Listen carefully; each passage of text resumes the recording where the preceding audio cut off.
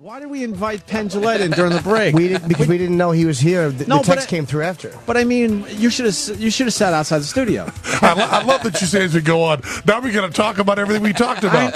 And then we got to be actors now. Maybe we're here for the first time. Well, let's talk about different stuff. Penn Jillette just gave us 10 great minutes. I know. I do want to talk about the last story we were talking about from your book. Sure. Yeah. The Hasidic Jew guy. Yeah. Who decided I can't do this anymore, and he chose you to show him the light. Yeah, he's Orthodox Jew, and he had been following that his whole life, and a very serious, a scholar and stuff, had studied that, and then listening to my radio show, and now Penn Sunday School, he began questioning more and more things, and became a full-out atheist. And in that kind of strong community, that changes your whole life. I mean, it did lead to divorce. It's arguments over where his children go to school. They go to Hebrew school and so on.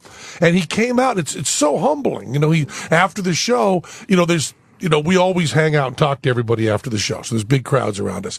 And then after the show, there's a few people that wait behind because they want to talk a little longer. And if you're lucky, those are good-looking women that say, I want you to sign my breast. And you go, okay, but I'm going to use my middle name too, and you need to have my social security number, and maybe I'll draw a little picture of my children when I get to the underneath part where it has the good heft. Yeah, and I'm not going to use a pen. And it should be done in saliva. It'll be very, very nice. And the perfect breast is, a lot of people don't know this, but it's 55% below the nipple and 45% above. And that's the problem with implants. A lot of times they put too much above. You want that 45 underneath, right where it says Gillette. The famous teardrop. Yeah, exactly. Yes, of course. What's an example of a perfect breast? Who's got a perfect... I got two of them, but mine are B cups. They're not really big enough. They're good. Who's got a big perfect tit? Oh, God. Seika did. The Seika. Seika? Had perfect teardrop tits. She just sent me her autobiography. Yeah, I've read it. It's great. Is it good? Yeah, it's really good. She follows us on Twitter, too. Yeah, she's great. I love she seems to be a fan of the show. I don't know. And I liked her because no matter what she was doing in porno and how nude she was,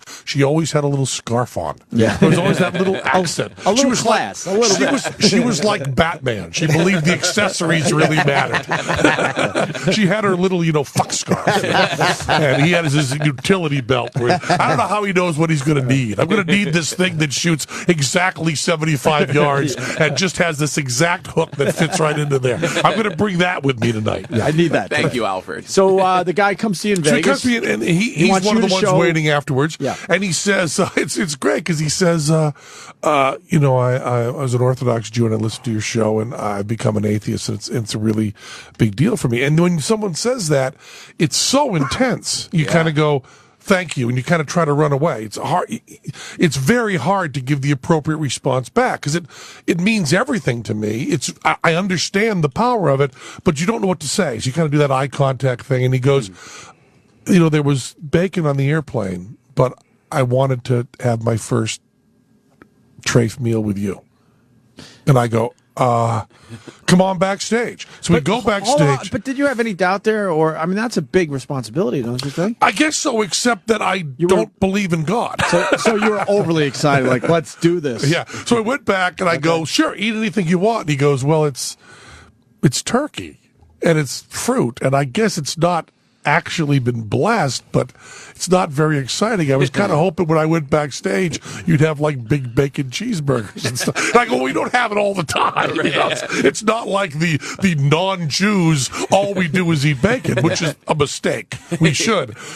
So we call, we find out if the place is open, and then all of us, the piano player and our crew and everybody, just go out for this perverse communion, Last Supper, First Supper thing. And we put him in the middle, like, he's like Jesus and the Da Vinci painting. We're on each side, and we just say, we want. And the waitress comes over, and says, "What would you guys like?" We go, "We're ordering for everybody." And Jella goes, "We'll have clam chowder, clams on the half shell, oysters. We'll have the pork ribs. We'll have the pork roast. We'll have a bacon cheeseburger, a side of bacon, and shrimp."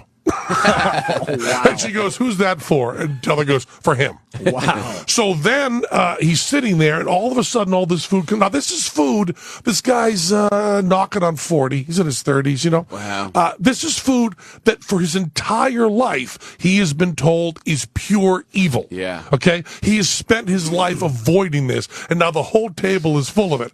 And our one of our crew guys, who's kind of a punk, just goes, "You know, man, I was going to go home and like watch TV, and if you don't actually eat this shit, I'm going to fucking ram it down your Jew throat." So it's just another point of view. You know, just Teller and I are being very respectful at this moment, and Zeke, you know, Zeke, who is the fan of you guys, he wants to get it to happen. Good old Zeke. Like what a shock that the guy who's our fan. I'll shovel it into your Jew mouth. He just thinks that the heavy moment has to include the threat of physical violence. Otherwise, why are we here? So just kind of as a joke, as the food's sitting there and there's this whole moment we're taking, Teller just picks up a shrimp and rams it in his mouth.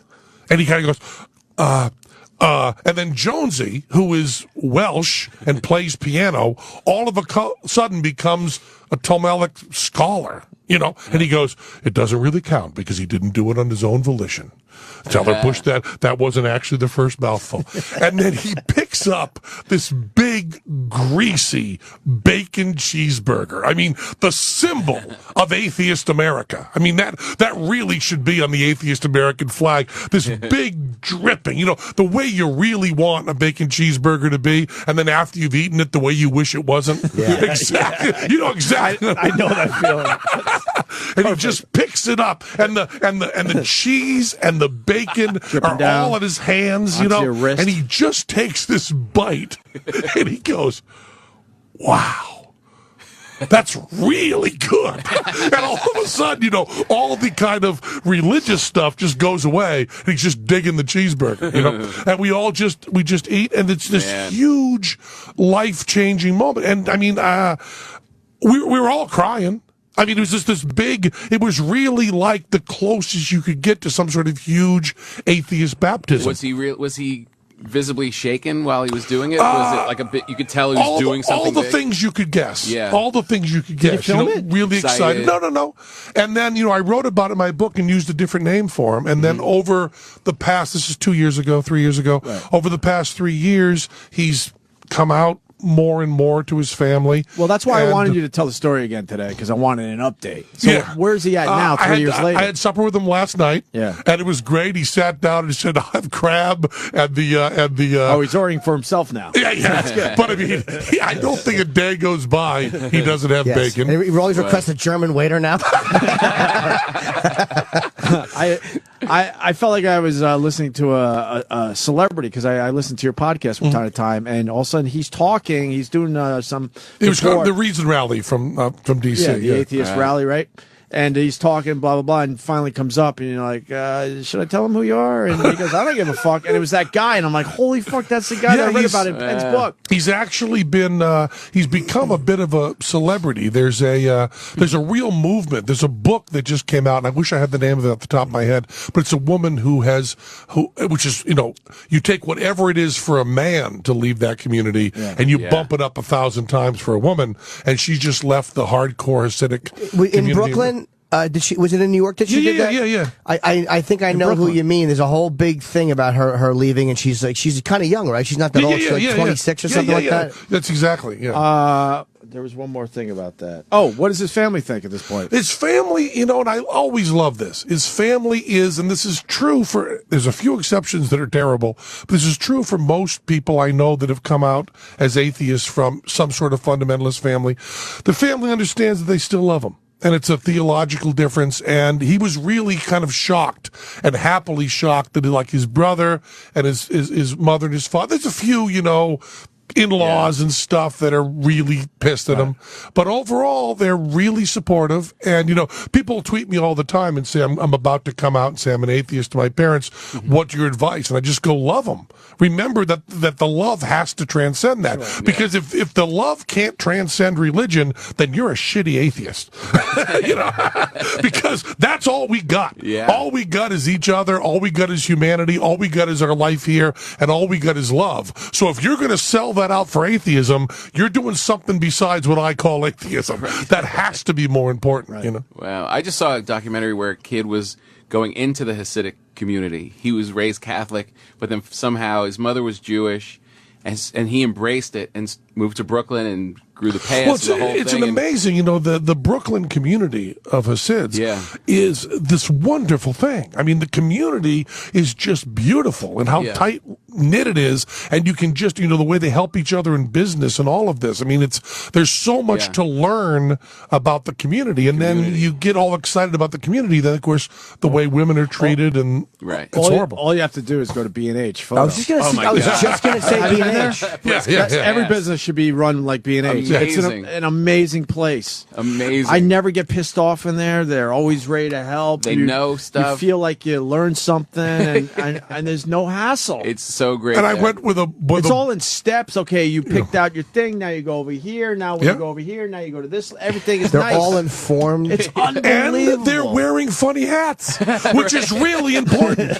You know how much more I love doing this show more than any other show in New York. If you guys wore funny hats, it would just boom. It would just go up. If I walked in and Norton's got a big black hat, like a sombrero, and he's chewing his gum with a sombrero, I would be just going, wow, I didn't think it could get better. I finally have an answer to a question. People come to New York and they go, what should I do? Where should I go? One of the stop. Go to B&H for an hour. 34th Street and 9th. It's something you just don't see anywhere else. All the products moving on the conveyor belt above your head. Because they understand, whoa, if people are stealing our shit, we're going to have to raise the prices.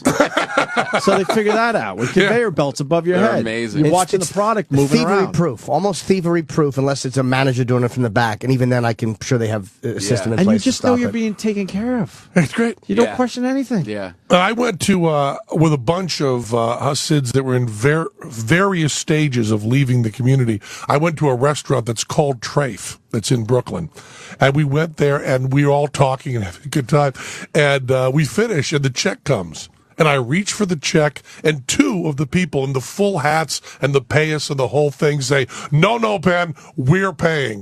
And BJ, the guy you were talking about who kind of invited me, he said to me, this is the first time that this has ever happened in Brooklyn, that two Hasids are fighting over a check.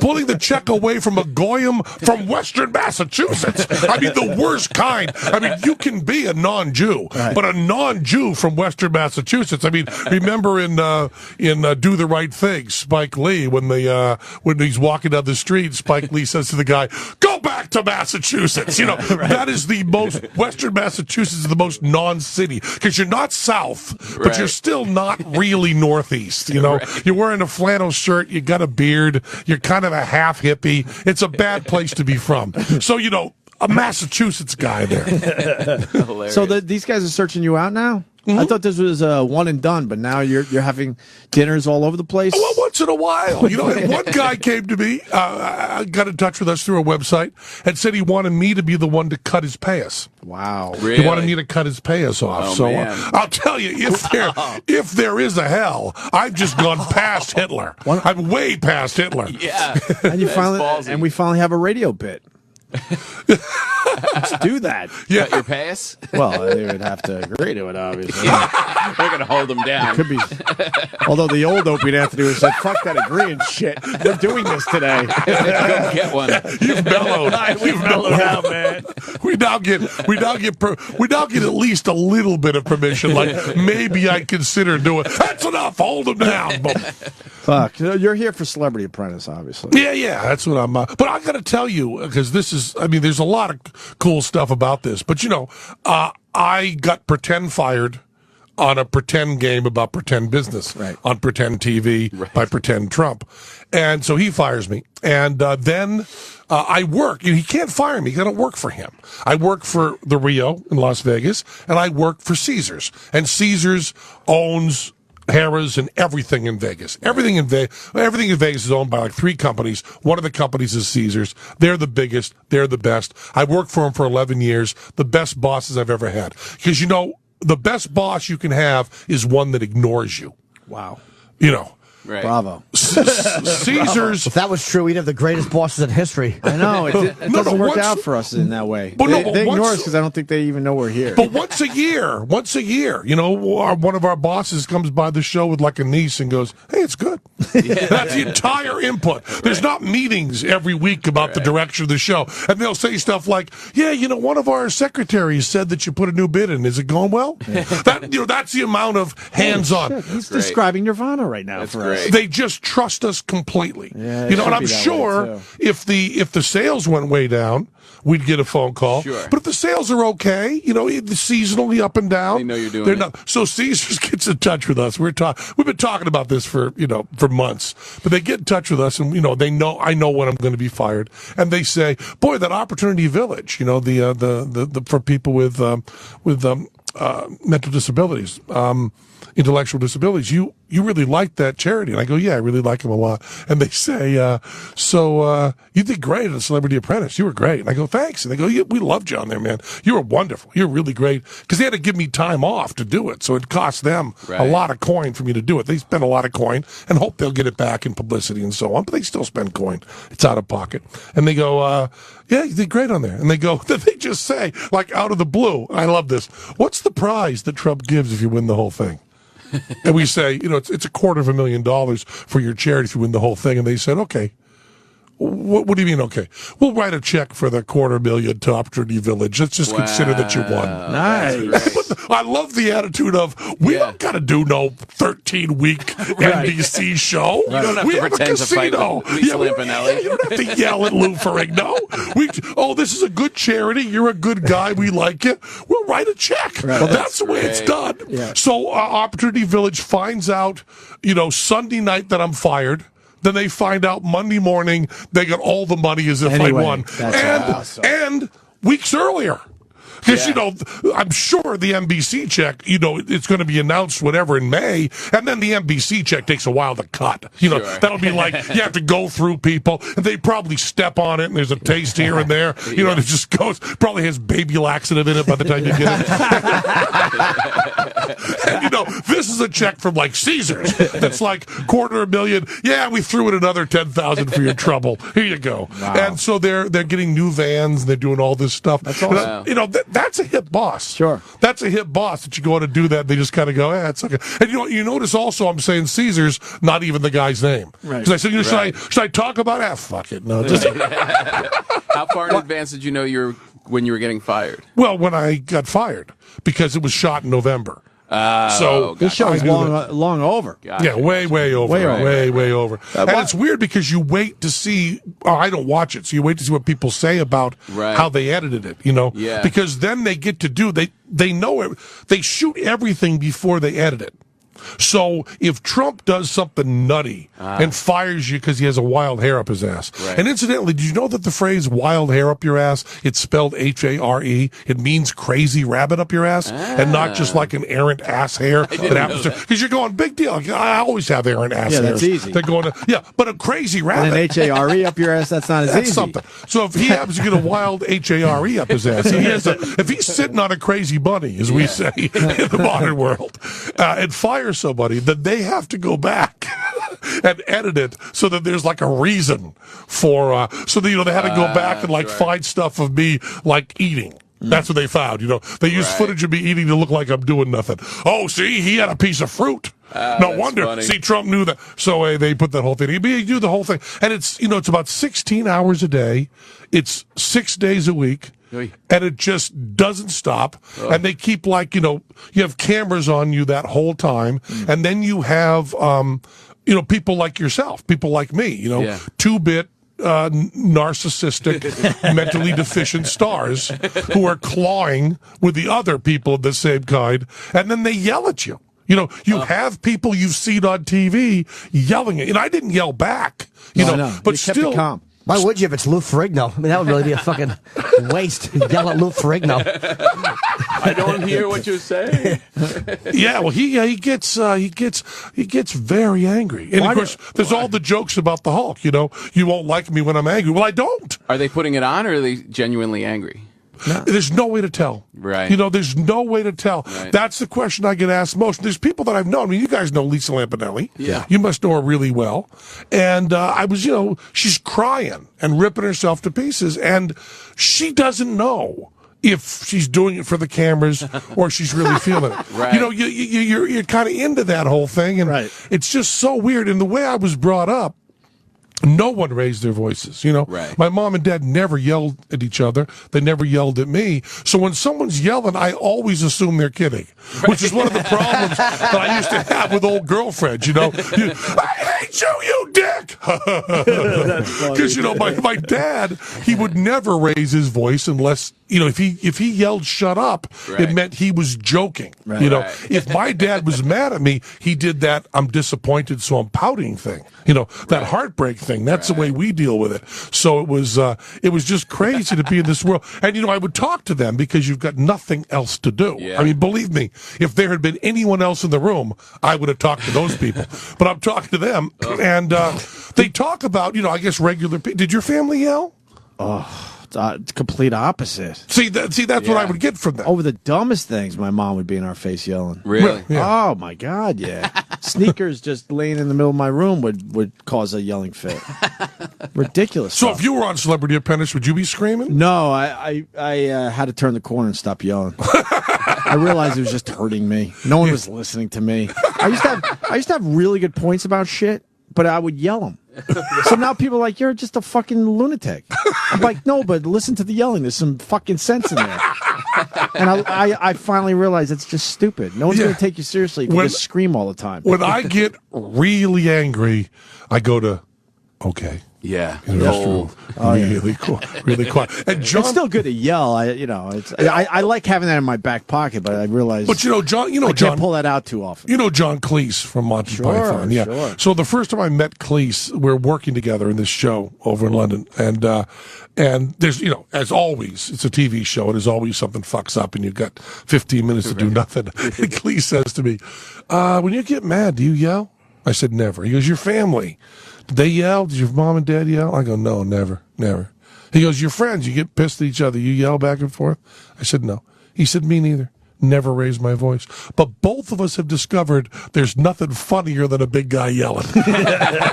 He said, whenever I'm on camera, I want to be yelling. Because it's fun. And you look at Faulty Towers, you look at bullshit, there's nothing but a big guy yelling. You're an asshole! Yeah. That's right. Yeah, you do yell a lot for someone that doesn't yell. Yeah, it makes me laugh so much. And that's one of the reasons on that show. I think everybody, like NBC and the other people, expected me to come on going, then there's this asshole, and fuck, you need to shut the fuck up. They expected that, and they got instead, sorry. No. Sorry. I don't do that anymore. You really didn't care. I loved it. Did you like any of the guys on Celebrity Apprentice? All the people I liked before. But I mean, did you really like someone, or is it more just a casual? We're all celebrities. We all like Adam Carolla. Yeah, you love Adam. I had a Carolla. misunderstanding with Adam that I got to work out, but whatever it is, work it out. It was a dumb good guy. thing. It was a dumb thing. And Arsenio, I know for years. Is he a cool guy? It's hard to tell. Well, that's why I'm asking. Yeah. I don't know. I've never met Arsenio. I've What's his heard vibe? he's a nice dude. His vibe is very, very nice and very reserved, and then he can flip. He can flip on you and get really weird. I met Paul, Paul Sr. from Orange County Choppers, We've had who I just loved. Yeah, he's a he cool was guy. he was just great and cool. Michael Andretti, who you know how he ended up on Celebrity Apprentice. Do you No. know this? Oh, it's the creepiest, most horrible thing. So Marco Andretti is this guy in his 20s, piece of ass, good looking, rich. They put him on there. He was the youngest guy who was going to be on the men's team. They expect him to be banging one of the women and have all this intrigue, and they have it all written out. And NBC knows who's going to do. Penn's going to go ape shit, and this. He'll be doing this, and Adam will say this smart ass thing, and then this woman will bang anybody, so we'll put her on. It's great. Right. And so they have Marco Andretti, which was a dream. He's perfect. Right. Looks good, all cast. He's like their ace in the hole. He comes out and does all the press, and it's great because he's already flirting with Miss America and Miss Universe. Yeah, that's perfect. And then he goes to Vegas to do a race, one of his indie races, and his best friend is killed right in front of him in the crash. Remember that crash? Yeah, brutal. And he all of a sudden gets this big dose of perspective. My friend was killed in front of me, and now I'm going to fly to New York and do a dipshit television show? Oh, wow. So he says, I can't do that. I'm just too... So his father, Michael Andretti, says, yeah, I'll do it.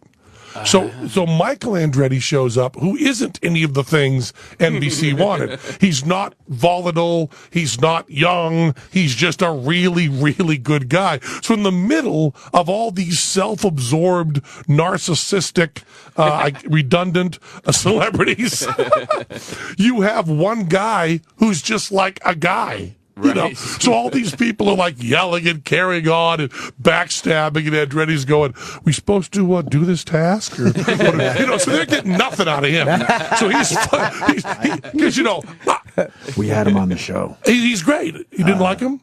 We didn't get anything out of him. He's a nice guy, though. He's a great guy. I just want to tag what you just said. Real nice guy. He's a wonderful guy. He's a wonderful guy. There was no showbiz going on. Real guy. Because so I spend most of my time talking to Andretti because Andretti has a lot of information I don't have, like how to drive a car. Right. And he told me the greatest thing. He said, no matter how much knowledge I have of automobiles, I cannot explain to my wife that she can trust the thermostat in our car. I tell her, it's at 72, it's fine, the car will get there. And she turns it down to 63. And then she turns it back up. She does not trust a thermostat. So that's his whole thing. So I said to my wife, Michael Andretti's wife doesn't trust the thermostat either. And he's an expert in automobiles. So why don't you just keep it at 72? It'll all be fine. Do you keep your thermostat right? Yeah, I don't even think about it. I never think about it, right? To be honest, I don't think about it. You don't ride your thermostat? No. So that's Michael Andretti's pet peeve. That's hilarious. He drives cars at 240 miles an hour. Just don't fuck with his thermostat. Would you do it again? Would you do Celebrity Apprentice again?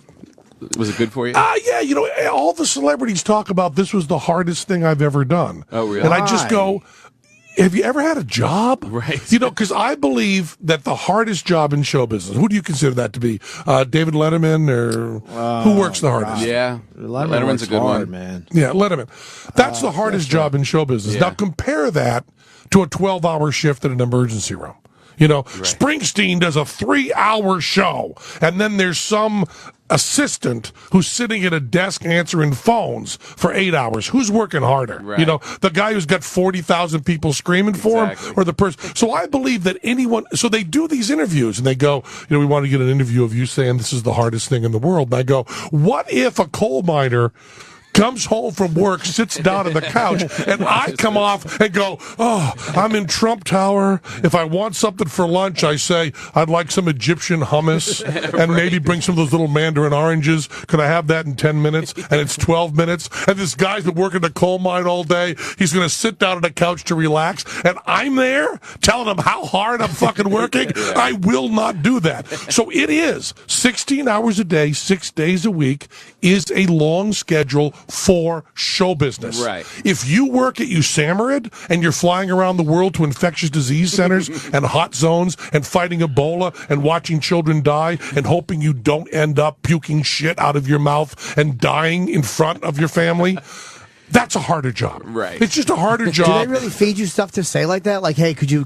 make it like this point They of mold view? the whole and damn from the show. interview? How old is he? I didn't. I thought that they just let the cameras roll and whatever would happen would happen. They do that too, but they also go, you sit in a room. I think they got lazy with reality shows. I didn't think they'd be that fucking audacious. No, it's not really audacious. You have to understand, it's not really a thing. I'm the producer. I got a cameraman and a sound man, okay? And you go in and you got to do your confessional, okay? So you're on the show. It's time for your confessional. We have got to sit there for like an hour and 15 minutes or an hour and a half, and you have to tell me everything you're feeling. So I go, okay, Jim, Clay Aiken yelled at you a little bit today. How'd you feel about that? I really wanted to punch him right in his throat, but I felt it would be a bad move and I'd be thrown off the show, so I just kind of had to take it. It was irritating. They would love that. Really? Oh, they would love that. All right. And then you go, fuck, Jim, you're made for this. Yeah. Yes. But then you get to the point and they go, so is this hard?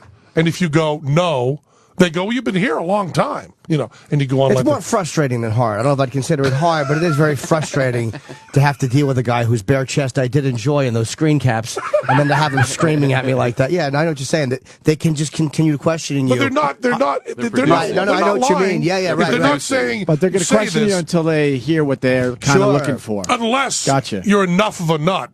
And you'll notice when you watch Celebrity Apprentice, there's none of the confessionals with me because I talk about the Cold War. And I talk about Watson and Crick and DNA. And you're gonna out-talk anyone in the end, too. So they're going to just give up. So I go on any subject they want. And they think I'm going to get to the point. Right. I talk about the recording session with Sinatra at Columbia in 58. That brings me back to your podcast because I said it before the show, but you got stopped by an officer out there. Where do you live? L.A. area? Well, Vegas. Oh, Vegas. Excuse me. You're out there full time. We covered I know this that. material. I'm sorry. But, Las Vegas. and you were texting. But your car was completely stopped. Completely stopped. And this new law just went in that you're not allowed to look at your screen ever. And that law just went in. And, the day the law went in, I guess, I stopped at a stoplight and I checked. I'm about 3 blocks from my house. I check my email and the light turns and the guy cherry tops. And as I explained many times, every artist. And he had to get off his phone so he could pull you over. Yeah, probably. Yeah. I was in Central Park the other day and I got video of it, but I just can't go down that road. A cop driving and texting. I'm like, we're all doing it. Who are we kidding here? And I do have the video, but I feel like that would be just a completely dick move because I do support the cops and stuff in general. But anyway, so he stops you for texting at a red light, right? But every artist has his venue where he is his best. And I believe I am at my best when pulled over by police officers. And the reason is that I don't do drugs. And I don't drink. So I always have this feeling of innocence that other people don't have. Any of my friends, they're pulled over.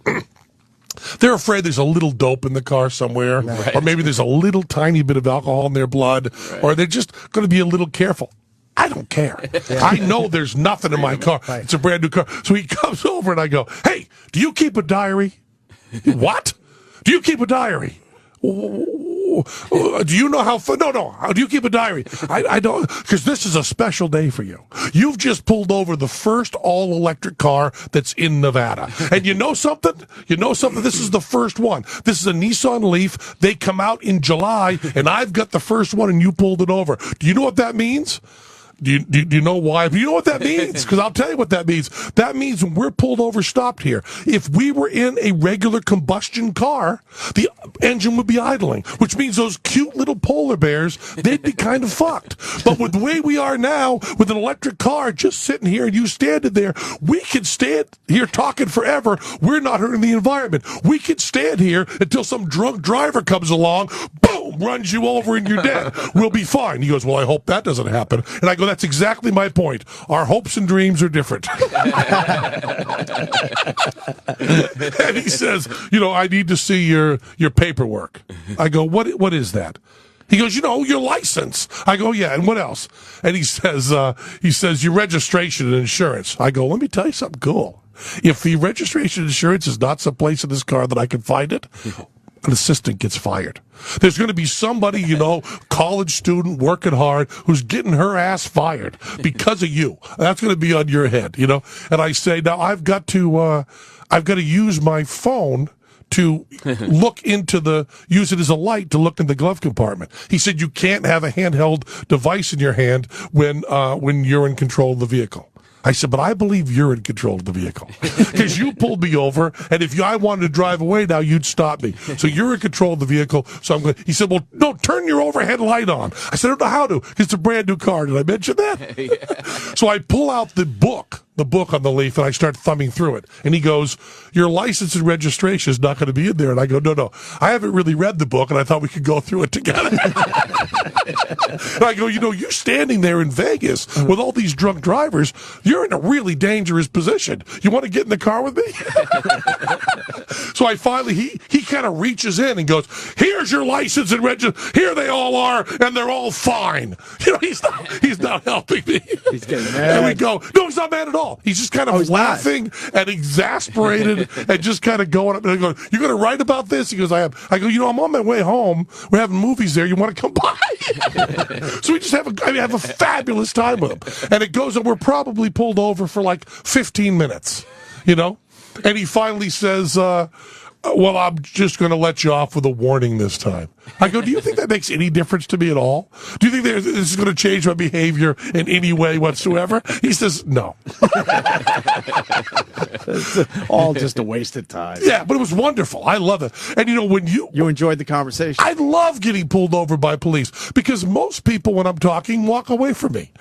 But he can't because he could have a criminal there. You know what I mean? He doesn't know. Take it. And I guess I kind of crossed a line saying that I hoped he got hit by a drunk driver. But he knew in my heart I didn't mean it. Right. He knew it was just a joke. And also, that's wicked dangerous. I don't like that cops do that because in Vegas, at any given time, 40% of the people on the road are shit-faced. Yeah. Everybody's driving drunk there. I mean, the two things we're good at in Vegas is driving drunk and suicide. Suicide? Oh, of course. They kind of bury that, don't they? That's not in the papers all the time, is That's it? actually that's the new slogan. What happens in Vegas stays in Vegas. Come here to kill yourself. That's what they mean by that. People are fucking killing themselves. That's why they're staying in Vegas. I'll tell you something creepy. We were working on, we do the bullet catch in our show. So we do a lot of handgun stuff. We had to do a lot of training. And so we were at one of these shooting ranges, Yeah. And the guy says, oh, man, this creeps me out so much. The guy says, the horrible thing about working here is when the shooting stops. And I go, what? And he goes, sometimes, we're sitting at the desk. It's a 24-hour shooting place. Guy comes in and asks if he can rent a gun and some ammo. And he goes into the range, and we're sitting here doing paperwork, and we hear bang, bang. Oh my bang. God. He said, then nothing. Oh, yeah. And then we know we got to call the police and clean up. Oh, how often? I mean, I didn't ask him, but where it bothers him. You just asked often. I'm saying if that happens to me once in 100 years, I'm pretty freaked out. And you're sitting there, you're on the night shift at a gun range in Vegas. How much you get paid for that? Yeah. And you're sitting there, and all you're hearing all night is bang, bang, bang, bang, bang, bang, bang. You got the TV on over there, checking your texts, doing a little bit of paperwork. Bang, bang, bang, bang.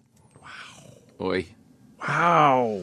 I learned something today. Well, you think that when you came in, they would say, hey, how'd you do at the tables? Yeah, exactly. That should be the first question before they give you the fucking pistol. Yeah, right, How you feeling today? How you feeling it? The guy hands you, this is, put it on my credit card, put a little something for yourself there. There must be some sides. What I love about Vegas is going 2 blocks off the strip and you see the real fucking Vegas. Oh, yeah. How scummy and dirty it is. It's that close to the main road, too. Yeah. The people think that whole, and of course, now that, Obama, for some reason, has this hard-on for Vegas saying, don't go there. Yeah, repeatedly. Why is he saying that? Maybe he's trying to balance what just happened with that GSA fucking scandal. Which is also, why are you buying commemorative coins when we have hookers in Vegas? What the hell? I mean, I'm outraged by that, but just the way they spent their money. A mind reader, a clown, and commemorative coins? Yeah. And that's what's representing Vegas? Right. We have better stuff than that. Go see the Blue Man Group. Have yourself a good time. Hookers. Yeah, there's a girl with a dick who needs to go through college. Yes. I hated the Blue Man Group. Oh, did you? Do you know those guys? I love them. I love them. So I'm just gonna stick up for them. I just adore them. By the way, I have to clear something up with Penn. Yeah, Penn. Which I forgot about. What? You went after Jim Norton. No, he didn't go. I wouldn't say he went after him. No, he didn't go after him. Yeah, he went on. You went after him. When? How? Yeah, it's bad. No, he just misunderstood something bad. I did. I keep forgetting. What happened? Tell me. When you did your video podcast, you thought that I attacked people at Comic-Con. You didn't throw me into that. You thought that you said that you loved me. Oh, yeah. You're like, but then he makes fun of, you talk about people mocking Comic-Con people, and you thought I mocked Comic-Con Did people. you? Yeah, I did say that. You know, I did believe that. I You did a didn't- Leto piece, but wasn't mocking them. It wasn't, okay. And the bit I did is Chip Chipperson, where I sound like I'm being mean to them. The joke is really that Chip stinks and my jokes are awful. So it really wasn't a mockery of them. So I kind of fell for an Andy Kaufman thing. Well, Yes. it's not really it's not even as deep as what Kaufman would do, because it is kind of punchline driven for people who know that just Chip stinks. But the joke is that the Chip's jokes are terrible. But you thought I threw the Comic-Con people under the bus, but I really didn't. Oh, I'm very sorry. No, because you didn't throw me under the bus. Yeah, but I certainly. That clip. Oh, okay. Yeah, oh, I see. Okay. Chippa TV. Yeah. He's playing his character. Yeah, which I was is just really doing that good. really just being an unfunny fucking mokes. Well, then I misunderstood. Yeah. But I hope I said in there that I You loved did? you. Oh, no, you Yeah. did. Penn, you're very nice. This would have been so much better if you guys grew up in families that yelled. I did. I got yelled at, and soap in the mouth and all that stuff. And, Soap in the mouth? Did you really? Oh, yeah. It's, Oh, yeah. really? Teeth scraped with soap. Wow, we didn't have the soap Yeah. in the mouth. Yeah, well, I'll tell you. Helped. You know, I have my daughter is 6, and my son is 5. My daughter is Moxie, and my son is Z, and they're playing in the sandbox, and I'm reading next to them, and all of a sudden, Z, my son who's 5, sees a bug. And he sees a bug and goes, "What the fuck?" Because it's a bug. You know, you're in a sandbox, you see a bug. What do you say? What the fuck? Yeah. Why not? And Moxie, who's my daughter, who's teacher's pet and just goody and kind of a little sickening. And she says, Daddy, Z said a bad word. And Daddy says, "Shut up, Moxie." There you go.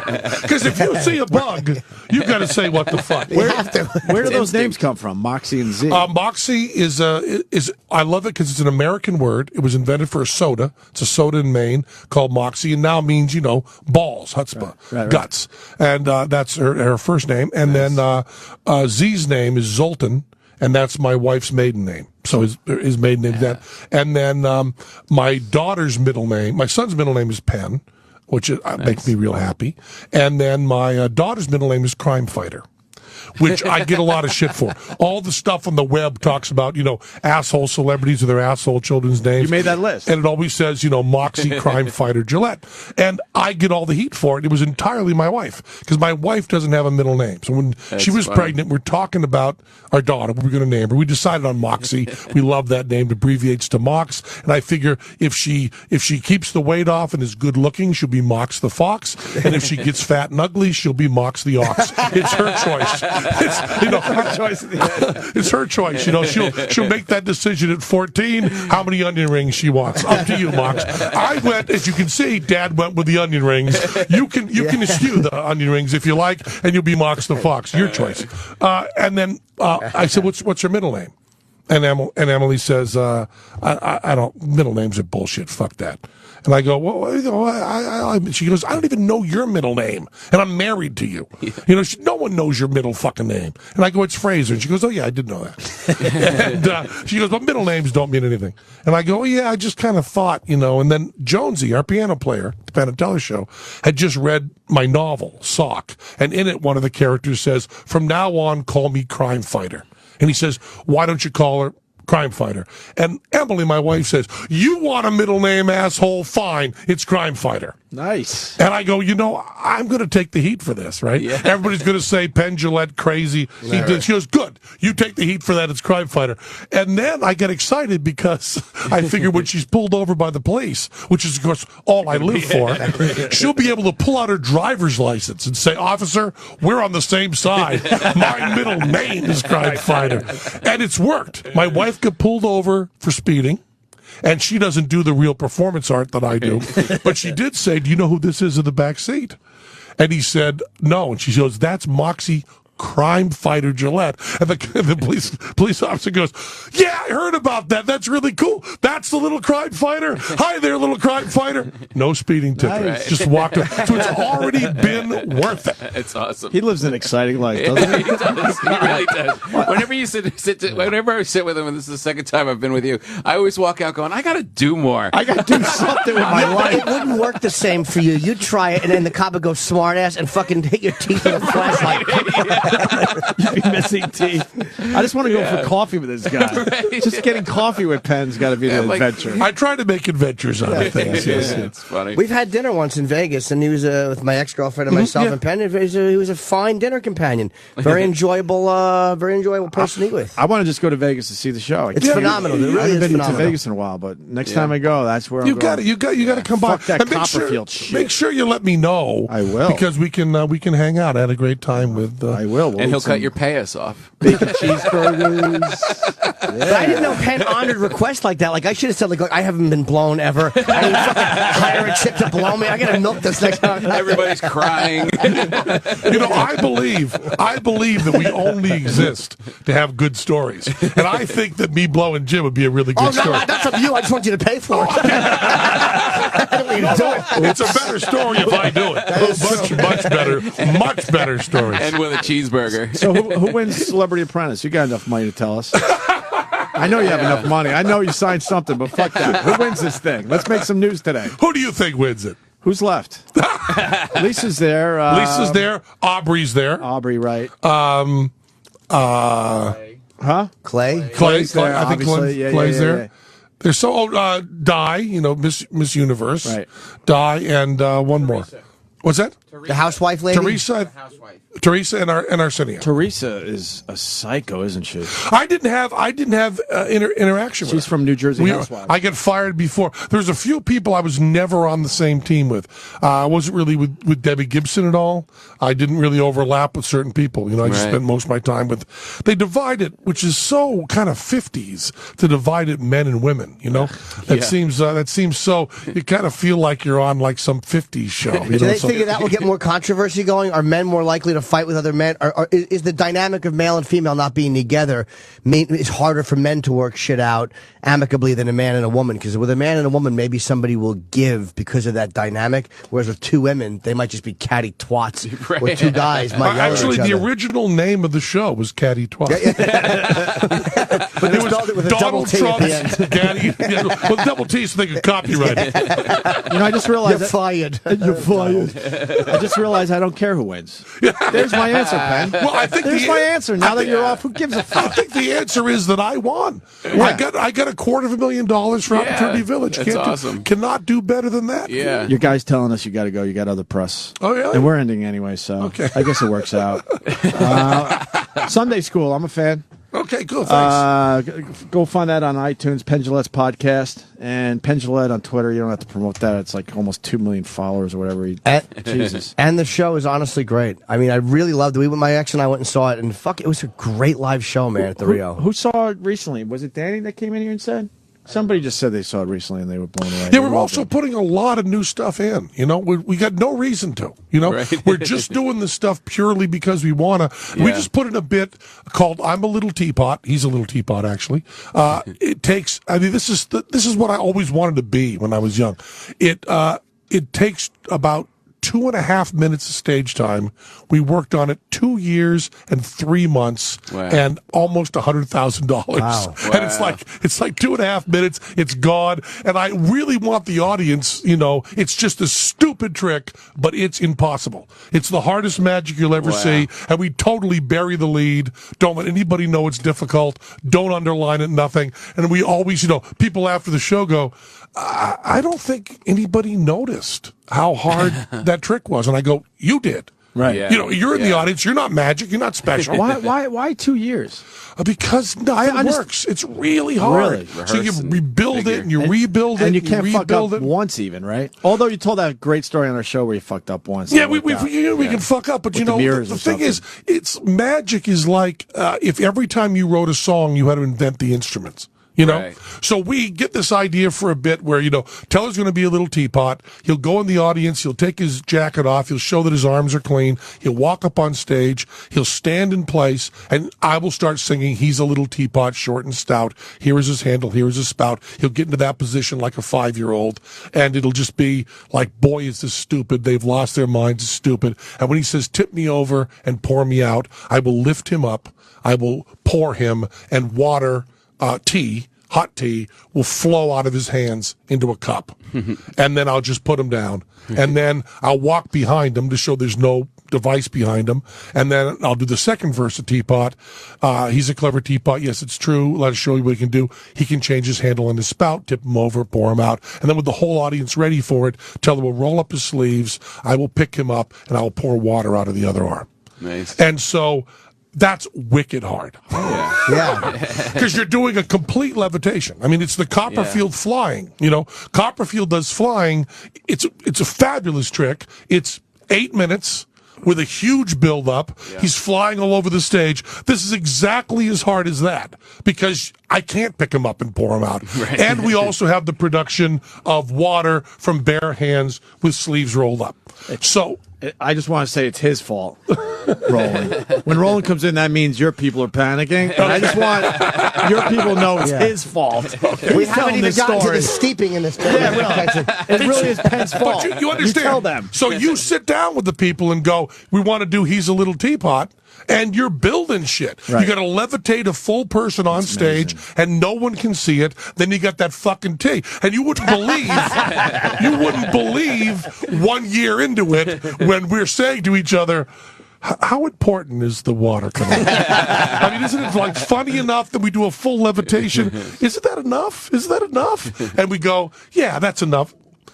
No, fuck it. We got to get and that's another year. Wow. That's unbelievable. Amazing. So that's, we put that new shit in. We got a new bit where we dress a cow as an elephant and vanish it surrounded by an audience. Real cow. And we've been working with that fucking cow for, that's 3 years. Wasn't there some story, some guy was out there trying to bust some of your stuff? Oh, there's people that steal shit all the time. Yeah. But my feeling is we're doing it. People know that it's ours, so I don't worry much. Teller gets a little bit more tense about it, but not me. I gotta leave. I gotta go do some other PennSundaySchool.com, Penn Jillette. We're leaving too. Hold on 1 second, Penn. Tom, where are you at? I'm in Denver this weekend at the Comedy Works. Be good, buddy. All right, and Jimmy? I will be with my boys shooting my special. We will be in Cleveland at the Hard Rock on Friday from 3 to 7 p.m. Yeah. It's going to be a great fucking crazy experience in Cleveland, I hope. And I'm looking forward to shooting the special finally. I'm dying. When are you doing it? Saturday at the Ohio Theater. Oh, awesome. Right on. All right. I want to thank Penn Jillette again. Do I have to do this now? Yep. Fuck. I just want to say, right, there goes Penn. All right, well. Penn's a great guest, man. We like talking to him after the mic's off. He's a great guest. Love him. Love Penn Jillette. What's up, Penn? Hello, Penn, sir. God damn, look at that nice suit you're wearing. It is. What's going on with you? That's nicer than usual there. Baby, well, okay, good. I've stepped up in the world. I like that. I saw this guy out there. Yes, hi, Love buddy. of my life. Hi, Penn. Yes. Good to see you, man. Penn. Here I am at home. Yes. The only Yes. place I truly belong on earth. Exactly. Right here, sitting right here. We were watching you on the what they called the television earlier. Oh, yeah, were you? During, televised Looking interview. very fresh on TV. Yeah. Look at that Oh, shiny. good. Was it that Fox thing? It was Yeah. the Fox thing. Yeah, it was great. What do you think about the political? I have no opinion of it, really. None, Is there a huh? way I can get a joke in here? But, Hey, yeah. the woman said, "You'll love this." The woman. This is. There was a woman on there. There's a women pundits have this kind of style thing they do. Yeah. And she sat down between us, and the host, making small talk as narcissistic celebrities do, said, "How many Twitter followers do you have?" He said, whatever her name was, Donna, I think. Yeah. And she said, "I have 56,000 Twitter followers." And the other two men went, "Huh," like with real disgust. Oh. 56,000. And she said, "But they're all really good." I really picked them carefully. Oh, And I said, what the fuck are you talking about? Right. You pick your Twitter followers carefully. She said, no, I have an assistant that weeds out all the porno and all the Quality stalkers. as opposed to quantity. And I said, well, she said, how many do you have? And I said, hundreds. I have hundreds of followers, and I have slept with every one of them. My assistant makes sure that if my penis has not been in them, they are not my... How do you say you have a higher quality Twitter Exactly. followers? Nice. That is one of the most desperate claws. It's like winning a sporting event, but then the losing team saying, but the points I scored were so much better than yours. It's all about numbers. It's sport, nice and clean. Right. Nice and clean score. Yes. You deal with a lot of haters just to keep your numbers up. Fucking assholes. If you want to weed out the assholes from Twitter, you're down to maybe 4 followers. Let me see. I have Stephen Hawking, Richard Dawkins. They're following me. Don't people understand that's what real friendships are for? Like the low number, high quality are the people you actually interact That's real with. life. Sure. Right. Twitter is all about fucking numbers. Yeah, and if 56,000 is not a good number either way, yes. if you have 56,000 quality relationships, you're fucked up. Right. If you have 56,000 Twitter followers, you're fucked up. Yeah. It's the wrong number for Wrong everything. number for every type of relationship. Well, almost, I think for everything. For everything. Name something that 56,000 is the best number for. Yeah, it's not even good for Blowjobs you've received. this week. There you go. But Jimmy is that answered the the best question. number? Better than 57,000? Good point. I don't know the best number. I mean, the best Yeah. number for sex, 3. You know, we already know those numbers. But the best number, 56,000 for Yeah, anything? No. I know we're going to talk about your book, but I have to ask We you. don't have to talk about my Well- book. People know when I'm on here. I'm Beautiful. pimping something. I'm Beautiful. pimping the fucking book. It's called Every Day's an Atheist Holiday. Go out and buy it. We have a book signing. Now we can talk. Okay. I want to talk about mediums. I think you've talked about it on a show before, but I'm obsessed with the Long Island broad because she's. And Jimmy says you can't like call them frauds. No, you can't. Oh, no. You cannot go call write them Why fraud. can't you call them They'll sue you. frauds? They'll sue you. They are. They are, are as you a rule, you're- there is a rule, a litigious lot. Yes. Now, remember a television program called Penn and Teller Bullshit? Sure. Remember yes. I One of called my favorite shows. a lot of people assholes, Right. a lot of people fuckwads. Right. I called a lot of people, which I like this one, we made it up, cunt pickle. Yes. We called this cunt pickle. You know, that Right. kind of, I didn't mean to gesture to you. Yeah. It's okay. I've been called worse. Yes. Really? Yeah. Because we couldn't think of worse. And it's completely accurate. But you can't say fraud. Why? What you want to do, and Al Goldstein taught me this. Right. Al Goldstein said, if you're on TV or in public and you're really pissed at someone, Right. make sure you use obscenity. Stupid motherfucker, you won't go to court. Liar, right to court. Wow, yeah. Because a guy can't really go into court and say, Your Honor, he called me a stupid motherfucker. I don't think I am a stupid motherfucker. You know, dickwad, asshole, all really good. Liar, fraud, cheat, go right to prison. Take all the money you've ever made, give it right to the Long Island medium, just like that. Write a check So directly. what can we I say had a about debate her? about her recently, and somebody was talking about how she's real, She's and then not she was talking real, about how in she had my talked to humble mediums, opinion. and they.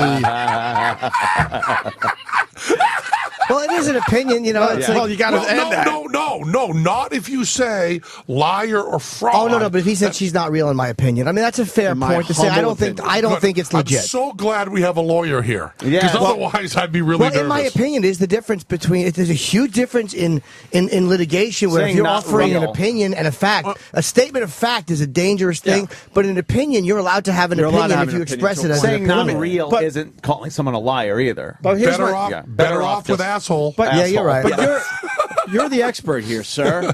And Jimmy was going to say, and I apologize for cutting Jimmy off, that a lot of people believe in this. Yes. I Too many. absolutely don't.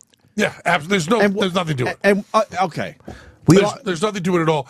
And what's really sad about it, so why can't he call these people out?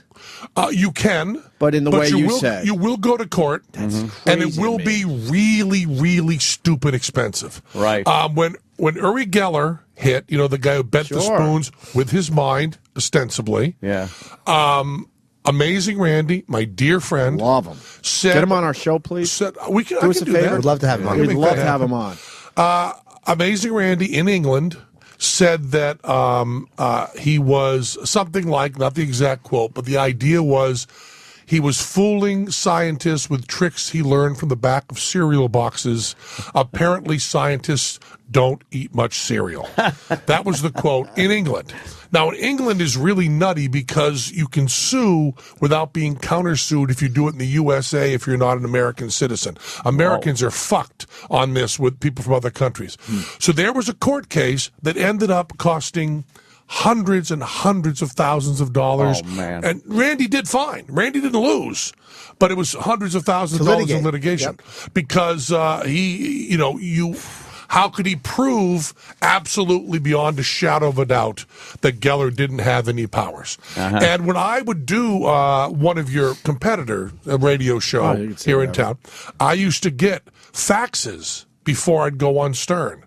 And the faxes would say, Dear Penn, let you know I'm really listening to you on Stern. Sincerely, Uri Geller. Wow. Things like that would come in. And it's amazing. Those they're very, very, litigation is a really good way for them to get publicity, and they have a budget for that. So they would love nothing more than to have Opie in a little lawsuit. And doesn't Randy say, I have found no evidence of it being true? No evidence. That, but that's the way he phrases it, and it's like to call somebody a fraud is a very. I would never. I personally just don't buy it. I don't think that that's a possible thing. You know why you won't say that? Because you're a fucking fraud. You could have been real. You would say what you felt. I'm going to sue you. I'm going to sue you, but it's for telling the truth loudly. So how do they do this? In my opinion, how can a person be read like to be, in my opinion, tricked into believing that this person, and I'm not even talking about her anymore, just in general, is talking to someone right a fucking way from the afterlife. What's their technique? Well, you can't ever pick one particular situation and then say this is how it's done, because there is an amalgam of all sorts of stuff that happens, and you're thinking on your feet, and you're also getting lucky. I'll give you an example of getting lucky that's beyond belief. We used to do a thing which was a seance, where we thought that a lot of people who were atheist and skeptic tended to think the people that believed this stuff were stupid. So way back in the early 80s, before we did Off-Broadway or anything, Teller and I would be hired for private parties of all skeptics. And we would say, we are fakes, we are frauds, total bullshit, but from here on, we're going to pretend we're not. And we're going to do a full-blown seance with table rattling and the whole thing. And people would think it was going to be this funny little arc, and we would scare the living shit out of people. Wow, really? We stopped doing it. In about 84, 85, we hit Off-Broadway. And in about 1990, Spielberg had heard about the seances, and that only, that fewer than 100 people had seen them, and that we had stopped doing them. And all he wanted from his friends, Mitch Spielberg, right? Yeah, for a bachelor party, was for Penn and Teller to do the seance for 12 of his friends. Cool and it was like, Harrison Ford and Dustin Hoffman. Holy shit. So we flew out. We took a night off from our Broadway show and flew out to do this seance we hadn't done in 5 or 6 years. And one part of it that was just horrendous and just freaked people out. Now, we tell everybody it's fake, but once we start going, we said if anybody says anything about being fake, after we start, we just leave. It's just done. It's just over. So you pretend you believe for this amount of time, and don't bust us. And there's, perfume from there and holding hands and all of this. And we did this one section that was so creepy, where we had these pictures of atrocities and sexual perversions that we had gotten, that we'd hand out all around.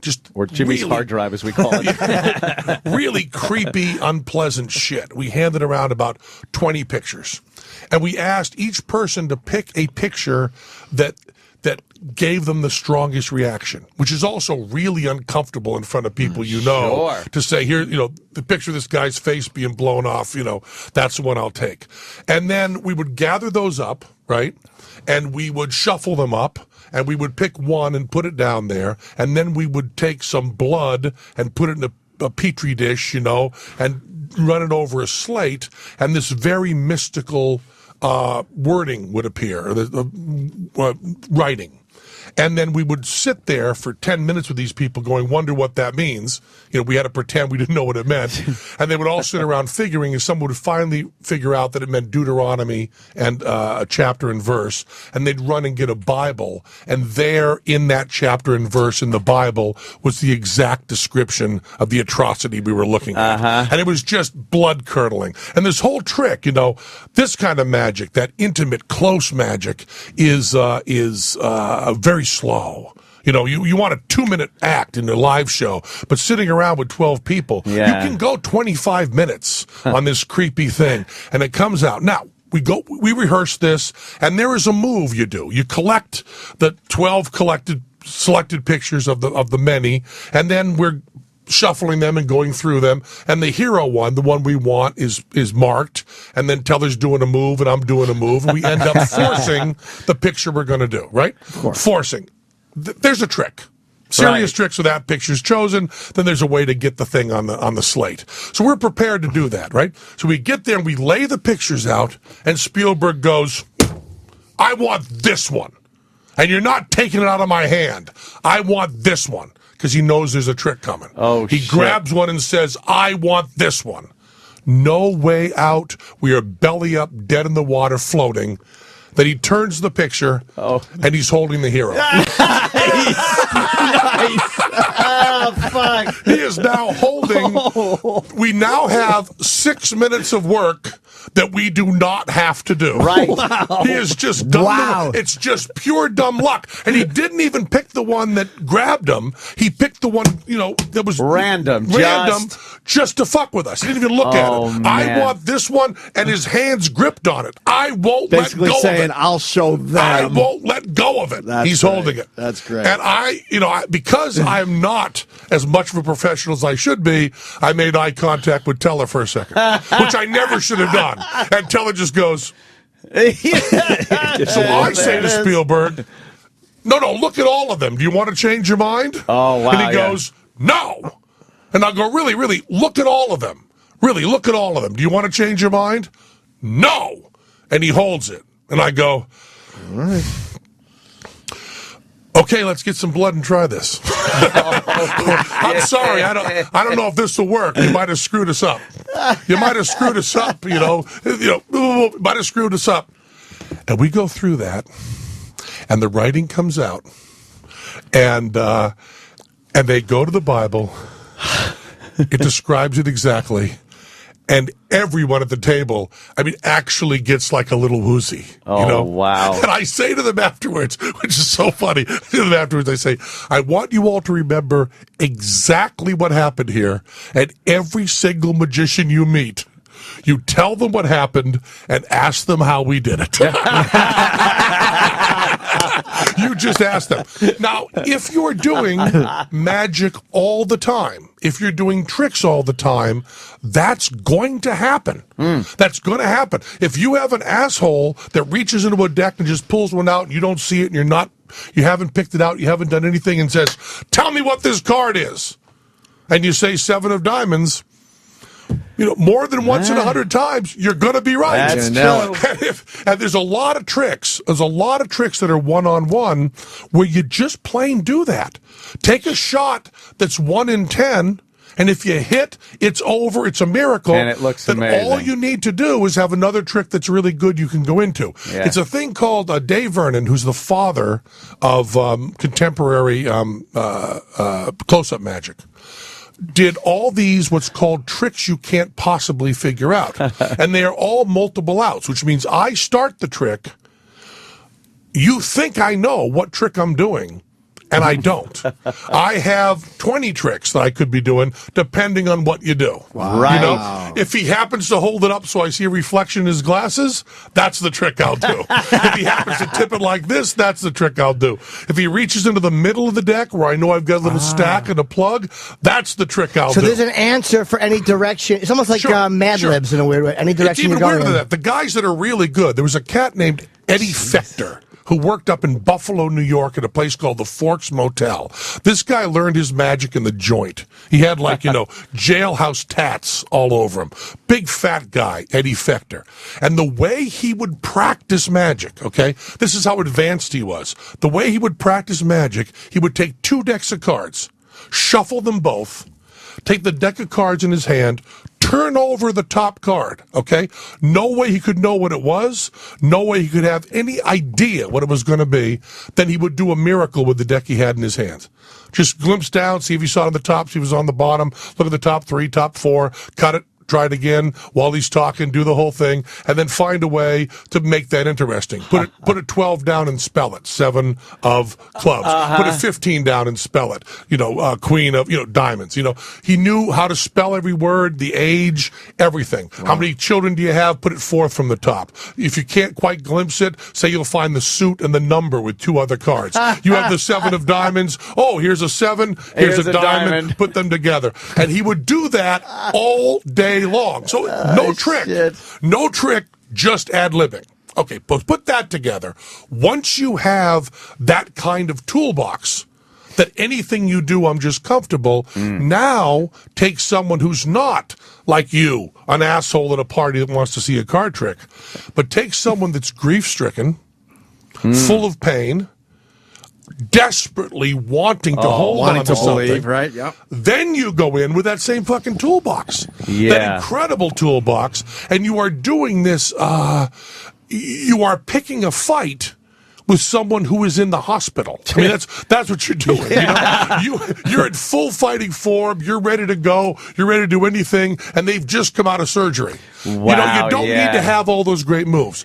All that being said, the fact that never could anyone explain the trick we did for Spielberg, because it involves, if someone said to you, how did Penn and Teller do that? And the magician said, I think they got lucky. You go, bullshit. Get out of here. They didn't go into Spielberg's house thinking they'd get lucky. Yeah. And you go, well, no, but they had another trick to do. They didn't do that trick.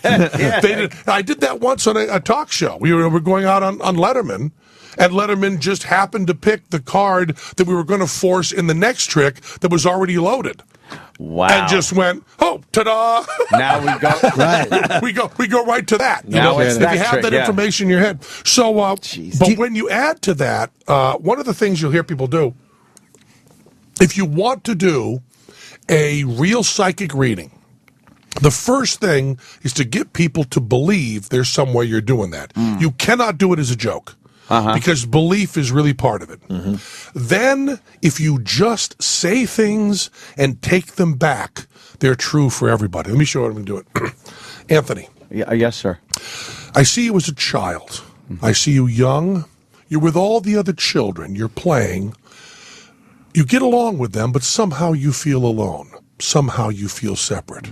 You're working hard. You're working very hard. You're trying to get along with them and get all your studies done. But there's a part of you that's holding back. You feel you could be better. Oh my God. You're strong. You're very strong. You're very strong emotionally, but there's a weakness somewhere in your heart that you sometimes feel. In your career, you've been very, very ambitious. You've been very successful, but sometimes you worry not as successful as you could be. You're a very tall man who's also kind of short. You're fat, but you're also thin. You're smart, but you're also stupid. Everything you say, just take it back.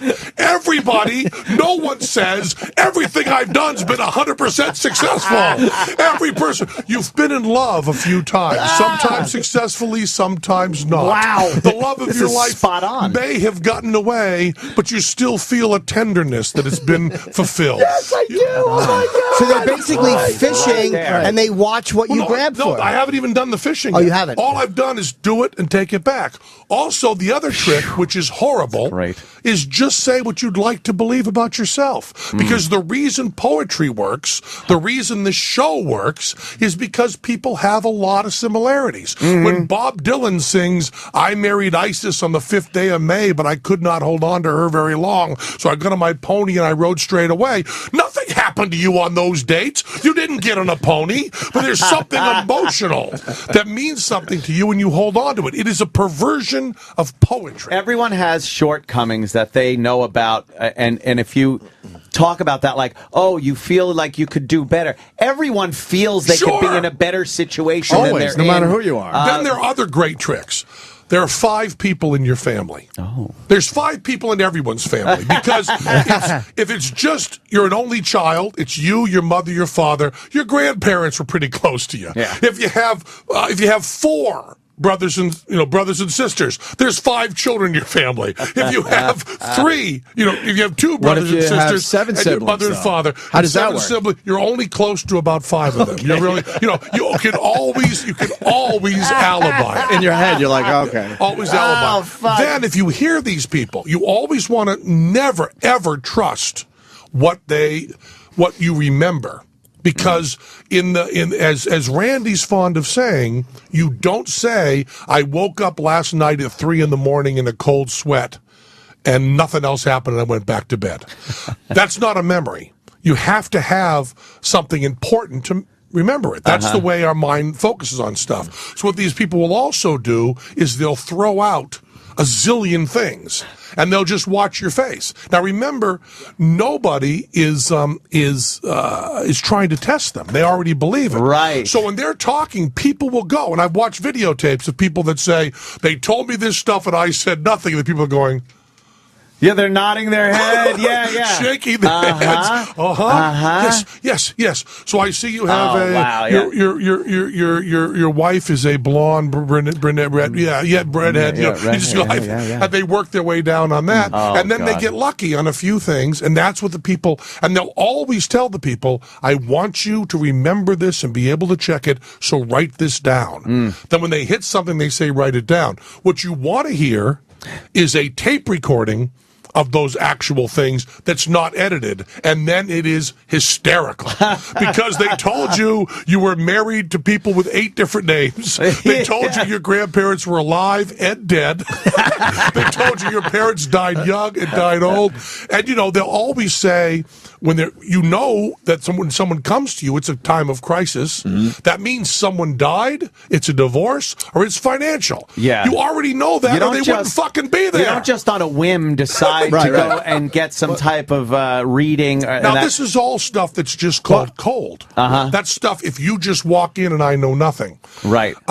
There's another thing that's a little bit depressing, which is we don't really listen to each other. When you talk to somebody, you're always, especially for us, thinking about what you're going to say next, where you're going to go, where you're going to go. If you just sit with someone, next time you're on a plane with a stranger, try this experiment. Don't give any thought to what you're going to say or what you want to tell about yourself, but just say to yourself, I'm going to get all the information I can from this person as quickly as possible. Yeah. And then you look at their hands, how much does the watch cost, what rings are they wearing, what kind of clothes are they wearing, where are they looking, what are their glasses, what kind of iPad do they have, what's on it, go through that whole thing, and then just say, how are you doing? And then say, what accent do they have, what music do you have on your iPod? And you'll find if you don't think about yourself at all, you just think about the other person, they tell you everything. You could get a pretty good line now, on who they are and what this they do. Yeah, is for cold readings. That's just someone that walks in, you know nothing about them. Now we'll go to hot readings, which means someone tells you, my friend Anthony is really interested in talking to a psychic. He's going to come in next week. I gave him your number. Wow. Yeah. Then Google, a little. Well, you don't even need that. If you know you have a whale, if that cat's got money, then you can afford a private investigator. Oh, shit. Now, if you move to another town, okay, so you've been going to one psychic, okay, and now you're going to move to Atlanta. And you tell your psychic, I can't go anymore to you because I'm moving to Atlanta. Do you know a psychic down there? Oh, my God. They say, sure, I do. Here's the name of a couple of them. They get on the phone, and they send your file and your tapes. And if you've been going to that psychic for a year, they have reams of information on you. You go into Atlanta, you walk in, and then you tell all your friends, the psychic never met me before, never even knew my name. I walked in. Wow. Wow. You know, and that's just, and then you do it on TV, Right. And you can edit out. You know, you can All shoot all the horse 3 shit. hours, Right. and then edit it down to nothing. And why do they get a pass? Because their skill or whatever, their power is vague. They get these vague. Yeah, I see a Julie or a John or a Jenny. But why do they get a pass on that? If you have this skill, why would it be crystal clear what you're seeing? Well, also, I know. For we fact, know why, but why do they get a pass on that? Well, Yeah, they do. I heard this. If you want to hear a case of someone ad-libbing really badly, John Edward. I heard this story from this is a secondhand story. I wasn't actually there. John Edward did one of his shows in Atlantic City. Now, Atlantic City. Remember that. And he is on stage in front of all these people. And he says, in Atlantic City, does Greece mean anything to anyone? Greece. I'm thinking Greece. Okay. Now, big Greek population in Jersey. Pretty safe when you've got an audience of 1,000 people. that someone has something to do with Greece and their ancestry. And a woman raises her hand and says, "My mother just passed away, and she loved that movie." Oh, she loved that movie. Oh, and the man. guy is such a dipshit. He says, "I meant the country." Why wouldn't he just go with it? You would think. Yeah, You would think, yeah. because they aren't even smart. I mean, if you guys turned into this, it would be just. And I saw what you said there. You didn't say fraud. You said dipshit. Yeah. See, I learned, Penn Jillette. I learned. We got to get Chris Tucker in here. You want to hang? Yeah, hang with us. I'd love He's to. only here for 10 minutes because he has to be out by 9:40. Yeah. so Oh, is that it? No, stay, stay, stay. This is fascinating. Love it. Hey, Chris, how are you, buddy? How you doing, man? Good to see you, man. How are you? Oh, Penn. Want to take my mic? Hey there, Chris. No, No, How you doing, man? just stay. Hey, Chris, what's up? I'm going to move over one so he's more toward. Oh, it's like the Carson show. Yeah, sorry to keep you waiting. Move down the couch. We're overbooked today. I apologize. Oh, no problem. Penn is one of our pals and just amazing to listen to. My God. I'll step over to the side here. They're telling us you only have till 9:40. Yeah, we didn't know that. Already? We thought Yeah. you had a little longer than that. You're Okay. very busy man. We're talking about psychic stuff. Penn is really, really big on not necessarily believing that. I don't know how I feel about it. Are you a believer or not? I went to a psychic and she wouldn't read me because she knew I wasn't going to pay her. Oh, really? She said, "You're not going to pay me. Get out of here." I said, "You must be real." You're good. You are good. Do you buy that stuff or no? No, I don't. Yeah. Good She for may you. tell me something I don't want to hear. You're all, You gonna get hit yeah. by a car? What? Where? I don't know. Just, Yeah, don't be vague when it comes to like hit by a car or meteor. they're all dipshits. There you go. You know, I had a woman I was arguing with about it, and she said, because she was like, "No, I talked to my father. They told me." And it's like, you can't. It's such an emotional thing for people. You don't want to say, "No, your father didn't communicate with you from the dead." It's heartbreaking. But you remember when someone dies that you loved, all you have of them is the memories. The most valuable thing I have in my life is my memories of my mom, my dad, and my sister, who are all dead. These people think they're giving comfort, but in reality, they're distorting the memories of the people I love the most. And that, I don't care about them stealing the money nearly as much as I care about them stealing and altering the memories in people's minds. Because, you know, your mother had this exact personality that you loved, and now she comes back from the dead and says, Houdini is the famous one. After Houdini's mother died, Sir Arthur Conan Doyle, who wrote the Sherlock Holmes thing, who was a big believer, brought him to a psychic who communicated with his mother. Is actually Arthur Conan Doyle's wife did automatic writing. She got a letter from beyond, from Houdini's mother, which said, "Dear Harry." Now, his mother never called him Harry because it wasn't his name. It was Eric. His mother didn't speak English. His mother was he was born in Budapest. They got And Rosetta Stone up there. there was a Amazing. cross on the top, and his father was a rabbi. So, in every one of those first few things, there's that distortion. So that's what troubles me. So the name was wrong, the religion was wrong, and the language was wrong. 0 for 3. Great. 0 for Brilliant. 3. So we're sorry you kind of came into kind of a crazy environment Crazy show oh, today. that's good. Now, what do you got going on now? You're a movie, right? Yeah, right? I'm in this movie, A Silver Lining Playbook, with Bradley Cooper, Robert De Niro, Jennifer Lawrence, and it's a lot of fun. It's a lot of fun. Yeah. It's Bradley Cooper's character is in this mental patient and dealing with bipolar. My character is the mental patient too. We meet in this institution and become friends, I guess. And then he gets out, try to rebuild his life. I get out, and I just show up throughout the movie, man. And it's pretty fun character. Did you stop doing films for a while or stand up? Because I've seen you at the Comedy Cellar a few times. And Yes. it's like, are you doing sets again, or did you? Someone said that no, he got very religious and he just didn't want to perform anymore. Is that true, or is that not true? You know, I took a break from time to time, but I've been doing stand up for the last 7 years. I went back to the comedy clubs, and I've been touring for the last 2 years across the country. And I just filmed my stand up comedy movie, like Eddie Murphy's Raw or Richard Pryor Live in Long Beach, coming out early next year. Filmed it in my hometown in Atlanta at the Fox Theaters. What made you stop doing films? Because you were doing really well. You know what? I'm real picky. You know, and a lot of the stuff was the same stuff coming in. So I said, let me just take a break, and then you know, something like this. You know, A Silver Lining Playbook with a great director, David O. Russell, and a great cast. You know, I like stuff like that. You know, even if I'm not the main star in the movie, I like to be a part of something good, and it's making good noise out there. But it wasn't like you objected over the content or the language or any of that stuff. No, it's you know, I always had a plan about what I would do in my career and what direction I'd take. But you know, no, it wasn't that. No, just. You know, I just wasn't interested at some stuff. So, you know. Yeah, it goes. You were in quite a few movies that made a lot of money. Yeah, that Rush Hour stuff, absolutely. Did all right, Probably Did put all It did all right. a few roofs over your head. Jackie Chan's a close friend of mine. Yeah, I don't doubt it. Yeah, and any $100 million movie guy you want to stay close to. That's right. No reason to fuck that relationship I up. want him to stay healthy. Was it We did one more out of him. was it that kind of stuff though that you were being approached to just continuously do that type of character? And Sometimes some of it was, and I was looking for something different. But yeah, something, you know, action cop movie, and I was like, you know, Yeah. we did it so well in the Rush Hours. I'll leave it alone. Let's do something else. So is this new movie more of a dramatic thing, or is it a comedy? Yeah, it's dramatic. It's dramatic, and it's real interesting. Like I was saying, the timing of it is great, you know, because it's dealing with mental illness, and I think everybody got a little something, you know, because we all need balance please. in life, and so it's a great movie. Yeah. Great movie to explain that, and just about a family dealing with family issues. Bradley Cooper's character is bipolar. His daddy has Robert De Niro, played by Robert De Niro, is OCD.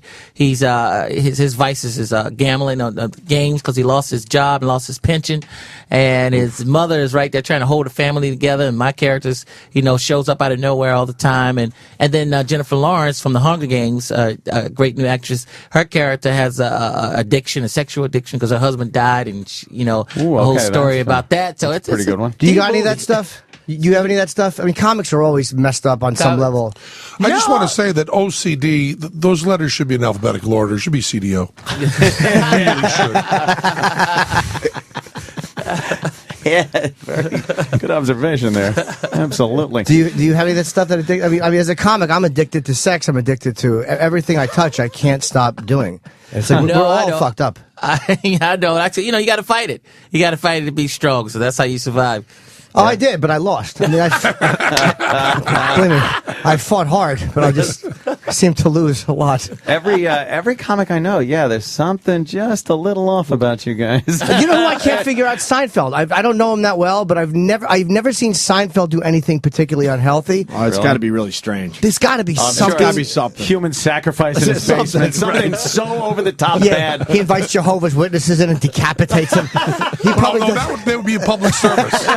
Oh my God. But it's like I can't find any chink in his armor. There's got to be like every comic has a problem or some type of an What about addiction. Steve Martin? Steve Martin, smart, polite, kind. But he's probably, from what I know about Steve Martin, he's a big art collector.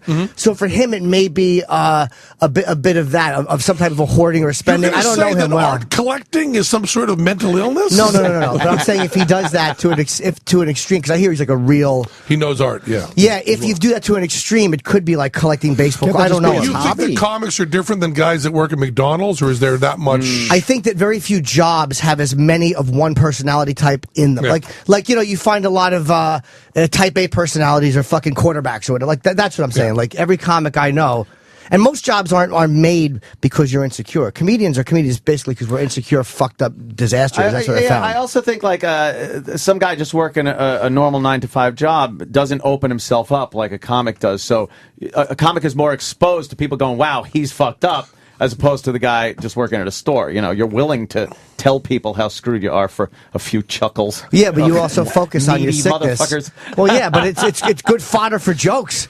I mean, you know what I mean? It's not healthy to think about yourself all the time. No, it's not good. I mean, or to think about everything everybody else is doing and analyze why they're doing it. Are you content to like? And this goes to both of you guys. Are you content with your own thoughts? Does being alone thinking trouble you? Because I need the TV on constantly. I can't be left to my own Here's devices. the question. Were any of you also molested, like Anthony probably was? But what is Anthony? What's the thought that troubles you? You've never really explained it. I like This comes up a lot. relaxing, but like just abstract thoughts of. But it actually bothers you? It freaks you out? No, not freaks me out as much as it's just exhausting to go through. Wow, you might have an OCD just thing. the CDO. CDO. No, just thinking about like the universe and wow. wow.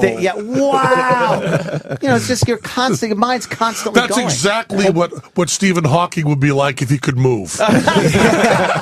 Exactly, just having the honeymooners on in the background so he didn't have to think of his alcoholic father. Yeah, but why is it troubling? That we all have that. Our brains are always doing something. You know when you say you can't sleep at night, right, and stuff. There's a reason you can't, right? Well, this is the reason I wouldn't be able to say. If I leave the TV on, it's nice. I got something going in the background. I like that. Everybody just ignored the fact that when Opie had to describe what was going on in his head, he said stuff. Why does all that thought? Just stuff. We all, I mean, but you didn't need any detail. Our brains are always working, is what I'm saying. And we're thinking of stuff. He's always knows what I'm saying. He's always thinking stuff. It's just constantly. But it's troubling to him. That's the word I keep picking on. It's troubling. I don't want to get this misconception that it's so troubling. It's just sometimes you just don't want to think so much. Yeah. You just want to, like when you think ignorance is bliss, it is kind of like you look and go, I bet that guy doesn't think about anything. I bet it's so nice and easy to just fall asleep in a quiet room. And he glanced over at Opie. I bet that guy doesn't think about anything. He's just thinking stuff. Things. Well, yeah. Is anybody else like that? I can't watch TV. I have to be total pitch black silence when I sleep. Completely silent. I like the whole world to be shut off when I'm laying down. No outside noise. My wife comes in the door with just a key. It'll wake me up.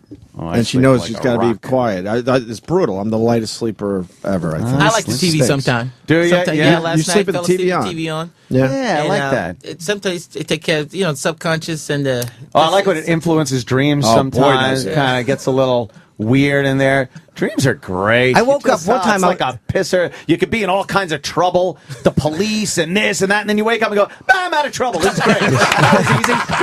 Piece of cake.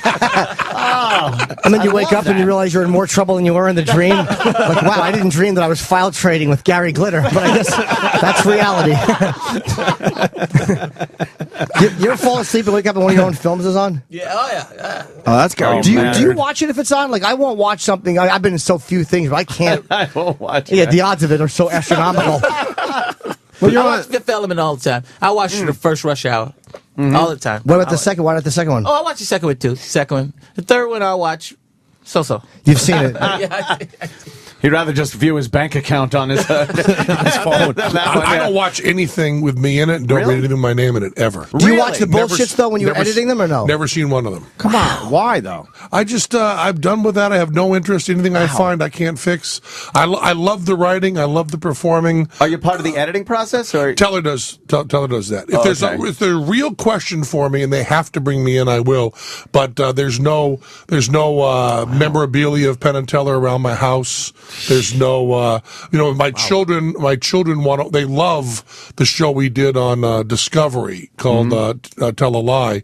Right, yeah. And they love that show. And if they're watching it, they know when Daddy comes in, they turn it off. Go watch something else. Watch porno or something. And so you don't want to collect any of your stuff? Oh no, there is a collection for But it's just archival purposes, but not for me to watch. Right, I'm right. always amazed. There's some musicians that I know that you go over their house and they're playing their records. What? Yeah, I know. I've met musicians who you go to visit them and they're just listening to one of their Come own on, give records. us one name. I'm not going to give Come you on, the I name. mean, No, is it Clapton? I will be beaten senseless. Beaten senseless. Courtney Love. Wow, I can't do it either. I can't watch myself. I watch myself to Neither edit. can the general public. That is true. Yeah, that's one thing I have in common with them. I find me repulsive and boring. But could you sit down with a group of people and watch your own stand-up or movies comfortably? Like, if you have to do it, you have to do it. But can you sit there and watch? Yeah, if I'm working and something out and they want to see it, yeah, I'll love it because I can get to get some work in and then they're watching it and it makes it more easier than me by myself. So. Imagine liking what you do. I cannot. I literally can't comprehend. I can't comprehend it. Everything I do, I think, is an absolute hunk of shit. I pause for Anthony to insert No, something. I will not say a word. But I mean, I just can't watch it. Because I think it's a dream of people, a fantasy, to have a movie, be in a movie, and then go to the theater, sit in the back of the theater just in an anonymous crowd, And jack watch. off. And And boo loudly. What I do is I actually whenever I'm on screen, I'll wear like a funny hat and I'll just start an applause break every time I'm on. So It's gonna clap. yeah, this guy's fucking good. They're telling us you have to wrap. We only had a wow, couple that of was minutes. fast. We only had 15 minutes with Chris. But the Thank you. movie is Silver Linings Playbook with you and Bradley Cooper and of course De Niro. And know. you've been in a million fucking big movies. So I mean, we're Thank happy you. you came in. I'm sorry it was come so back. short. No, Yeah, come thank you, back when you guys. have more time, man. Thank you for sure. I think it comes out Friday in New York and November 21st all across the country. So Okay. I'll be Thank seeing you. it. All All right, right. thank Very you. Oh, cool, and man. also I Thanks got so a much. stand-up comedy movie. I talked about it. What's it called? It's good. I think we're going to name it Return or something like that. First of the year, it'll be coming out. Stand-up comedy cool, movie. cool. All right, thank you guys. Thank you. nice. Thank you. Thanks so All right, much, Chris. man. Hey, Penn, you sticking around? Thanks, man. Yeah, I am. Okay, more Penn Jillette. Stay there. You don't want to do this, Opie? All right. If you ask any girl, Opie, I don't believe in fucking engagement rings. it's the greatest gift a woman could ever get. Oh. You get credit for it all the time. Anthony, you know about engagement rings, don't you? Tell me about it. Wow. I'm not really sure. Yeah, Ant doesn't believe in fucking engagement rings No, either. you guys. You have to know. Penn, you know about engagement rings. Penn Jillette. If you ask any girl, any woman, I prefer to say woman, what's the best gift she ever got without hesitation? I've been thinking about it. She'll say her engagement ring. It's so important. It's not just a ring, not just a sign of affection. It's everything to her. Every time she looks down at her finger, every time she washes her hands, every time someone at the store hands her change, you get credit. Every time she shows her friends, you get credit. You get credit for that ring every day. So it's got to be perfect. And Steven Singer gets that. At Steven Singer Jewelers, they have the perfect system to make you get the perfect ring. Steven Singer knows how important it is, and it's painless. So many of us guys have made the trip to Steven Singer. What are you waiting for? Just go online to IHateStevenSinger.com or head to a store or at the corner of 8th and Walnut in Philly. With Steven's 100% money back guarantee, you'll get the best service, best value, and best experience. This is a guy you can trust with the most important gift you'll ever give. Steven Singer Jewelers, the other corner of 8th and Walnut.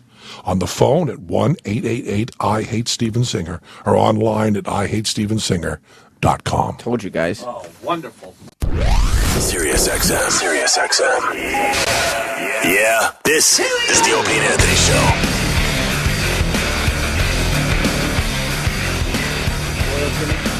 We just got word that Susan Boyle's walking by the studio.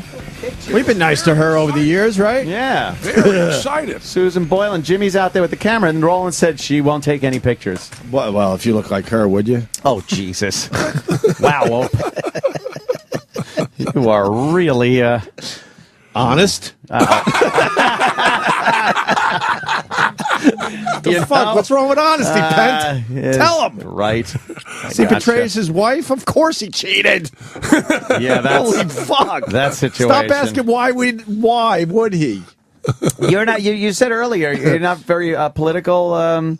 You don't really delve into the political forum. Oh, I'm very very, I'm a libertarian. I'm as far right as you can go on money and as far left as you can go on sex. I want as much freedom as possible, and I want people to have as much responsibility as possible. That is fantastic. That's exactly where I fit in. Everybody pigeonholes me as a right-wing Republican kind of thing, but no, my things like sex, gay marriage, abortion issues, I fucking do whatever you want. Do whatever you want. Fine Just with don't it. make me pay for it. Right. Right. I don't like being a partner 50-50 with the government. Yeah. I don't like that at all. No. Why aren't there more libertarians out there? Well, I think if you run too logical. If you run a test, if you ask people questions, they a huge majority comes out to be libertarian. Yeah. But then they don't have the hype. It's amazing. I mean, what makes me crazy, and I've carried on about this before, and I won't do a whole thing about this, but our president is Obama. Obama was a pothead and even played around a little with some blow. And he is now saying that states that have voted to make marijuana legal, the federal government will come in and override them and put people in prison. Yeah. Does he honestly believe that if he had gone to prison for pot, he would have had a better life and done more for our country? I don't think so. And he goes on Jimmy Fallon and he jokes about dope. It's like a little joke. There's probably a pothead calling in.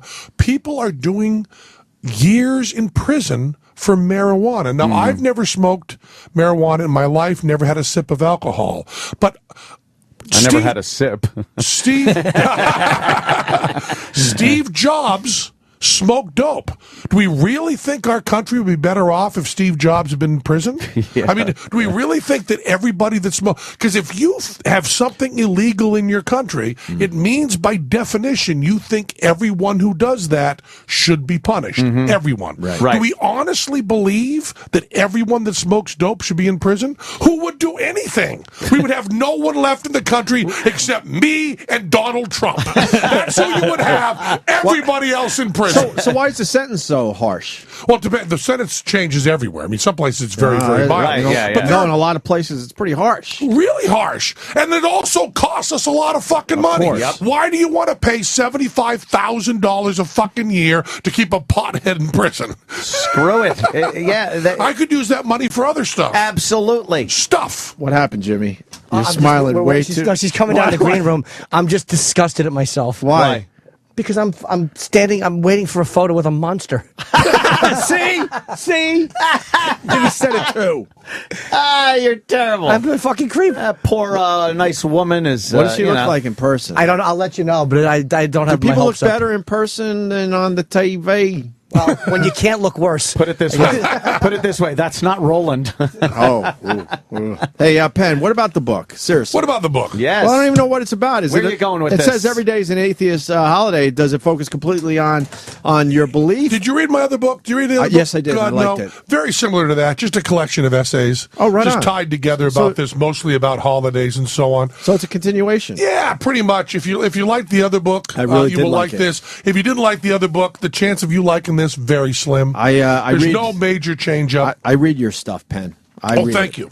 Yes. No, but I really do. Well, is the title going to throw people off though? Because I thought you were doing a book on atheism for real. Well, God knows, kind of a book on atheism. Not But also really, a lot of 'cause other it's stuff. all your other stuff in Same there. thing with this. Same thing with this. All right, I just And, want to make sure that people know that. It kind of started. It started when I wanted to talk about it when I was on Piers Morgan, and Piers Morgan started the show.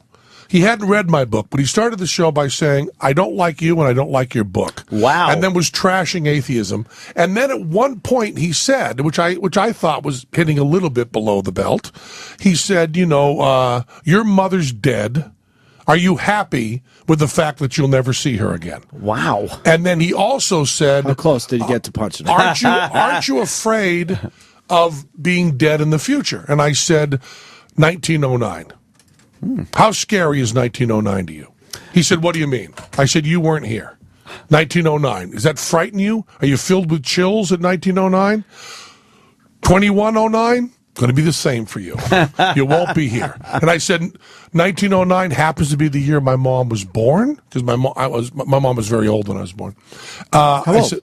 my mom was 45 when I was born, and that was in 1955. So, so that's tough. And I just said, that's not a scary time. And I started thinking about how November 11th, 1909 meant a lot to me, my mom's birthday. And I started going through how all these holidays, like Easter and Christmas, are all these holidays of some sort of redemption for horrible things we've done.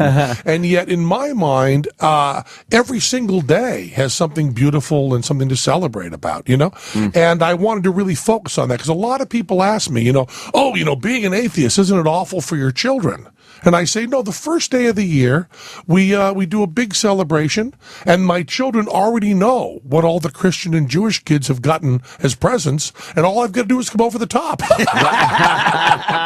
It's just simple. Oh, they got 7 Skylanders? Guess what? Atheists get 8 Skylanders. That's the way we play it. Oh, they got a pony? You know something? We get 2 ponies. That's what we do on New Year's Day.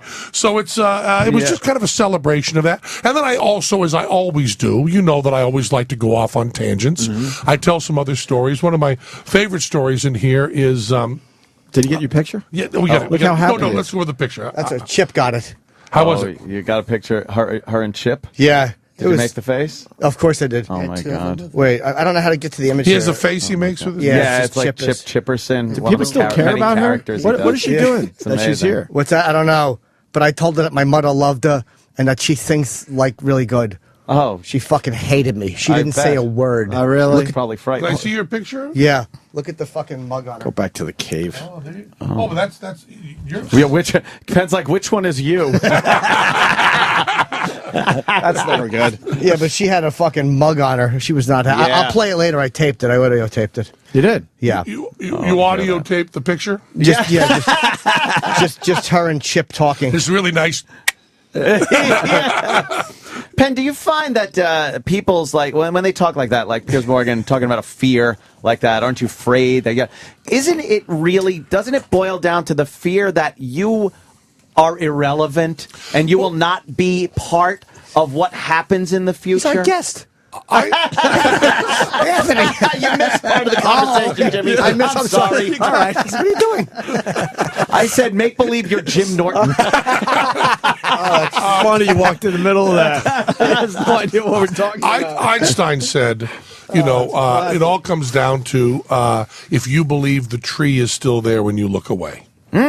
I mean, Okay. that is really, to me, the difference between, religion tends to be, and there's obviously exceptions to this, it tends to be completely self-centered. I believe this and therefore it's true. The atheist point of view just is there's a world out there without me. I'm not in the center of it. And it always makes me laugh so much when people say, atheists are so arrogant. And I always go, yeah, we aren't humble like someone who thinks that there is an omniscient, omnipresent God watching over them all the time, every little thing going perfect for them, and cares desperately when they masturbate.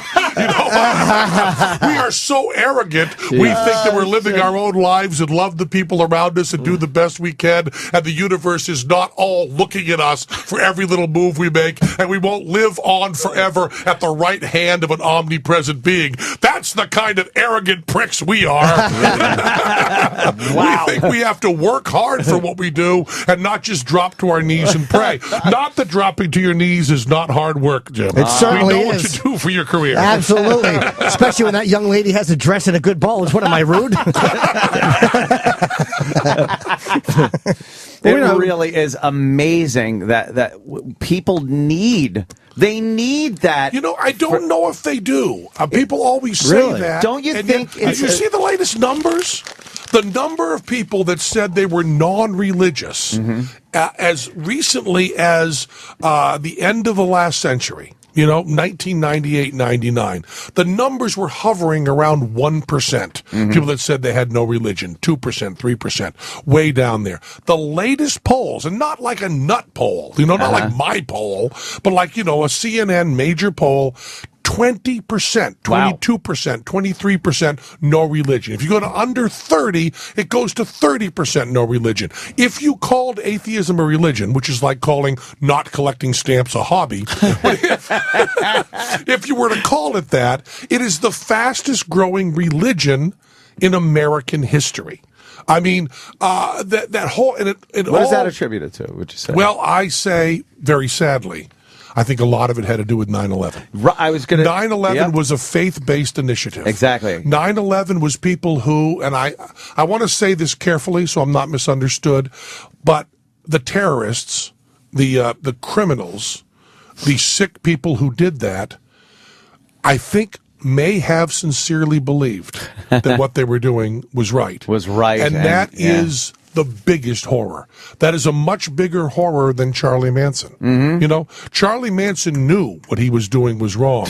The fact that kind of, and the amount of the 3,000 people who died is the biggest tragedy in American history on American soil. But on top of that, the people who continue to die because of those religious fanatics. And I think a lot of people who were before that closeted atheists or closeted non-believers. Right. Atheist is a word that scares people, but just didn't have religion. We're finally willing to say, no. I know that a lot of my friends just said, I will not allow someone in my presence to talk about religion without saying I don't believe in that, because we've got to stop crazy shit like this from happening. Yeah, don't you think science has something to do with it too? Like, as science becomes more, like, people have always needed something. Like, we were just fucking chimps. It was the sun, or it's always something higher than us. And I've heard. Now, when you say when we were chimps, you mean the people in this room, not humanity. Oh no, yes, I mean actually the four of us. I'm talking about. I remember that kind of vaguely. Yeah. It wasn't chimp. It was just throwing shit at each other to be silly. But they called us chimps, and we accepted it. Where are most atheists coming from? Like, do Muslims become atheists? Well, you know, Ayaan Hirsi Ali, the wonderful writer who went from being a Muslim to atheist and has a fatwa on her ass still. I mean, she's as bad off as Salman Rushdie. And sometimes I get emails from Ayaan Hirsi Ali. We write back and forth through anonymous mailers and all of this because, and she'll say, maybe if I get to Vegas, I'd love to come meet you. And I'm kind of go, well, I support you completely in what you're doing. We can Skype. Maybe I don't want to have lunch. Yeah, let's Skype. Have a Skype lunch. But are Muslims turning to atheism as well? Well, not as quickly as we'd like. That's what I'm thinking. It's more of a... That's that. But what we're finding is, the U.S. has always been one of the most religious countries on the planet, and that is kind of going away. You've got the extremists, the fanatics are still there, but a lot of what would have been called liberal Christians and liberal Jews are now calling themselves non-religious, and it's what I was doing a lot of work for charity stuff, and someone asked me, why do you do all this charity work? And I said, I'm doing God's work because God isn't going to. That's great. That should be on a poster. We really have to. We really have to help each other. Without any, all we have. Now, without any, but you can totally spin that without any of this spiritual repercussions that religion drills into your head. Why do you do nice things? Why do anything? Well, the question you're asking is the positive version of a question that I get asked pretty often, which is, if there's no God, what's stopping you from raping and killing anyone you want to? Nothing. And my answer is nothing. I have raped and killed everyone I want to, and that number is 0. What the fuck is wrong with you? What is your list? How many people are you going to kill? How many people do you want to rape? Because really, if my wife just kind of says, I'm tired, I'm automatically turned off, let alone rape. I'm not pulling out a gun or a knife. So they say, what's stopping you? And I go, what's making you want to? You fucking sick fuck. Here's my list of everyone I want to rape. Right here. Blank paper. Here's my list. here's my list of everyone I want to kill. Yeah, it's another right blank there. paper. Yeah, Right. that's it. Yeah. I don't have a fucking list. And these people at a book signing will raise their hand and say, I say, could you please have security around that guy? Because we're in a bad position now. He has a list. And if I convince him the correct truth that there's no God, maybe he'll go down his fucking list. Maybe he should stay religious. But the thing is that the reason we help each other is because helping other people is the reason we're fucking alive. It's the reason in our hearts that matters. It's the best feeling you can get. It's another reason that I'm a libertarian.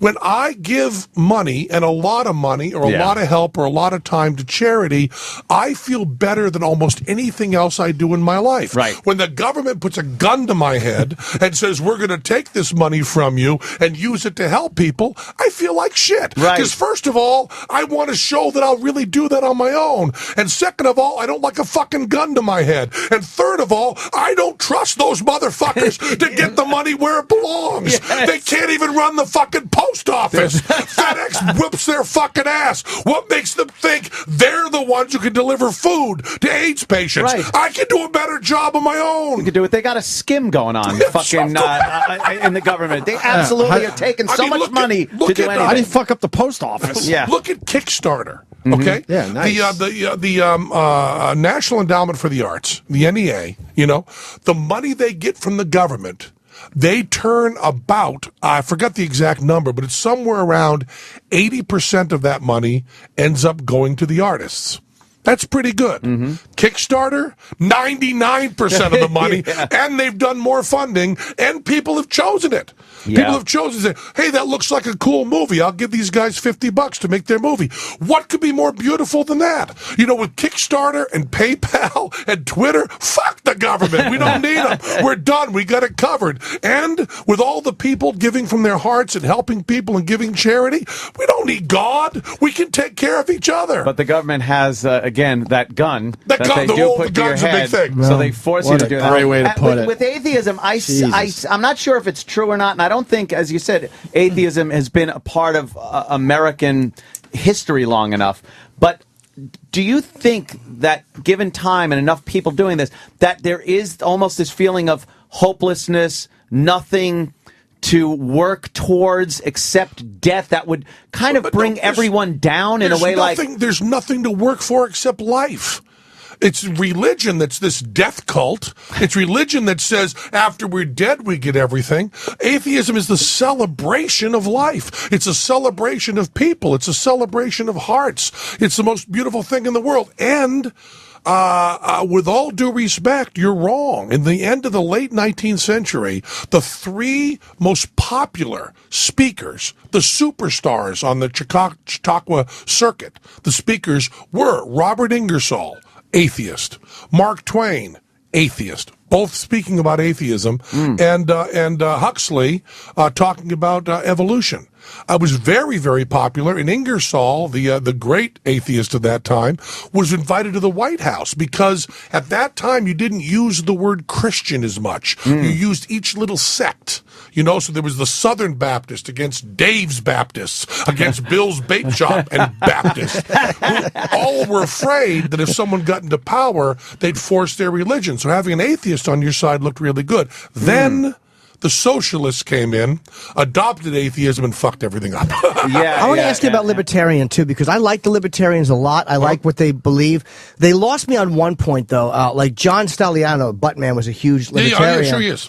And, when he was being targeted, and it was costing him like $2 million in legal fees, and they were trying to ruin him, libertarians, he said, walked away from him, and nobody stuck up for him. And I know porn's a tough one for any political party. I stuck up for him. you, but not the party. My good friend Bob Corn Revere was part of his legal team, and I helped put that together. No, not necessarily personal guys, like guys that are like the Libertarian Party. As a whole, they didn't stand up and say, like, you're targeting this guy, and this is a personal freedom. They don't speak out as much as they should about that.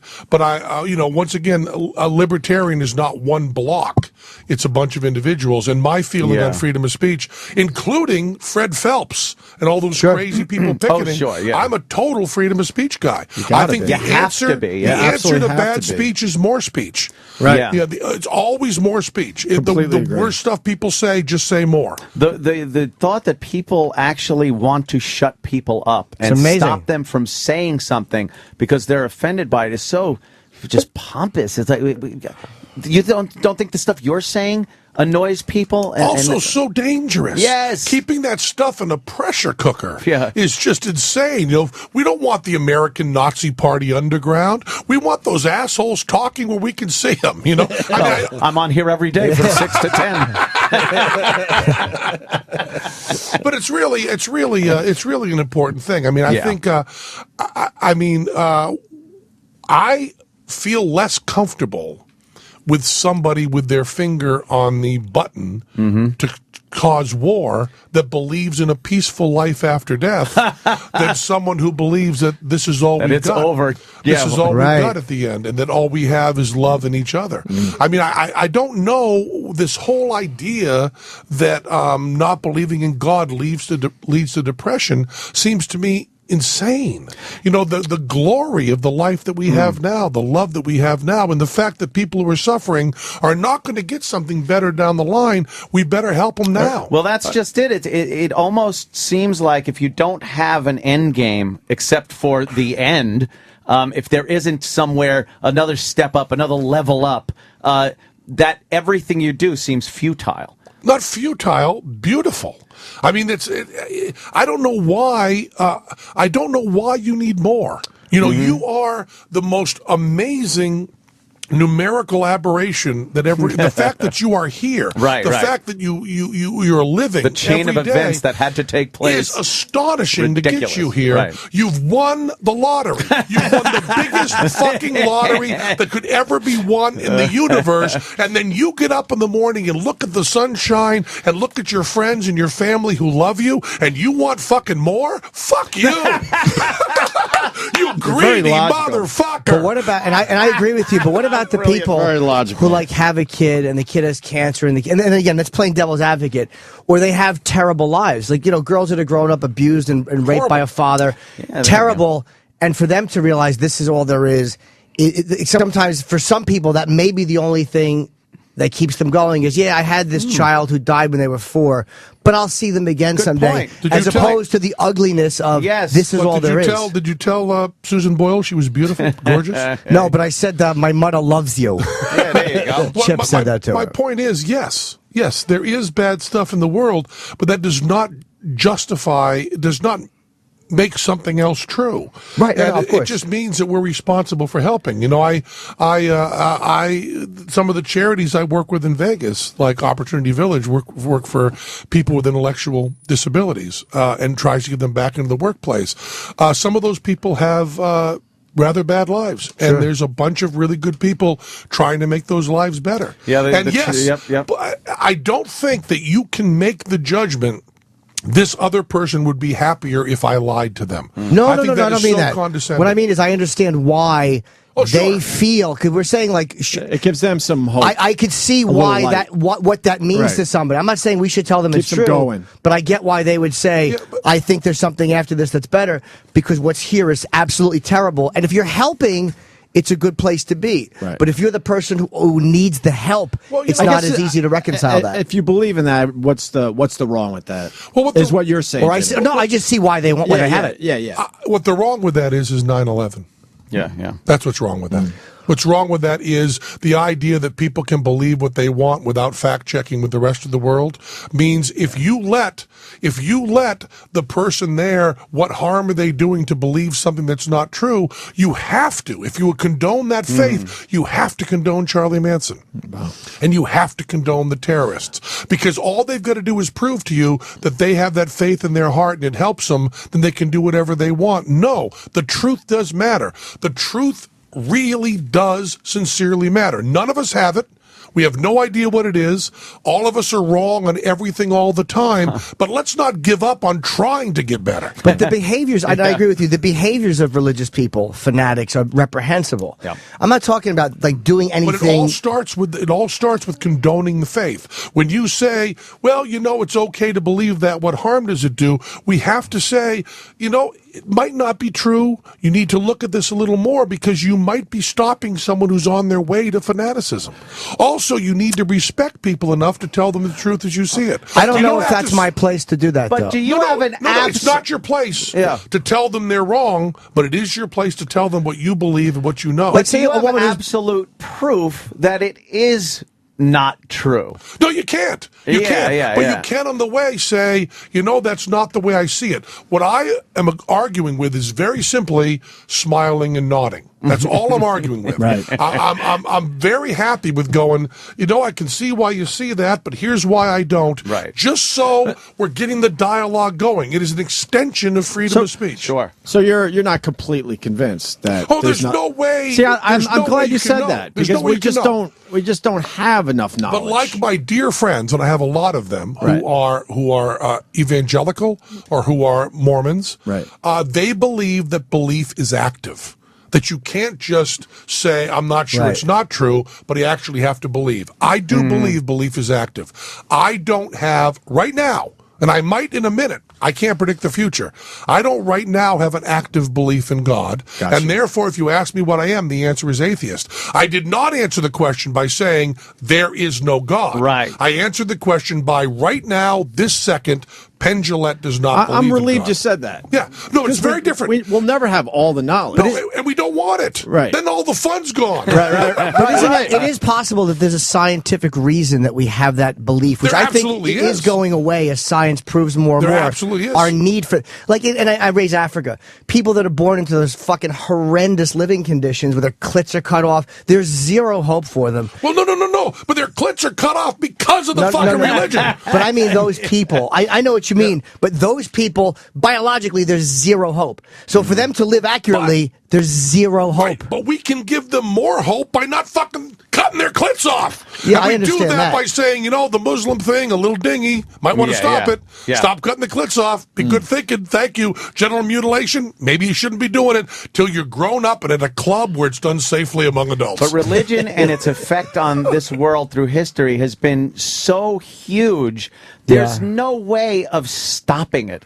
It will go away eventually. I think it will go away. So. It is going away wicked fast. It just seems like this innate need that people have to believe in something greater than I believe there themselves. Is. I believe it's almost primitive. I think it was called by somebody the transcendental seduction. You want to feel that, right? But wanting something and having it be true are two different things. Yeah, absolutely. And I think you can feel. Also, there's some people who will say that that atheism doesn't have the awe and wonder of the universe. Well, atheism has nothing but awe and wonder of the universe. When you say, "How did the world get here?" I don't know. That's big, wonderful, That's a lot of full wonder. of awe.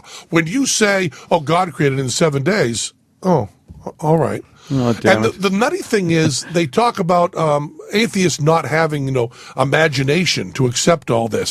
The creation myths that are created by, let's say, Christianity, the Garden of Eden, Adam and Eve. My 7-year-old daughter can think that up.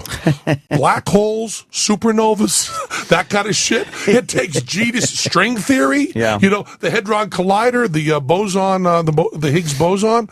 All that stuff is really hard shit. The real stuff is so much weirder, so much cooler, so much crazier, so much deeper, so much more beautiful, and it's true. I mean, you've got everything over on this side. On this side, you've got Adam and Eve 7,000 years ago, ate an apple, they're sin, we're fucked forever, we hate women, so long, good night. Over this side, you've got, we don't know, but on the way, we got fucking black holes and wormholes and the speed of light. And we got shit we can't, we got wasps that, can like look at like other wasps. We have octopuses that can change their color in order to communicate with other octopuses. octopuses. And by the way, octopuses is the plural and not octopi. Fuck you. I'm done. One last question about it. Are you scared to die? No, I don't want to. But I have no course. fear, and I answer again. How do you with get to the place where you have no fear? 1909. Is my question. 1909. 1909. How frightened are you in 1909? Yeah, I don't know. You weren't here. Yeah, but I'm scared to die like anyone else. I know, but you weren't here in 1909. Right. You won't be here in 2109. That's kind of creepy. Yeah, to it's think. exactly the same. Yeah. But you aren't afraid of all the past. Why would you be afraid of the future? You're not going to be here. You're not going to make a difference, but you might be remembered a little Because bit you by think people the who world's love you. just been waiting for me to be born. I know. And some omniscient, omnipresent, omnipotent, How dare you go on without me? omnipotent creature cares about nothing. You know how many except you beautiful sunsets? and the stuff you think. Do you ever try to wrap your head around how many beautiful sunsets people will see way after you're dead? And they'll even get more beautiful because of the pollution makes the colors pop. That was fascinating. Yeah, it's just I think it's great. It's a great take on things. I'm not a religious guy at all. No. I wouldn't consider myself an atheist because, and you said it yourself. You don't know. No, but you actively believe. Do you pray? No. Do you actively believe? No. I'm sorry, but you're an atheist. I'm sorry. End of story. It's done. I hope though. I meditate. Okay, well, that's a whole different thing. I meditate. I mean, many atheists meditate. I love meditation. Yeah. Isn't Sam hope Harris. a is a more and big more fan. into sort it. of faith? Huh? Isn't hope a sort of faith? I don't know. hope for things Sure, to go sure, certain but, I mean, ways. you don't actually things actively. that are beyond my control. And the other thing is, with atheists, during sex, you talk to the person you're with instead of God. Isn't that a great idea? that is a good Now, I'll one. tell you, though, if you don't remember her name, go religious right away. Oh, God, oh, God, oh, God. It solves everything. And that may be the creation of all religion. Who wants to talk to the person you're fucking? That's not fun. I like know to that- pretend they're anybody else. Susan Boyle. Is she pretty? Are these your people? Are they No. peeking in here? What are they? No, I Are they know. my Are they people peeking I in don't know. here? Is she pretty? No, Do she's they not. need? Is she really as Hey, bad how as you she? doing? You Yeah. imagine? She's shorter than I thought. She's a tiny This lady. time, what I just said every time I go on O&A, I just get talking to the guys. I'm having a good time. There's someone tugging on my dick I know, to get out of always here. somebody, so yeah. this time I said, we'll start everybody else at Sirius Right. after them. Let me just have a little bit of Yeah. time The here. book Hang on, be able signings to too. talk. I don't have them in front of me. Oh, yeah, do I the want book to plug. I signings. want to plug Penn's. Anthony, can I have I'll that tell sheet? you, I read God No, and I loved it. So if it's a continuation, basically, It I'm is. going to Actually, enjoy this one as well. Penn actually, Jillette every people are day is liking an this. atheist day. Every day is an atheist holiday. Penn Jillette, and people are liking it more. It really thrilled me. It thrilled me to pieces. November 14th, I believe, is tonight. It's 6 o'clock at Barnes & Noble on Warren Street here in the city. Now, tomorrow night, if you're on the West Coast, Penn will be doing live talks LA at Track 16, Santa Monica. There's a talk and a signing both there. You can go there. You can meet Penn. You can get your book signed. And then looking ahead, if you're, I don't know where this is. It's San Francisco, great city. December 12th, 7 o'clock at the Book Passage. What's that? Corte Madera? Corte Madera. Corte Madera is a talk and a signing. So Penn's a great talker. I'm all and it'll over be the very place. entertaining. Yes, you are. But, you know, Thank you so much for having me great, on man. the big radio television yes, program. well, it we does should seem be like on television TV too. Damn it. Well, you got the lights and shit. Don't I know, you? yeah. It's we just do. a We're getting little ready bit for of taping. TV, slowly but surely. Yeah, boy. well, Imus has a jib guy. Yes, he Yeah. does. He's not kidding around. Yeah, making some camera moves. In How's that he studio. doing? He seemed good. We're pals with him. I We haven't seen him in a while, I haven't though. gone on in a long while. We mostly talked about Kinky Friedman and Ratso. Oh, really? We have Kinky and Ratso in common, and nothing makes me happier in my life. I mean, obviously the birth of my children was important, but even better is having your phone ring, looking at it, it says Ratso. You know what I mean? I always wanted to be a guy who would grow up and have a friend named Ratso. Ratso, yeah. Yeah. He's trying to get you on the bus to go to Florida. But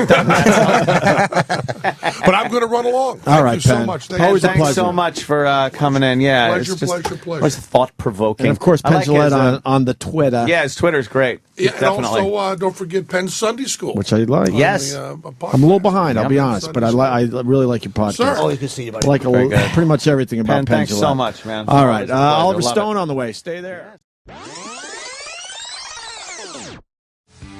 Want to say hi to Penn Jillette in studio for our last show of the year. Yes. Well, last show ever. Well, no, I think well. I think we're good. The end of the world didn't happen? Think we're making it? We have a few hours, but we don't know. We don't know. Watch our calendar be a little off, though. Watch 2012. Watch us be off by 12 hours, and we think we're fine tomorrow. We'll fucking rock hits the planet. But I've been arguing if the Mayans said end of the world, that means end of the world, which means Australia is good, so we're good. I see. Right?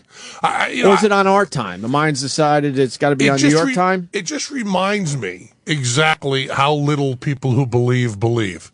I mean, you actually hear people who say they think that's true, but they haven't gotten rid of their houses. Right. They're not fucking anything that moves. They haven't gotten rid of all their money. They're hedging their bet because they know. I believe that people that are that bug nutty crazy have a little part of them going, you're just fucking around. Yeah. Well, we started the show trying to figure out how many end of the world scenarios we've survived already. I think we're up to 4 or 5. Oh, no. Even in our lifetimes. But, the Y2K, you got this one. You got the guy that said it was May, then he said it was October, so that's 2 we survived. Yep. Well, Randy has, I forget what book it is, but Amazing Randy has in the back of one of his books an appendix of about, several pages. Oh, really? He does? That explains where the ends of the world were, because it's very clear in the New Testament that Jesus considers the end of the world to be coming weeks, months after he dies. So, I mean, that was what Christianity was, and then that didn't happen, and they just kind of went, well, just kind of do this. But, they're always talking of the world and trying to figure it out. Was Christ really off by 2,000 years? I didn't realize that. Well, we don't know yet. He could be off by longer. We don't even know when he was... That's true. Yeah, hopefully, right? I don't know. We don't even know when he was born anymore. They're starting to fool around with that date. Yeah, I don't think we ever knew, but we always knew it wasn't December. They were just tacking that on to the solstice so they could, you get a party already going, add something Make to it all nice. Yeah, make it all nice and neat. I saw that on the History Channel. Yeah, sure, the story of Christmas. It's a good fucking watch. Wasn't it April or something he was born? They're starting to say around April, I think. And they usually say about 3 BC, but that's if you believe there was an historic Jesus. And there probably was, because it was a time when there were lots of nuts running around saying crazy shit. You know? Yeah. But my question about Jesus is that nothing, and most scholars will argue about the amount of time, so don't bust me on that, but pretty much nothing was written down about Jesus until about 300 years. About 300 years later, after he died. And my thinking is Elvis was alive during my lifetime. And there's an electronic record, and things were written every day he was alive about him. And look, Elvis didn't do no drugs. No, we actually have that. He didn't do no drugs. Elvis did not do no drugs. We have video of him doing more drugs. We have video of him taking handfuls of He didn't do no drugs.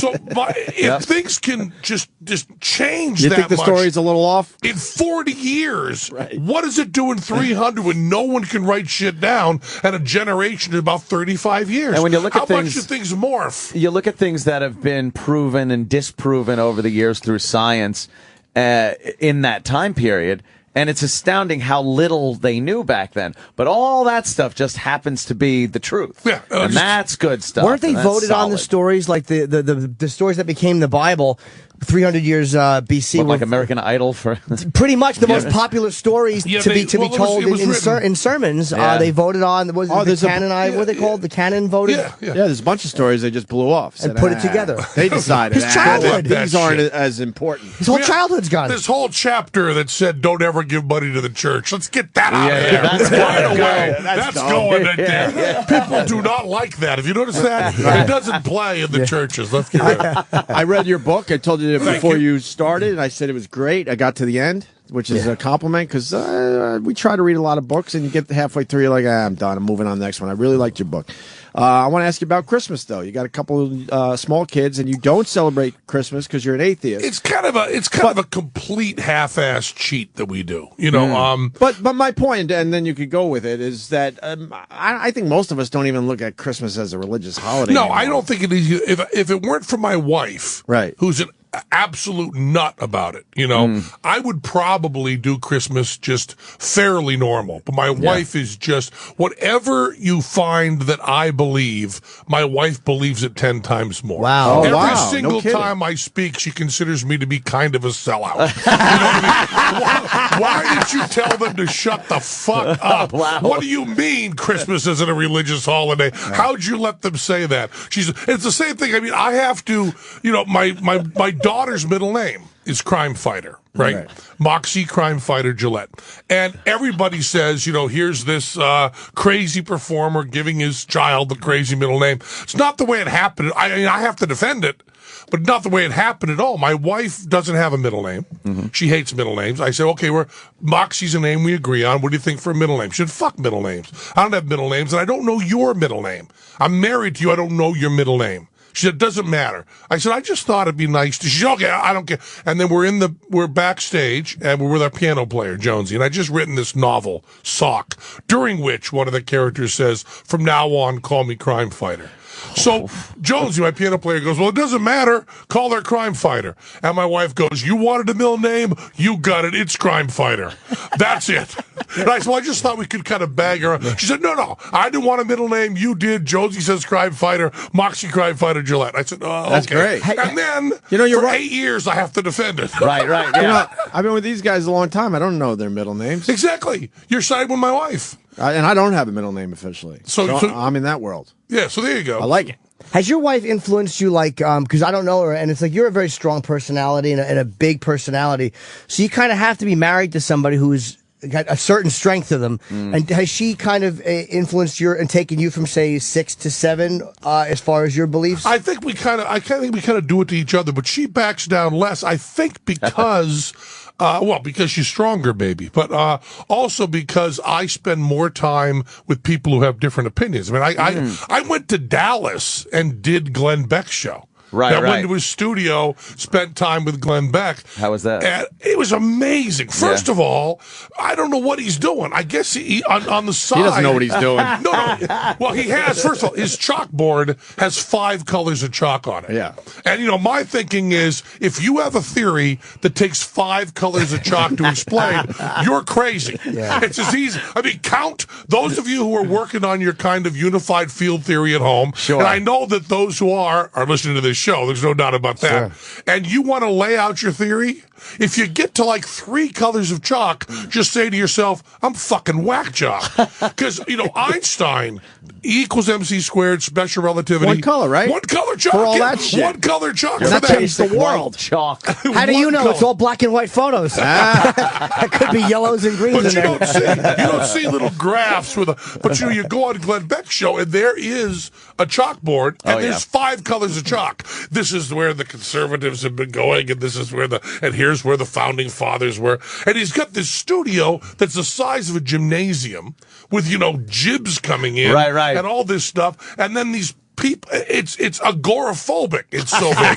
It's this huge. It's like doing the show in a beautiful wood-paneled airplane hangar. And then he goes on, you know, and we get along fabulously. Yeah. Fabulously. And then he has questions, you know, people raise their hands and ask questions like, what does the word atheist mean? I mean, they've never been in a room with someone like me. Wow. And we just get along great, you know, and I go and do that, and my wife just kind of goes, you know he's a Mormon. I go, yes, I know he's a Mormon. But you were on there kind of I didn't agree with any of the Mormon shit. I was just nice to him. But my wife is very, you know, my wife is... He's like, why are you not stomping Glenn Beck's brains out?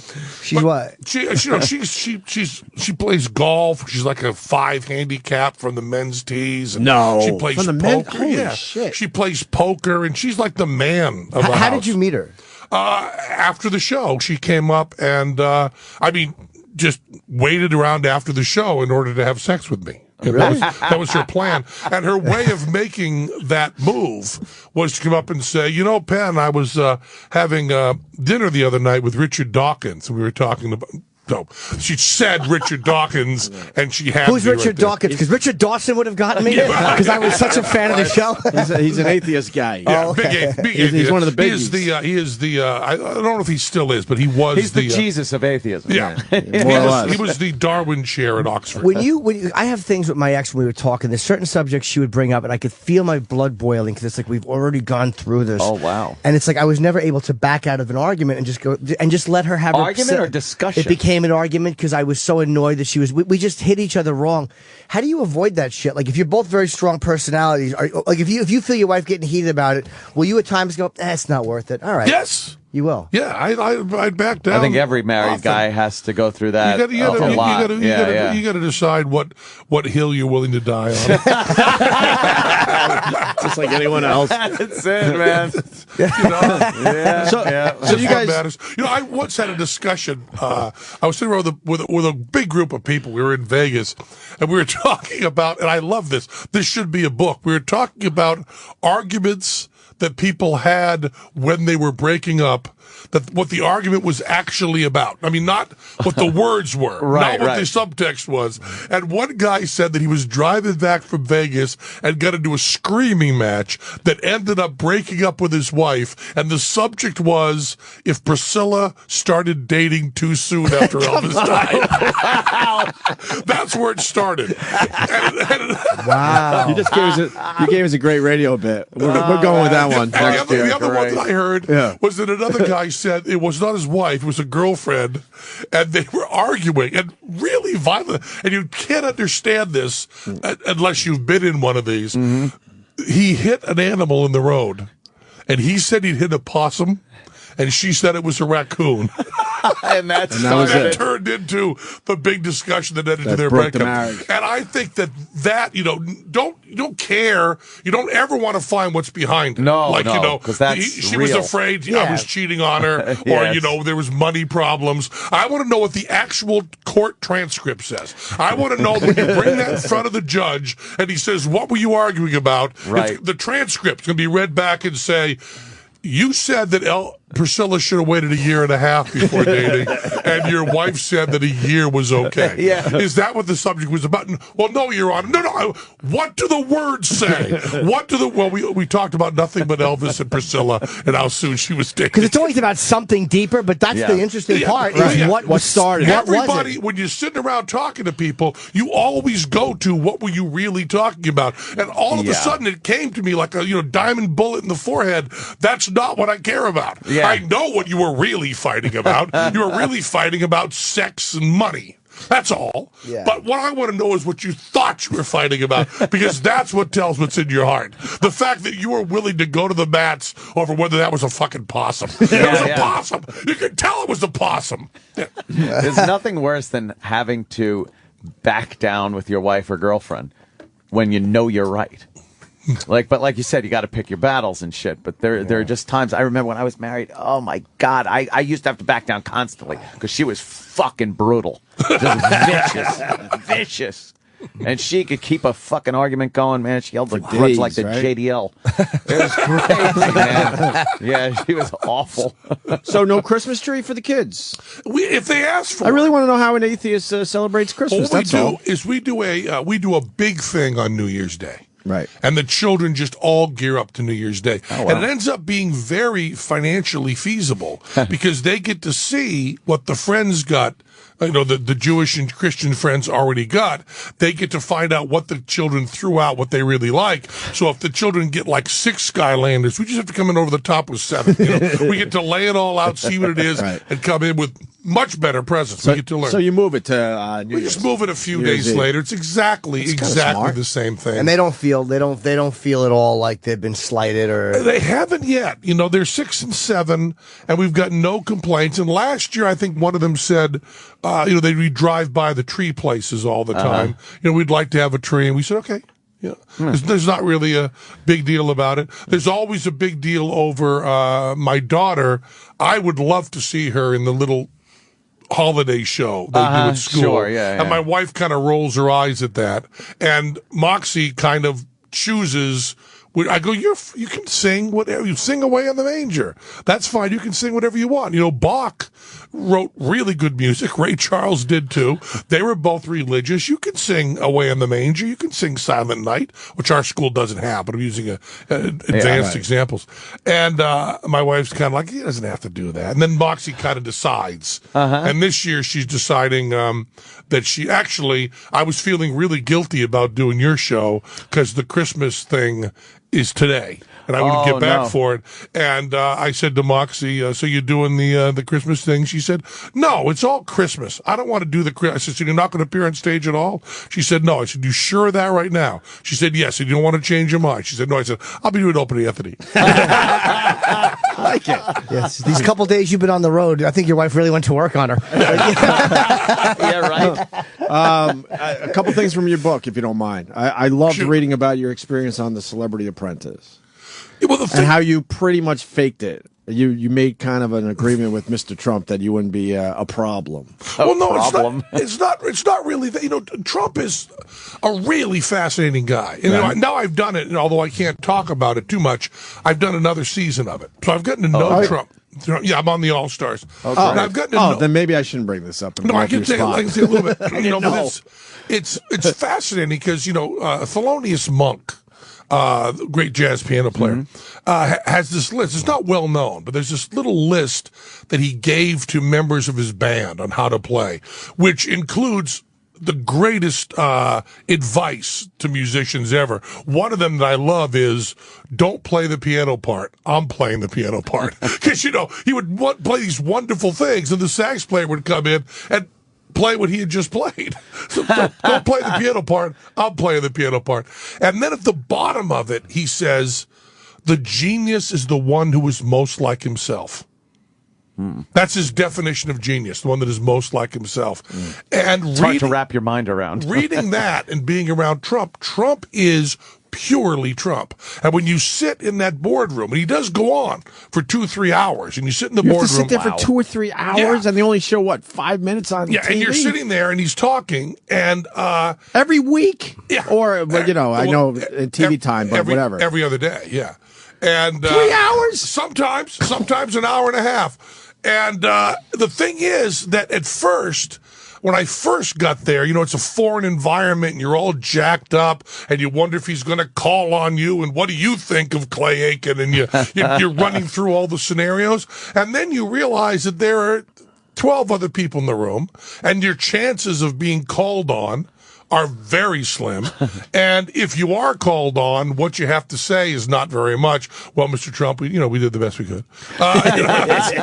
Thank you, Mr. Trump. That's about all you got to say. So all of a sudden, this kind of calm came over me, and it was like listening to this really, I believe that any person alone, just talking off the top of their head with no filters and no censorship, is fascinating. And the reason when you work on radio, what you're learning to do is trying to get your filters in place so that you keep your job. Right. But yet you still have this passion that flows. Compelling, and you see that people have real trouble doing that. Right. Either they can't put any filters on, and they just burn out. Or they've got so many filters on, it's like, well, great day, isn't it? Yeah, it is. Giving up nothing. But that combination of, I know that there's a microphone on me, and I also want to break down what I'm going to say. But you get to see him with no filters. Yeah, you get to see him with no filters, and cool. It's because the version we see on TV, it certainly has a few filters. Sure, but when you get to see just what's popping up in his head, it's just fascinating, and getting to see. Does he talk about stuff that has nothing to do with the show? Nothing like to do what? with it. Can you give me a couple examples? He'll talk about real estate deals that he had that day. He'll talk about an argument he had with a friend of his, and it's just fabulous. Oh my God, you got to sit there. I think that the show would be even better if they left in some of that stuff, big chunks of that. Because for me, the Trump stuff, they always talk about on TV. You want not to just be talking heads. You want some action. But for me, a person speaking from their heart, especially an eccentric person, I can listen to forever. You know what I mean? If you just gave me Neil Young You know, with a microphone and just 12 people sitting there not talking back to him and him talking for 3 hours. I would watch that anytime. And that's part of what, so the problem with me not being able to dig Trump was just having all my own shit. Right. And by the time I got to show 5 or 6 and went, this has got nothing to do with me. It's not about me. I'm just getting to sit here. And, it's really important. Like I kept saying over and over again, if it were the 60s, I want to be near what's going on. If it were the 60s, I would want to be on Ed Sullivan. And when the Beatles did Ed Sullivan, the act after the Beatles was a magician. It was Billy McComb. That's who I want to be. After the whole thing is over, everything's torn down, boom, the Beatles have hit, everybody's remembered that. A guy's going to come out and do a schmuck magic act. I want to be that guy. What was his? Well, I have to stop you for a second. What was his trick? The trick? I need to know. He made himself obscure. I didn't know that a magician came on after the Beatles for that you don't famous know who came on after viewers him. disappeared. Before or after. What kind of trick did he do? I think it was Billy McComb, and I think he was doing his a very talky trick. I think was silks and a very nice old routine. school, right? And people, then he gets out and does it. And I used to talk to him about it. And he has he has the autographed pictures of the Beatles, and he was the perfect age because the Beatles, were 20. And he was just about 40, a working pro, a really working pro. So he says, I'm going to go on. He was Scottish. I'm going to go on that show. And, the Beatles are going to be on before me, and his niece and everything get real excited and he gets some tickets and stuff. And then he's backstage and this history moment is happening. Right. Absolute history. And then that whole thing, Ed Sullivan, thank you boys. And, boom, boom. And they leave. There goes history. And someone has to come out on stage. So I would you want to follow the Beatles? Yes. More than anything, I want to be the guy who's forgotten. I want to be near. You say to your friends, "What was it like backstage?" I know. Yeah. I know what it was like backstage. I was there trying to get through the groupies, going, "Don't touch those cards. They're stacked. No, just don't touch the cards. You could take your clothes off and throw them over there, but this deck of cards is stacked. Very important that you leave that alone. Yes, leave that alone. You can do whatever fall down, have an orgasm, drag Paul's feet across the room, but just don't touch this little table. And if you're talking about the 21st century, that Sunday night is Donald Trump. Donald Trump is Ed Sullivan. And Gary Busey is the Beatles. There's no doubt that 30 years from now, if anyone's talking about Celebrity Apprentice, they're saying nothing except Gary Busey. So when I got to go on again and be on with Gary Busey, I was like, oh boy, I'm the magician who's on after the Beatles. Because that Gary Busey's just going to just spill out this nutty poetry. Right. And in some of those shots, I'll be sitting next to him. That's all I want out of life. That's all you need. And it turns out on Celebrity Apprentice that who you are with is all that matters. The show is completely honest. They don't edit it disingenuously. They don't cheat. All the stuff that paranoid people say that they're holding back meals and stopping the all that's bullshit. They really do exactly what they say they're doing. Trump really is exactly. That's not really true. If you get Trump off camera, he's nicer. He's more of a regular guy. Right. He doesn't want you to know that he wants to be an interesting TV character. Yeah. And his way of doing that is by being, intense and mean, and he plays that up. So he gets a lot softer and cooler and more human when you're on. But that's not really a big cheat. That's not a big lie. Right. And it goes through pretty straightforwardly. But if you're stuck in a room with Clay Aiken for 60 hours, there is some damage that gets done. When he wants to have heart-to-heart talks with you. Well, that's what I love in the book. Oh, I'm glad you're getting to it. Well, Clay Aiken sat him down to have a little heart-to-heart. I'm from New England, okay? And that doesn't mean much, but my parents were older. My mom was 45 when I was born. So I'm born of another generation of New Englanders. And Greenfield, Massachusetts, little town up there, on my mother's deathbed, she was dying. On her deathbed, I sat there next to her and said, Mom, I really love you.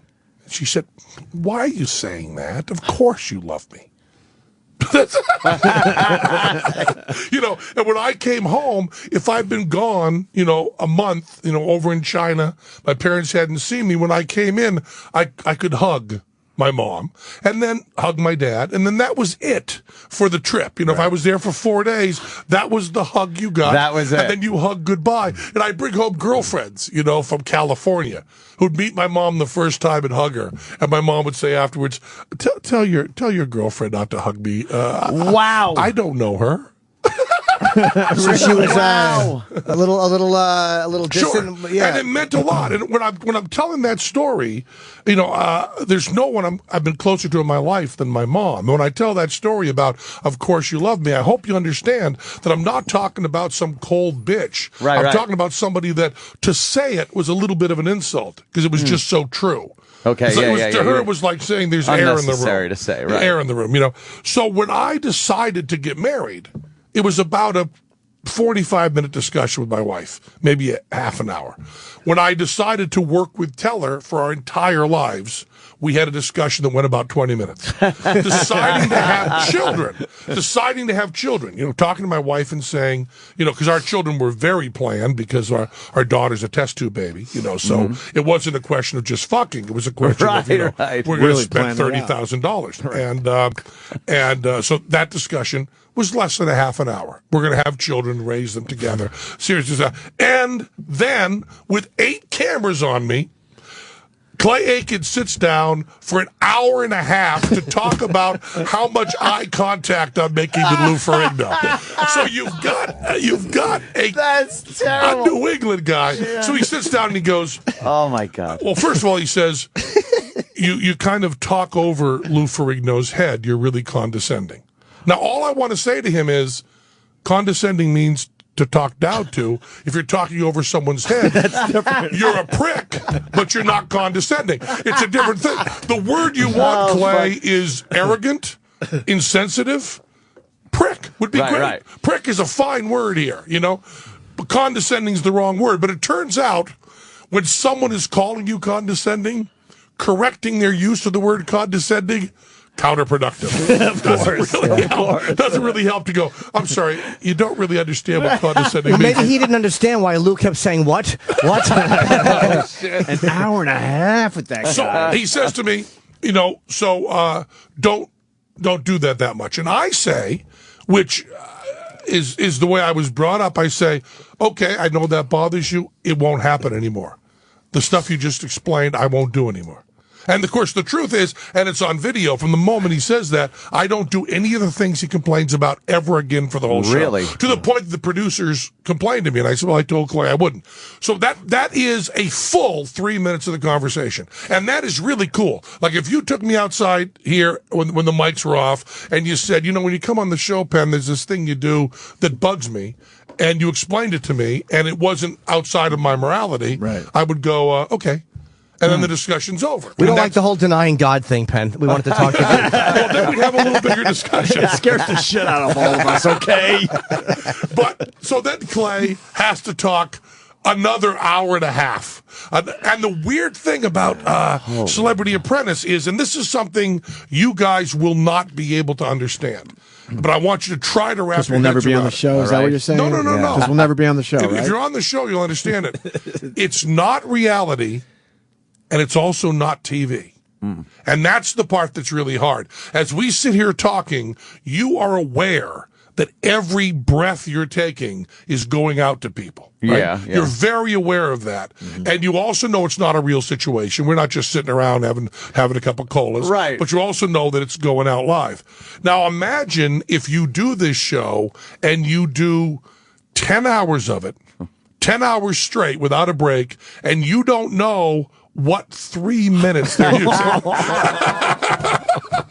So you have to constantly think, but then you know. So the hour and a half that I'm talking to Clay, I know isn't going to be on TV, and yet any individual instant of it, me rolling my eyes, me going, "Oh, shut the fuck up," you know, any of that. So it's very different. I mean, doing an hour on Pierce Morgan, where you know the cameras are there and it's all going out, you can kind of judge how you're coming off. Like you're sitting there and you're going to, you're thinking, we'll let Penn go this long and then I'm going to interject this. And Jesus, better get a fucking joke in there somewhere. It's been a while without a joke. What can we stick in? All that's going through your head. Imagine all that's taken away from you.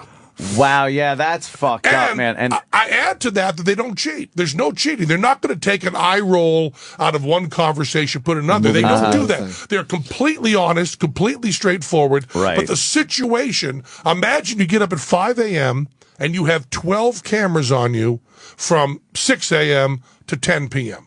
12 cameras, and then you're surrounded by people who you didn't choose to be around. I mean, the five of us in this room, they do 10 hours with cameras on us. I think we do pretty good. Yeah. Now bring in Don Johnson.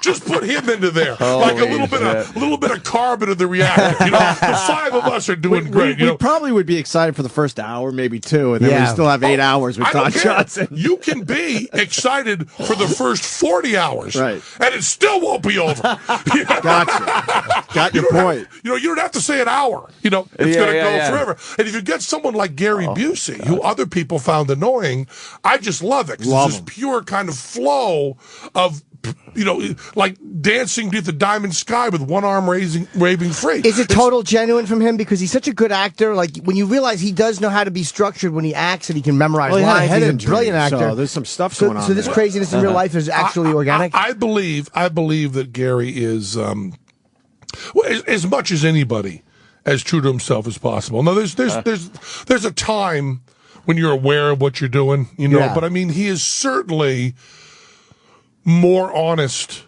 on camera to who he actually is than any of us in this room have ever been. You're pretty much yourself on here, but he does less than you do to bring it together in front of a mic. So who are you doing Celebrity Apprentice, the All-Stars with? Are you allowed to say yet? I'm allowed to say. It's been announced. It was. Okay. Yeah, it's but I don't know if I'll be able to remember in the right order. Lisa Rinna, who I absolutely love. Yeah. Gary Busey, Dennis Rodman, LaToya Jackson, Brett Michaels, Dee Snider. Dee's great. Dee, yeah. Oh, right, okay, Yeah. And then, Omarosa, who else was there? Some Playboy woman that I never got to really, Brandy, who I never get to really work with. She was on different teams. Stephen Baldwin. Wow. Oh, yeah. So we're oh, wow. I get to talk. I talk a yeah. lot of scripture Yeah, with Stephen Baldwin. And at one point, I'm talking to him, and we're talking Polar about opposite of Penn, we're talking about the Bible, and we're talking. It's a great moment. So I'm talking about John, and I'm saying that my major problem with the Bible is that one of my major problems is that Jesus is so anti-family. Jesus says in several places, put your family aside and follow me.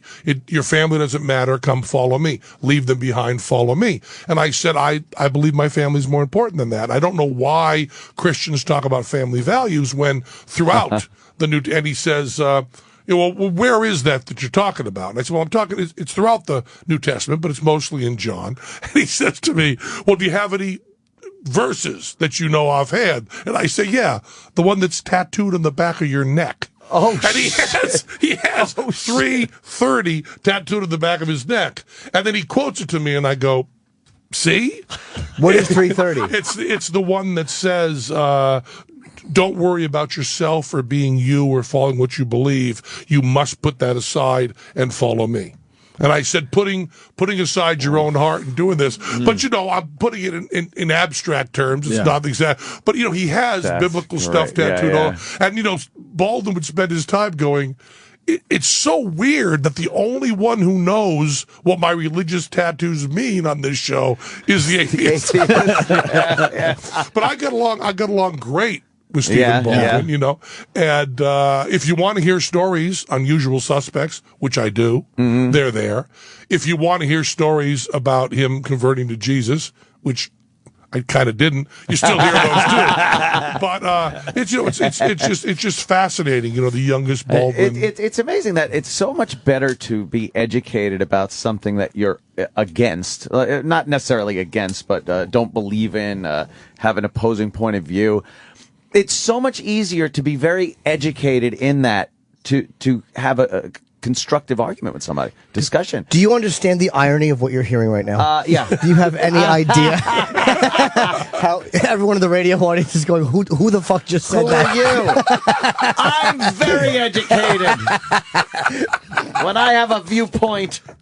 No, because obviously, also talking about gun control issues this week. Everybody's talking about it. And like a lot of people that are for gun control have very little knowledge about guns and what their purposes are. I was going on Wendy Williams yesterday, and I said to my manager as I was going on, I said, "Do you think that I should do nothing during this interview except correct them on magazine and clip and the differences?" I said, would that appear to be callous if I just said, a magazine and a clip, it has to do with the spring and loaded and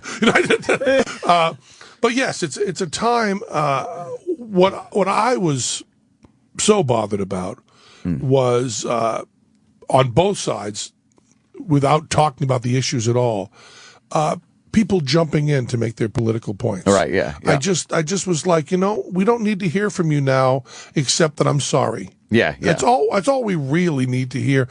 And also the press turning it into this 24-hour thing. Yeah. My children, I didn't have the TV on at all, but and there were these articles everywhere about how to talk to your children about this. How you talk to your children about this is you don't talk to them. There's no reason for them to think about this. It's a tragedy, but it's a tragedy that's also an anomaly. Mm-hmm. It's not going to happen in their school. It's a very, very small number, which is why we're so appalled. And obviously this happening to one child is infinitely too many. Right. That being said, it does not mean that your 75 million children in the country are at risk from this. And they don't need to be petrified. No. Going into school. Yeah. And they said, that the school was going to bring it up a little bit. And my children did. And I said to my children, this can't happen to you. And in some of the articles they were saying, you can't tell them you can keep them safe from this. And I'm reading the article going, yes, I can. Yeah, I can. Yes, I really can. The odds are good they will be safe from that. Yeah, overwhelming. It's horrifying as a parent, though. As a parent, did that just bother you at all? Or? Of course. Yeah. No, I mean, but what you really want to worry about, of course, this very well, is you want to worry about drowning, and you want to worry about prescription medicines. That's. We lose about 2 children a day drowning in backyard pools. I mean, that's a real number, and that can happen. And it's just that, trying to do that triage and that priority without losing any of the compassion, any of the compassion at all. And also, when I was on Wendy Williams, there was... What was her take on it, by the way? The usual, we have to ban assault weapons. And then she was also quoting Jamie Foxx about how our entertainment is too violent. And then Sue Simmons, who was on, said, well, you have somebody who's mentally ill with Asperger's syndrome and let them play video games. And I went crazy. I was probably inappropriate on the show. Yeah. I was probably too aggressive because I said... You got a great take on violent video games. But bullshit. It's amazing. Asperger's syndrome, I said, there's no correlation with violence whatsoever. Mm-hmm. None. We don't have to be. And she said, well, there's something wrong with them. We have to. I said, no, Asperger's syndrome people live among us and we love them and they're our families. And there's no reason you shouldn't even say that. Yes, the shooter probably had Asperger's.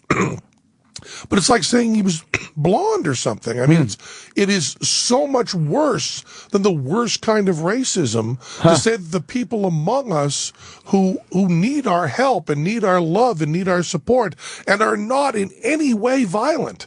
There's no correlation. There isn't a fucking data point. You can't say, well, they do, you can, with schizophrenia, you can say there's very, very, very few cases, but it's a little higher in the schizophrenic population. Right. It's only a little. It's so low. It's just an RCH. It's just barely there, But Asperger's, if anything, it's negatively correlated. You're the only one that says that word properly, by the way. We all say Asperger's. Is that proper? I think so. I don't- yeah, I there don't is a know. P I don't in that know. word. I think that's how you say I it. say Asperger's. That's Yeah. what I say. It's but- fun to say, to pretend it's two words put together and I snicker. So Snicker isn't two words put together. No, but I snicker at thinking of ass and burgers. I just Yes. snicker. your take on violent video games. I know you did a whole episode on bullshit. Well, you know, but the thing is, it's just another way for grown-ups to dislike their children. I mean, all I think about is, you remember that clip that we all saw a million billion times? Rock and roll has got to go! And the guy smashing the record, and we all laugh our asses off, and then they show, you know, Hail, Hail, Rock and Roll, and those kind of documentaries that were all out in the 70s and 80s. If you watch those again, they show these, like, southern, big-headed fat guys saying, you know, it's the devil's music! It's the devil's music! And they do all that kind of shit. And then when Hillary Clinton comes out and says, we've got to stop these violent video games, people our age, you know, kind of go, well, she's a little over the top. No, she's rock and roll has got to go. She's insane. Yes, this shooter did play Call of Duty. You know why? Because every motherfucker under 30 plays Call of Duty. More people play Call of Duty than eat pussy. I mean, more people play Call of Duty than drink milk. That's Every great. single motherfucker you know who's under the age of 25 has played Call of Duty in the past 3 days. Yes. There's no exceptions. they sold 16 million games in 2 days. Yeah! In 2 fucking days. 60 million. So when you say, you know, Mom, everyone's listening to the Beatles, nothing compared to Call of Duty. So what you've got is, let's see the percentage Thank of you. people Thank who are watching Call of. It's totally unfucking related. Right. It's just like saying, you know, you're watching the Shakespeare stuff, and Shakespeare has these underage teen suicides. What's this going to do? Fuck you! Nothing. It's art. People know the difference. My children, 5 years old, watched the Stooges and knew the Stooges weren't really gouging each other's eyes out. Right. Of course, turns out they really were, but that's not important. Doesn't change my point. So the thing is, there's this desperate attempt, and it makes me fucking nuts, this desperate attempt, and I believe this is one of those things that Americans do more than the rest of the country. There's this desperate attempt when there's something terrible to blame something other than the person we know is the perpetrator. What the Charlie fuck is that Manson. You know, blame the hippie movement. No. Blame LSD. No. Blame the Times. No. Blame fucking Charlie Manson. He carved a swastika into his forehead. What the fuck more do you need? We don't It even is blame not Manson. society. Blame Tex Watson and Squeaky and them. Exactly. technically. We still haven't blamed him, really. Exactly. How about we blame the person and then to say that because every single quality this guy has, you cast aspersions on everybody else, especially the Asperger's people, who are struggling with so many things to fit in. I mean, they're having, this is not a secret. I'm not telling tales out of school. But I'm a little hesitant to say it, but I will anyway. On my podcast, Penn Sunday School, Reddy Rich, who runs the board, has Asperger's syndrome and was special schools and everything else and works really hard. And he's one of these guys who has to count the amount of time he makes eye contact with you so he appears normal. You know, he has to do, I do 6 seconds of eye contact with you, then I can go to someone else in the room. He has to do that kind of stuff. Wow. He is so brutally honest that he has to be careful. You know what I mean? Because he will tell you the truth whether you want it or not. Oh shit! And he has, and there's, and it's a spectrum. Right. There's all different qualities. Sure, But I mean, he's serious. It's not someone that has just a touch of that weirdness. He How really long ago has did they it. come out with knowing what that was? Asperger's. How long has that been a diagnosed doesn't seem that condition? long at all. Not long. Decades. I mean, just a couple decades 3 tops, decades, right? Yeah. So when we were And, growing up, they were all just considered weirdos. Yeah. I hate to say it, but well, that's And so this is someone that What was the most honest thing he said to you that you went, oh man? Why are you? we had a guest of the show. Yeah. A really heavy guest that I was really excited to get on. And I did an interview with him. And it went really well. And I thought we killed. And we finished, and I said, how did that seem to you? And he said, oh, you shouldn't ask me right after the show because it was awful, and I was sleeping almost through it. It was really boring. But he said, you have to learn. You can't just ask me. I don't know how to do that thing other people do and avoid it. So if you don't want that kind of answer, you gotta don't make me the first one you talk to. It's got to be odd to be aware that you do these things and still do them. I got the most beautiful, beautiful letter from him. It meant the world to me. One of my favorite emails ever. I had hurt. I guess I'd hurt my hand. I hurt my ear. Hurt my ear pretty badly. I had to go to the doctor and so on, and my ear was hurt badly. And about 2 weeks after I had this, was in the hospital and came back, I got this email from Reddy Rich, who said, "Dear Penn, my training says that 2 weeks after someone gets out of the hospital, I'm supposed to make a note and then ask them how they're doing to show that I'm concerned and that I love them." And he said, so I'm supposed to ask you right now in my training how your ear is. But it feels to me like if I do that to you, that you'll just see it as sucking up and pandering and kind of laugh it off. So I guess the honest truth is I don't care about your ear, but want you to know that I love you. Sincerely, Freddie Rich. Wow. Beat that for a fucking letter. That's pretty amazing. But my training tells me da-da-da-da. So I'm sitting on the show, and this woman starts saying, when you have people with Asperger's syndrome and you start giving them Call of Duty, you turn these people into killers. Oh, my God. And I'm going, no, they're wonderful people. Are they able to empathize? I know there's a difference, but they say sociopaths can't feel empathy or can't feel compassion or can't put themselves in a what is? I'm sure there's a difference. That is different from Asperger's syndrome.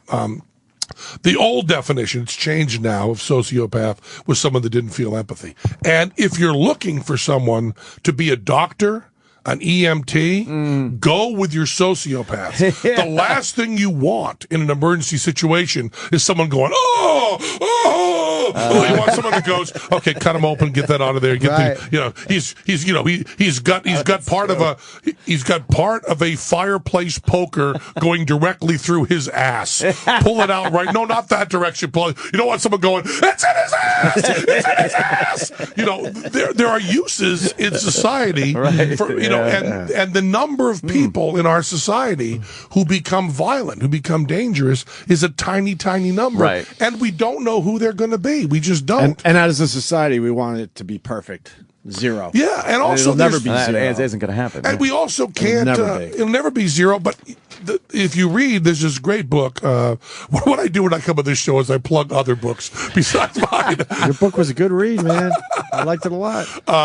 There's a book by Steven Pinker called Angels of Our Better Selves that details what's happening with violence worldwide, but especially in the U.S. And I had known that two things are always true. One, the world is always getting better. Two, we always think it's getting worse. And that's because we get older. And we get children to take care of and that kind of stuff. We worry. Did you read Culture of Fear when it came out? No, I didn't. Which Michael Moore used in Bowling for Columbine. I was more interested that he referenced that book, and I went, all right, I'm going to go fucking read this book. It's everything you're saying. Everything's getting better. But with the media and everything, it makes it seem like everything's getting worse. Yes, and you... and they break down stats. Like, we all learn, like, be careful when you go trick-or-treating. You're going to get poisoned, right? And this guy's like, well, let's fucking look at how many people have been poisoned in the last 30 years. And it turns out to be such a tiny percentage. And then they break that number down, and it turns out their own parents did it to, get the insurance money or something. But what did we learn growing up? Holy fuck, kids are getting poisoned all over the place. Yeah, and the Culture of Fear thing. And it's a great book. I had always known that things were getting better. What I didn't know, and Angels of Our Better Selves really shows you, is I thought it had gotten better in the past 100 years. Right. No, the past 30 years. I mean, since the 80s even, it's just tapering off like crazy. Yeah. And it's this civilization, it's all that stuff going on, and it's also people not being as frightened. Many of your attacks are, people who feel so fucked over that they react and so on. And we've got all sorts of better ways. So you've gotten this time, the funniest argument is that the more likely you are to play video games, the less likely you are to be violent. Thank you. And I said that all week. But the reason is it's not what you think, that it takes away your frustration or any of that. It's simply that if you can afford video games and you live in a Western culture with video games, you're young enough to play video games, your chances are you're less violent anyway. You're not falling into that category, Yeah. right? So, right. you can... And it also just takes aggression out. When we're all but you feeling that don't aggression, need it to. we do things. You don't even need it to. But some people, I would assume, would play a violent video game to get a little aggression out. Sure. Relieve a little stress. Sure, but I mean, also, you can also have, and this is the other thing that bothers me, you can have a lot of aggression and not kill people. It's not going to make you a murderer. That's the other thing you want to, there's this thing of, well, he was getting really upset at his job, he was getting really upset at his, yes! There's a lot of people. I've watched people lose their jobs and lose their wives the next week. Right. And they are fucking just nothing but aggression and Rage. hate. Yes. And you know what? Didn't They take it hurt out. nobody. They don't kill They hurt anybody, nobody, right. including themselves. Yeah, Maybe I got one friend who punched a wall once, hurt himself a little. But for the most part, it's just... You're doing a great job breaking this down. So... what's your thought on the 24-hour news cycle? Because they certainly don't discuss any of this stuff, which would put a lot of Americans at ease. We were saying that they never point. They point the blame at video games, at guns, at everything. There is movies, mental illness. But I've never seen them do a story that said, does showing these killers in the way that 24-hour news now shows them, almost making them these anti-heroes, does this promote the next one? Wouldn't that be the same thing you're talking about? It's at least as viable as all the other their shit. dumb video games Right. and gun argument, but they never mention it. I don't... we know why they don't mention it. Well, I just wish they would be a little honest. They want to feign ignorance so they can continue doing it. Right. You're never going to indict yourself. Right. And if they ask the question, what do we do to contribute to this? Even though profilers have told them it absolutely contributes to it. It absolutely does, because you're giving these people something to go out with. They know it, and they're indifferent to it. They don't give a shit. And capital punishment does that too. Right. Capital punishment is sexy too. But to expand on it, I mean, a lot of people are scared shitless to drop their kids off at school, and a lot of it is because of how it's been covered on the news. And you broke it down today, saying, "Look, it's not going to happen to your kid." It's just not. But they don't say that. They don't. the thing that's if they hit you with some percentages, you would feel a little better. Vaccines. Yeah. This whole anti-vax Right. movement Right. that Jenny McCarthy is big on. We have children in Beverly Hills dying of whooping cough.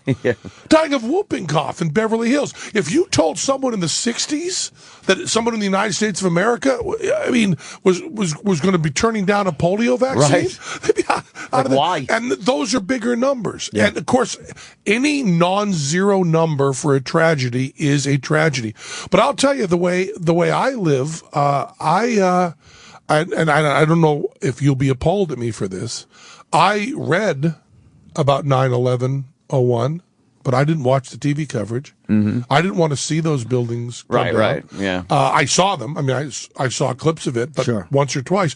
When I get a video sent to me in an email that says, "Here's a beheading." In that's my Afghanistan, line. That's my line. I don't watch that. Never. I'll watch everything else, but beheadings I've never. And watched. I didn't watch. I have not seen anything from the Newtown shooting. I read. Isn't that hard to avoid? Well, I just don't watch broadcast TV. It's pretty easy. But it doesn't get the best of you. Like you're. No, I'm not curious about it. Good for you. It's. I'm a weaker man. It's as much as I get pissed off, I will be watching. It's very. This is and you say this. I hate this fucking argument. You say, this is a really rare occurrence. And then the person that you're talking to gets all sanctimonious and goes, rare, yes, but that's not to their families. And I go, no, not to their families. I'm not in any way saying that. I'm not saying the families are supposed to go, hey, no big deal. Right. I'm not even saying no big deal. I'm just saying let's not frighten our children.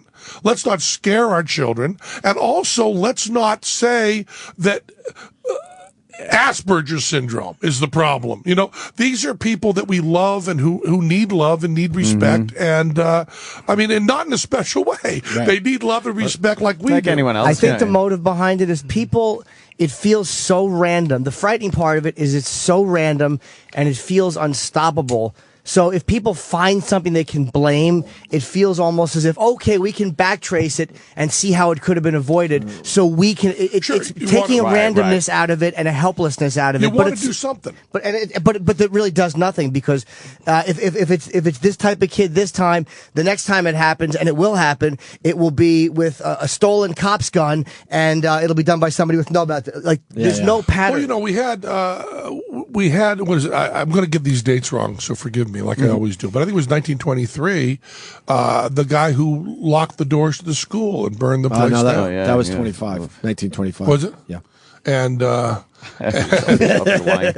know, it is the biggest killing of children Right. we've had in the country. Yeah. And they did all the stuff on that guy, and you know, you try to blame other stuff. You know, you blame the accelerants and the gasoline and the and all that, and all that. You know, all that is also true. You know, if you had different weapons, you have different conclusions, and but. What I worry about so much is that you end up with so many extenuating circumstances that you miss the obvious thing of we know who pulled the trigger. Right. We do know that, and it wasn't the people that do Call of Duty. Right. You know, you Yeah. don't have. I mean, Call of Duty. What are the figures? More people play Call of Duty than have seen any movie, right? Huge. Ever, yeah. Any movie ever. And everybody. I mean, I don't. Do you play Call of Duty? No. See, Constantly. You do? Yes, I love I it. play Tiger Woods golf. I don't I'm a play. bore with my I don't video play games any now. video games. I play Xtube. My children. I try to. You know, Mike Nesmith of the Monkees, one of my biggest heroes, brilliant man. When I was visiting him once, he said to me, "You play video games?" And I kind of said no, and he goes, "It's rock and roll. Rock and roll is no longer rock and roll. Whether it's rap or hip hop or anything, all the old people know how to make money off that." He said, "Video games, there really is a cutoff at about 30, 35, 40, where people over that don't even know what it is. They think it's a much better version of Pong." That's what they see, you know. It's like Centipede, only really good. They have no idea. But the news hasn't interviewed one person under the age of 30 about violent video games. And he said, so if you really want to know what's happening in the world, I mean, when grown-ups couldn't tell the Beatles apart, and every kid could say, you know, these grown-ups now can't tell, you know, Call of Duty from World of Warcraft. We were watching the news, and they had a graphic up, and they were showing video games, and I'm looking, going, that isn't even considered a violent video game. It's like a fantasy role-playing video game, and they're showing it and talking about how this, you know, is responsible for murders. It's like, at least show a first-person shooter from this fucking decade. We know it was like when Sid Vicious supposedly killed Nancy. Yeah. And they were talking about, you know, punk rock Sid Vicious, and they put up a picture of Johnny Rotten. You know, because he's in the Sex Pistols. Same guy, doesn't matter. Doesn't matter at all. Did he not kill her? Did he not kill Nancy? Well, he probably did, but I'm not sure we actually had a full trial because he died after that. So I'm just not sure. We had Johnny Rotten in. What a fucking great guy. Oh, he was fucking I great. have never ever met him. He's And I awesome. want We were to. nervous. Very interesting. We were very nervous, but we all hit it off. He was very interesting. I've wanted to meet him for so long, and we were supposed to meet a couple times that it didn't work Oh, you're out. gonna But love he's such a hero of mine. You're gonna love him. I just love him so much. Yeah, We should take a break. Oh, yeah. You sticking around, Penn? I'll do whatever you want. Oh, fuck yeah. We're just trying to get to 10 and start a little holiday break. Or a holiday break. Yes. Oh, that's right. I'm here the last day with Yes, you you guys. are. So it's very likely the three of you leave and I do the rest of the show alone, right? What are you promoting? I mean, I read the book. I loved it. I love Sunday School. It's one of the podcasts I do search out and listen to. Anything else? No, just, every day's an atheist holiday. My book. What I want to talk about, if it's okay with you, you talked about your trip to China. Yeah. and India and a few other places, and you were affected by that. A lot. Deeply, a lot, right? A lot, yeah. I want to get into that a little bit, and man, I know you're a huge fan of the Amazing Randy. You had him on your means podcast. everything, yeah. That was a great podcast, and we I don't know if I did it justice. I heard that podcast, and I brought in the clip about faith healers and the wheelchairs and stuff. Maybe we can get into that a little bit too. Sure, we'll do that. If that's all right with you. Sure. All right, Penn Jillette. Oh, Jimmy, tickets Buffalo or no? Buffalo New Year's Eve 28 through 31. Still on sale. Tee-hee. Who's that old guy over there? Uncle Paul, with the creepy old guy stare. Uncle Paul, now he's coming over here, slowly limping down the hall. It's too late now, 'cause here comes Uncle Paul. Let me show you how to make a big boy love you. In today's episode, Uncle Paul remembers babysitting a young Opie. You remember, I used to babysit you. I'd poke my you-know-what through the crib and you'd grab it. He was a little blue-eyed Gregorio. He was the cutest one. Yeah, I told you, him and his brother would play the game. The peenie flip. I said, go ahead, flip your peenie. Sure. And his mother would take pictures when he was in the tub. Yeah, and then the court said she had to leave, so she went with a Jewish fella. I kiss his shoulders real tender. And I say, this is what happens. The man puts it in. I'm going to fertilize you. I'm going to show you how we start life. Push back a little bit. Come on, eat your ice cream and push back. Show Uncle Paul you want a baby. Gonna make you pregnant. Who's that old guy over there? Uncle Paul, with the creepy old guy stare. Uncle Paul, now he's coming over here, slowly limping down the hall. It's too late now, 'cause here comes Uncle Paul. Sirius XM. The Opie and Anthony Show.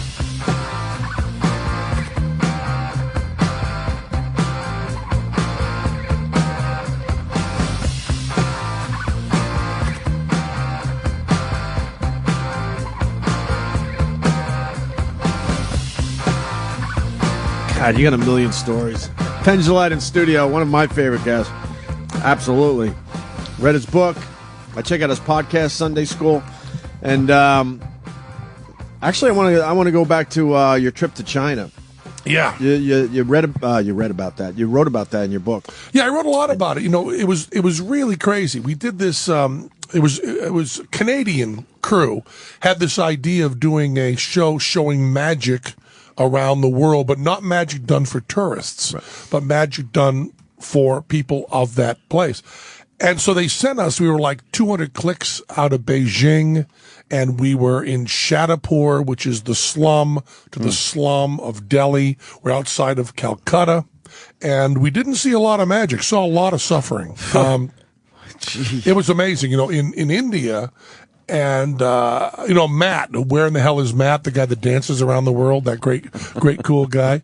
He said that, you know, India, you just, you can go, now when Americans go to India, they usually go to 5-star hotels and the Maharishi, and they're doing all the incense burning and stuff. Mm-hmm. They don't go to the places in India that are less good. And turns out, and for good and sufficient reasons, if you guys had a vote, it'd be the same here in the U.S. Magicians are in India, used to be part of the untouchable class. Mm. And I'm though you're thinking, yeah, it probably should be that way. Yeah, sure. We're fine. So they were living, you know, so here we were, in our suits, mic'd up, covered with flies from head to toe, with open sewage, with leprosy and polio, all the fuck around us, trying to do kind of a comedy show. Did it smell bad? You tell me. Open sewers? What do you think? Smell good, bad? What do you think? Of course it is funny. Oh, it was, wow. It was sickening. And, did you get depressed? Yes. And I had, on top of that, I had left my mom dying in the U.S. So I'm calling my mom every chance I get, and I'm going like, I'm in Calcutta. You know, and just saying to someone on the phone, I'm in Calcutta, you go, what what kind of weird turns has my life taken? Yeah. And, we have this bit. I mean, one of the guys was talking to me about it. We have this bit in our show in Vegas that we wrote it, right when we came back from China. We wrote it in 2000. And it's still in our show. We change our show all the time, but it just doesn't go away. It's our flag burning. Right. We talk about the First Amendment and how important the flag is. Right. And I remember saying to G. Gordon Liddy and also to Glenn Beck, I said, when you come to our show live, we're going to burn a flag on stage, and you're going to stand up and cheer. And they said, "No way! I am against flag burning." I said, "No, you're gonna stand up and cheer."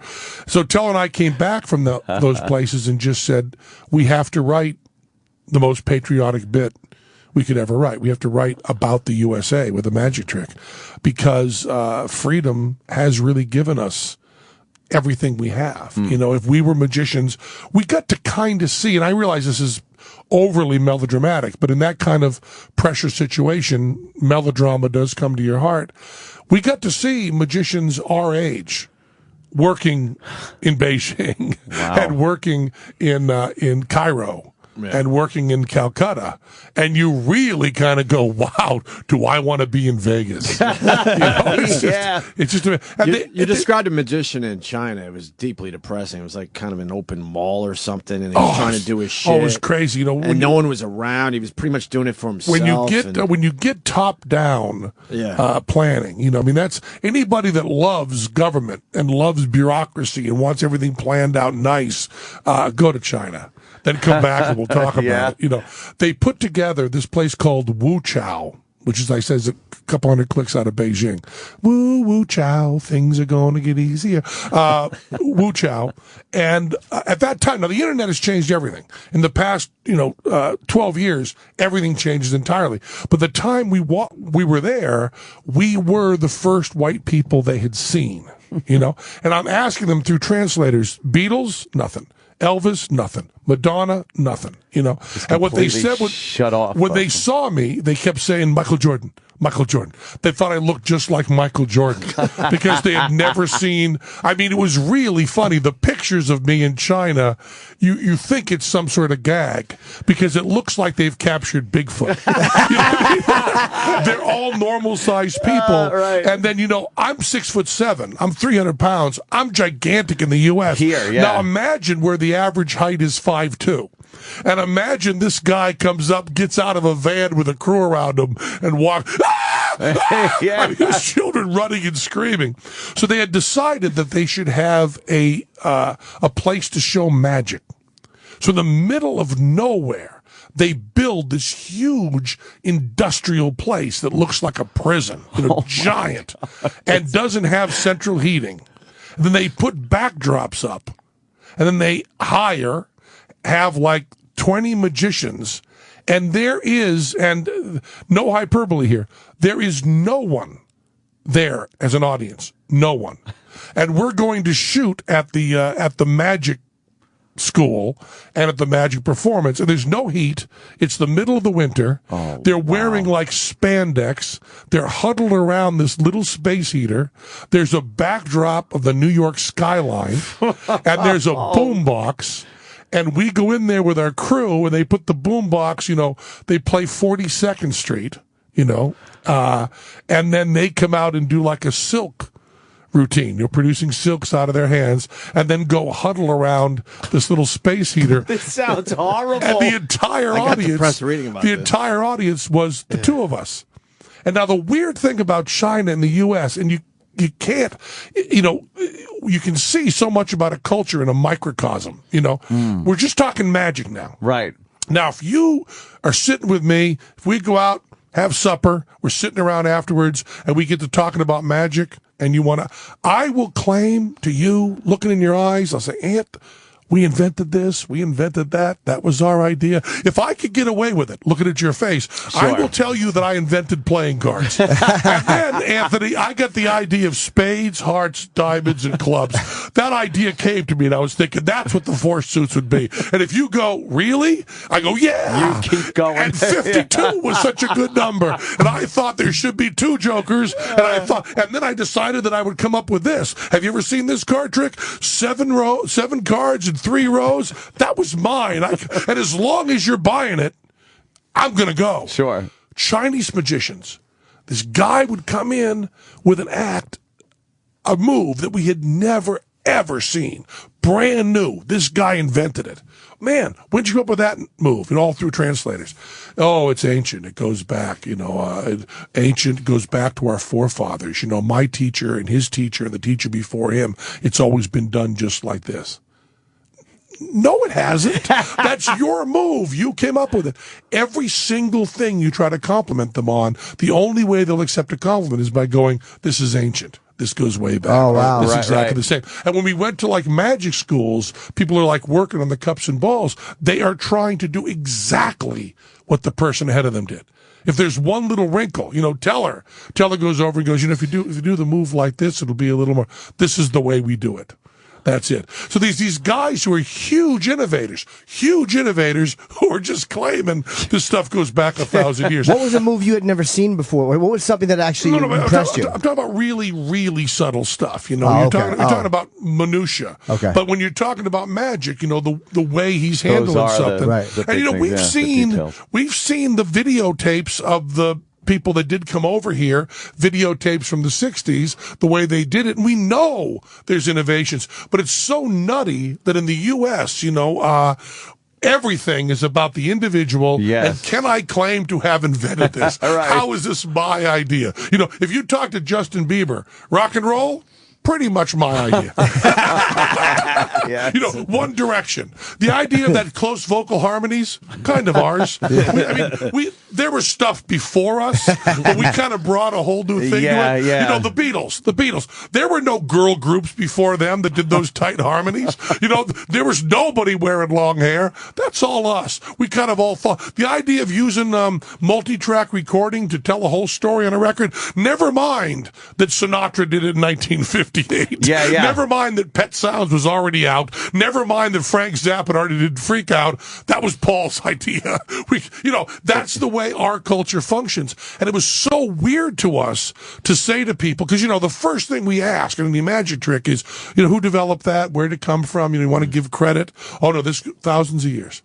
It's this whole societal thing. Yeah, so when we came back, we wanted to just talk about, individualism and and there's a really good argument. You can live a very happy life with a collectivist point of view. It's just so foreign to the way I was brought up. Yeah. I mean, my mom and dad were, you do what is in your heart and what you think is right, and you stay with that. I remember my mom, and as I said, she was, really old, and she'd want to play bridge. She played bridge with Mrs. Cosby, Bill Cosby's mother, because Bill Cosby lived outside of Greenfield, and at the at the retirement center, the old age center, Mrs. Cosby would go, and then my mom would go, and they'd play bridge together, and they were the two showbiz moms. Wow. So I would get phone calls from my mom saying, Mrs. Cosby and I were talking today, and she said you should host The Tonight Show because that worked out really well for her son. And she said that when her son hosted The Tonight Show, it really did boost his career a bit. Oh, wow. So Mrs. Cosby and I were saying that you should host The Tonight Show. Well, Mom, I haven't been asked. I don't even know that Bill was asked. She didn't say Bill was asked. She just showed up. Yeah. How great is that? You think Miss Cosby was just throwing jabs at like to say that my kid's better than your kid? Like, you want to have your son be racially innovative and do a TV show that no one else in his race can do. What? It was great, that New England stuff. But my mom, to talk to the other women at the senior center, she would want to watch these, the daytime shows, which I don't know if it was Oprah then, but whatever it was in the late 90s, and she'd say to me, she always said the same thing. She always said, there was a show today, and it was a brother and sister who were living together as man and wife, and there were no children, and I just didn't know why it was anyone's business. And I go, Mom, if you have that attitude, you cannot watch daytime television. And every single day, she'd go into the senior center, and the women would gossip, and she would say, I don't know why that's anyone's business. Who cares? If they're not hurting anybody, they should be able to do whatever they want. And when I was friends with Al Goldstein, and Screw Magazine, I was watching a news thing after he was arrested for pornography again. And my mother said, do they give these magazines to people who don't want them? And I said, no. And she said, then what's the problem? Mom would have made a great mobster. Just knows to keep her mouth shut, stay out of other people's business. Keep her nose clean. Yes. Yeah. Maybe Mrs. Cosby can let us wet our beaks. But that was it. And when we were traveling overseas, it really was a different point of view. Did you feel like the people were suffering, or it's just their way of life and they're kind of used to it? Is it your perspective? You know what I'm trying to say? At the time, it was certainly clear. I mean, we were over there at the tail end of them having rather draconian laws about how many children you could have. So they were killing infant girls. Amazing. And you had this hotel full of Americans that were over there adopting Chinese girls. And it was just crazy to see because they had limited and they all wanted boys. Right. They were just throwing away Chinese girls. And you'd see these little babies being pulled out of orphanages. And for the people in the U.S.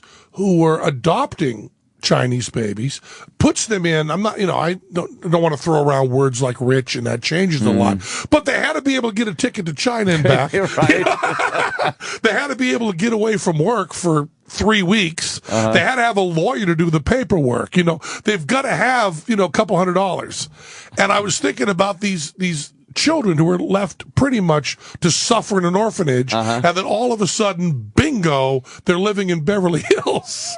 It's just, it's crazy. Amazing. How that whole world, you just, I would just sit and cry in the lobby, because the lobby, this is a 5-star fancy ass hotel where like Bond should be staying, right? And it's just all strollers and all Huggies and all this baby equipment. Wow. And all parents to be. I mean, none of these people have children. They've brought all this shit over from the U.S. in order to adopt the child that they will spend their life with. And now that's all changed. I mean, I want to make it very clear, I was right at the very end of that, and China's opened up, and my friend Matt, the guy who does, Where the Hell is Matt and dances around the world, says that since 2000 to now, the whole world has changed. The internet has leapfrogged people, and the education is just so phenomenal. So how do they handle it now in China? I don't know. Are they annoyed that they were robbed of this information for that long? Are you?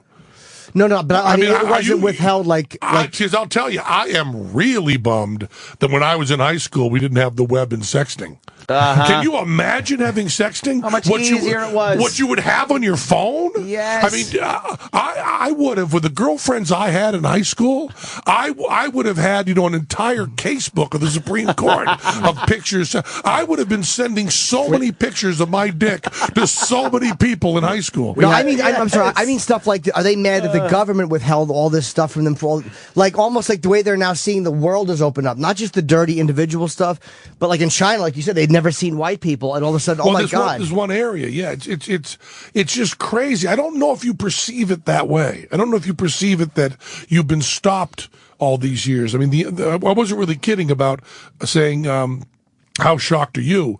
Because when the internet first started flowing over us, I just couldn't. I mean, I used to have to. I'd read a reference in a book and have to get on my bike and go to the library, go through the fucking Dewey Decimal System, find the book and look it up. And I just can't believe that you can say, "Oh, who's Gene Vincent?" and do a clip on that and go, "Oh, the Blue Caps," and they were on it. So who's Carl Perkins? Boom! You can learn You so can get the much song from right on your phone. Yeah, I know. We have taken While you're walking that down for the street, granted. you can think of a song, and if you have a connection, just download it. And we haven't started yet. But there are kids out there that don't know any better. We actually live the complete opposite. You're right. My daughter said, we're in the car, we're driving. My daughter says, "Play Yellow Submarine," and I kind of laugh at her and go, "Well, it's the radio, honey. We just don't have every song here. This is serious. We can't just if Yellow Submarine." She goes, "You have it on your phone. Plug it in and play it." And I go, "Oh yeah. Well, actually, honey, I don't have it on the phone." And she goes, "Buy it." I go, "Oh yeah, we can hear Yellow Submarine right now." Just like and that. It's still, I still can't believe that I can be driving in my car and want to hear, that band Magma from the 70s who performed everything in their own language. I'd like to hear side 2 of that double record set. Everything is available to see or listen to or read.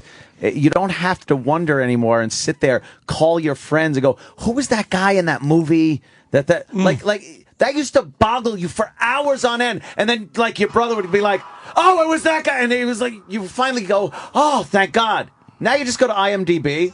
That's it. There you go. All right. It took 15 seconds. Yeah. And I didn't have to buy it. Exactly. All right. Go to YouTube. That is pretty fucked up, man. It's just incredible. We just take it for granted. And we haven't. We do come from a time we couldn't do any of this. I was in. I went to visit Google, and what's his name, Serge, one of the founders. I'm in his office, right? And he says to me, "Talk to me about a perfect shuffle, a Pharaoh shuffle." Mm-hmm. And I said, I've been reading about this, and I said, "Well, it's if you take a deck of cards and you shuffle it perfectly, every card interlaces with every other card, and you do that 52 times, the cards are in the same order they started out.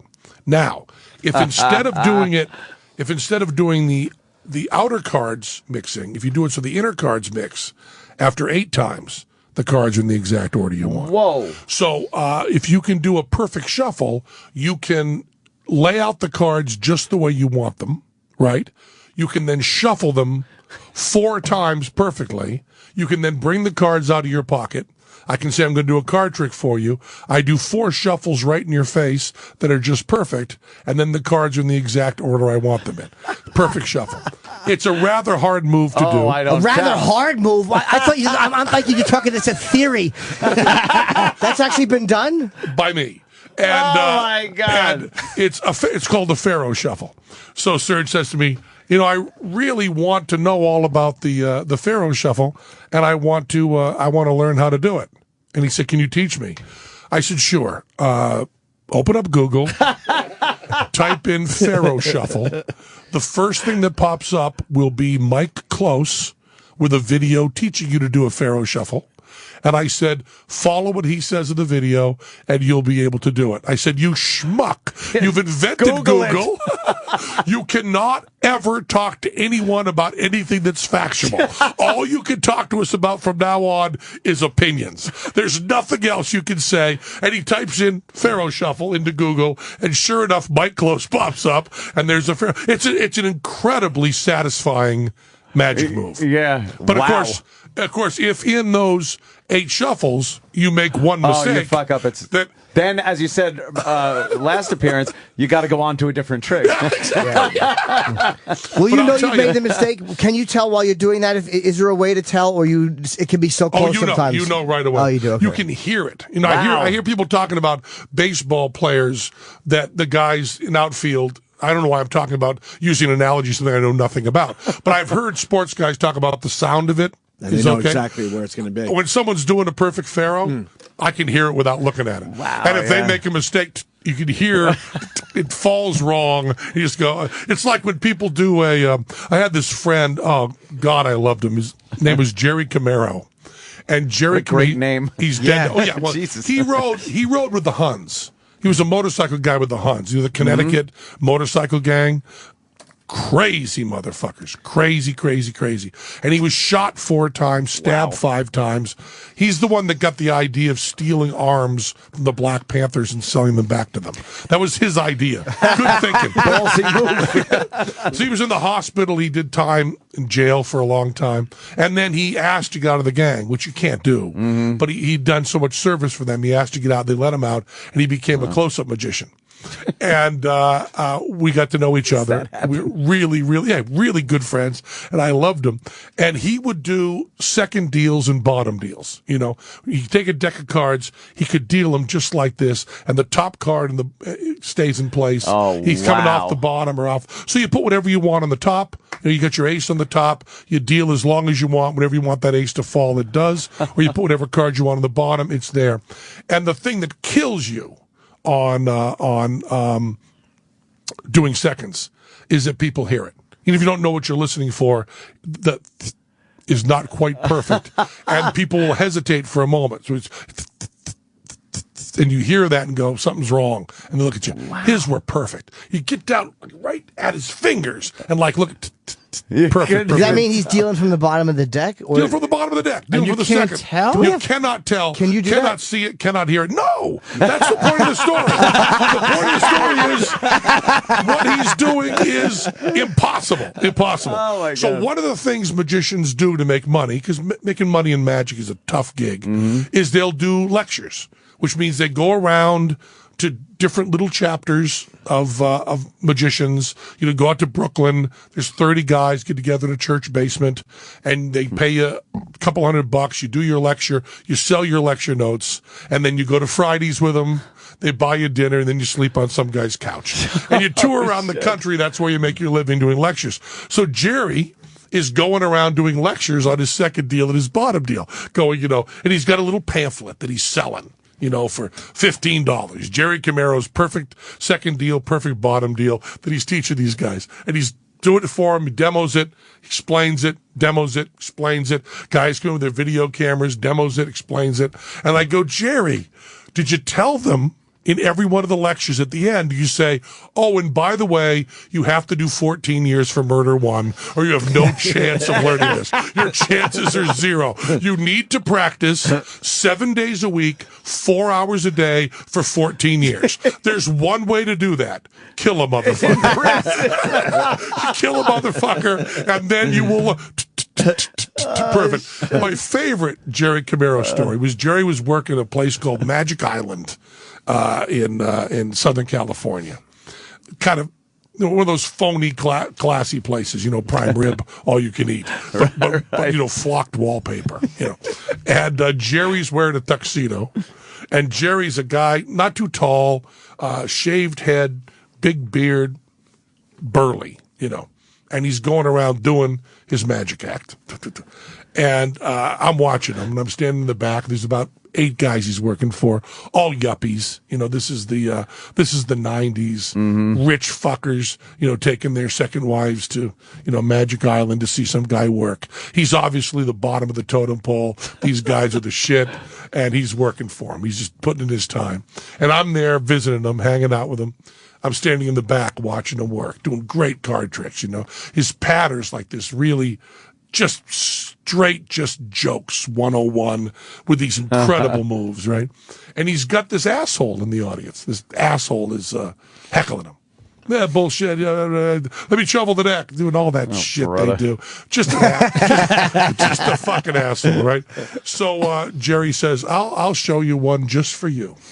He puts the deck down and rolls up his sleeves, pulls out the cards, does this 4-ace assembly, which means 4 aces come together where you don't expect them under his hands. Amazing move. Guy shuts up. He goes on with his show. we go backstage a little bit. He says, you know, I'm glad you got to see that. I had that asshole yuppie, that stockbroker piece of shit. He said, and he was giving me a hard time, and then I did just the 4-ace assembly, and that just shut him right up. It shut him right up. And I go, Jerry, it wasn't the trick. He goes, that's a great fucking trick. What are you talking about, man? There's my perfect second in there. That's a great fucking trick. I go, wasn't the trick, Jerry. He goes, what'd I do wrong on the trick? What, you had a bad angle? I go, no, the trick was perfect, Jerry. That's not what shut him up. He said, what shut him up? I said, rolling up your sleeves. He goes, what do you mean? I go, you roll up your sleeves and it's covered with jailhouse tats. It says, fuck the world. It then says, 1% citizen, 99% criminal. And you have Dennis the Menace on a trike flipping the finger, and it says, fuck the world under it in big letters. And it's all done with India ink and a needle. It does not look like mall ink. This is jailhouse ink. And you say to the guy, oh, you're giving me a hard time? Let me show you something. And you roll up your sleeves. You never saw the trick. And the guy is not seeing anything with the aces. He's just going, guy's got fuck the world tattooed on his forearm, and I was just heckling him. If I keep heckling him, that entire deck of cards is going up my ass, followed by his cock, and I'm guessing it's big. Amazing. Yes, sir. No, sir. From now on. He went, well, a lot of people have tattoos. I go, not like that. They don't say fuck the world. And it was this beautiful image because he's wearing a tuxedo. So he's like undoing the cufflink and rolling up to show this fucking nightmare. A nightmare that assholes can tell from, 50 yards away. Right. Assholes can tell Jailhouse Inc. If you're the kind of guy who goes to a bar and hassles people, you have a sense of Jailhouse Inc. You better, yeah. So why wouldn't you get Jailhouse Inc. For a tattoo instead of going to the stupid mall? Right? That would be a good business, I think. Yeah, Jailhouse Inc. Get a guy who used to do it in the joint, open up a little shop. Yeah, well, they do it It'll with make you look like you're in the joint. It was, Jailhouse Inc. It's amazing how everything changes everything. There was an article written, a nutty article, just to show you the kind of shit that I'll occasionally read, about how Jailhouse Inc. changed because of cassette players. When Walkman hit cassette players, guys in jail learned how to use the motor of a Walkman to move a needle in and out. So Jailhouse Inc. changed to the tribal patterns as soon as Walkmen got into prisons.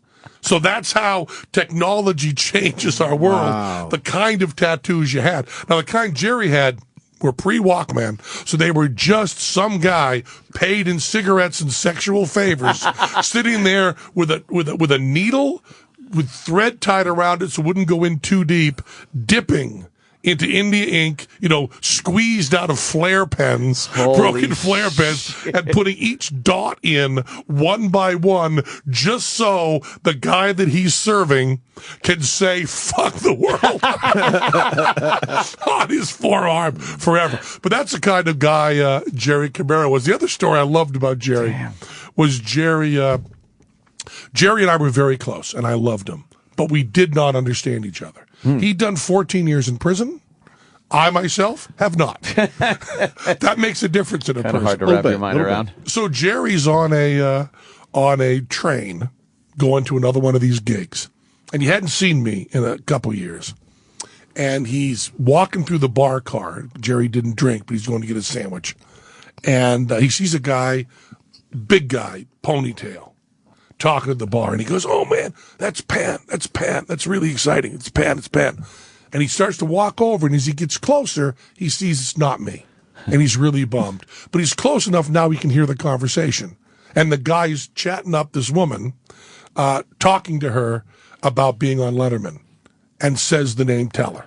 Oh, shit. So he's passing himself off as me. The poor bastard. Oh, man. I mean, he wants to look like Brad Pitt, but the poor fucker looks like me, so that's the lie that's open to him. His possibilities are he could be Randy Quaid or he could be Penn Jillette. Those are the two choices that God has given him.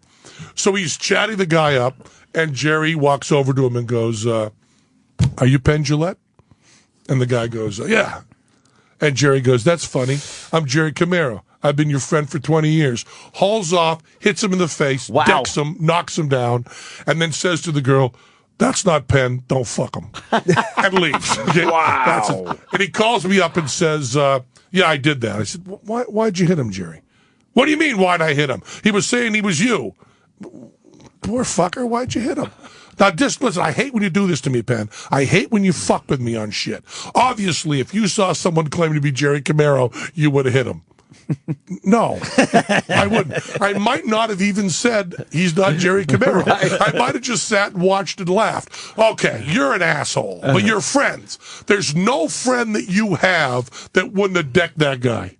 I said, there's no friend I had that would have decked that guy. Don't you know anything about honor and respect and how you deal with your friends? Yes, and they don't include hitting some poor bastard who's trying to get his dick wet by saying he's an ugly guy on TV. And Jerry and I mean, it was a major argument over the phone with him going, listen, I'm just going to, I know you're fucking with me. I know you do that.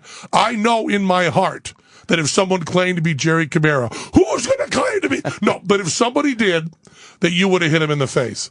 No! Yes, you're just fucking with me. I would not have hit. No, but that was the world's. Man. And Jerry would be in a magic store, you know, and someone would say, you know, Penn and Teller on Letterman last night, not my favorite bit. Over the counter, guy against the wall. What the fuck? He's a friend of mine. That was a good shot on Letterman.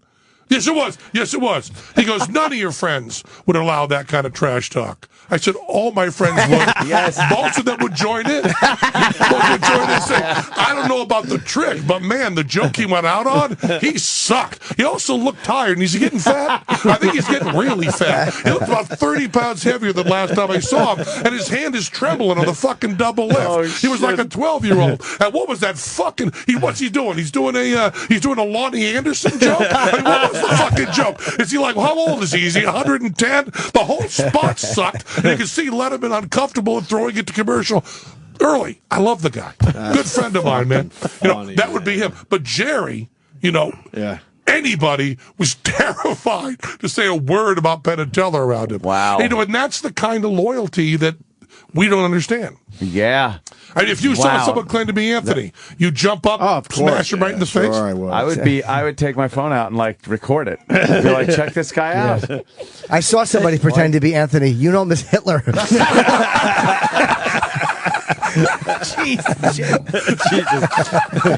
We only have a couple minutes left. Oh God! Did you ever explain the red nail polish? It's for my mom. It is for your mom.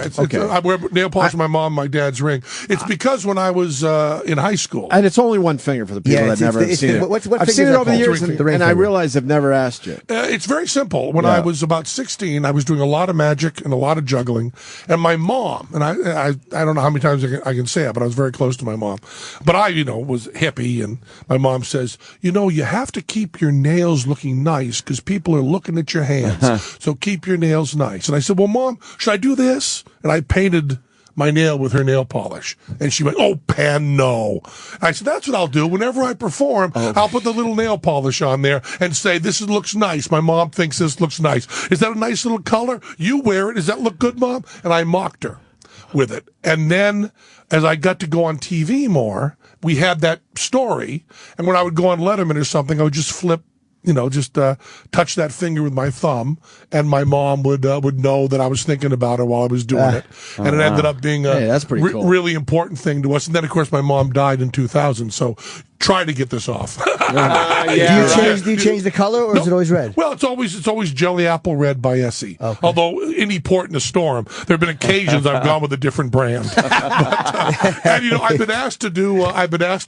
I've done movies where I'm acting and not playing myself, and they say, you know, the nail polish has to come off, and I go, okay, and then the whole scenes I'll do with my thumb over my fingernail so that they can't tell that I still have it on, and I'll do the whole scene, all the talking, everything, and just go, I'm not taking it off for you, motherfucker. It's for my mom.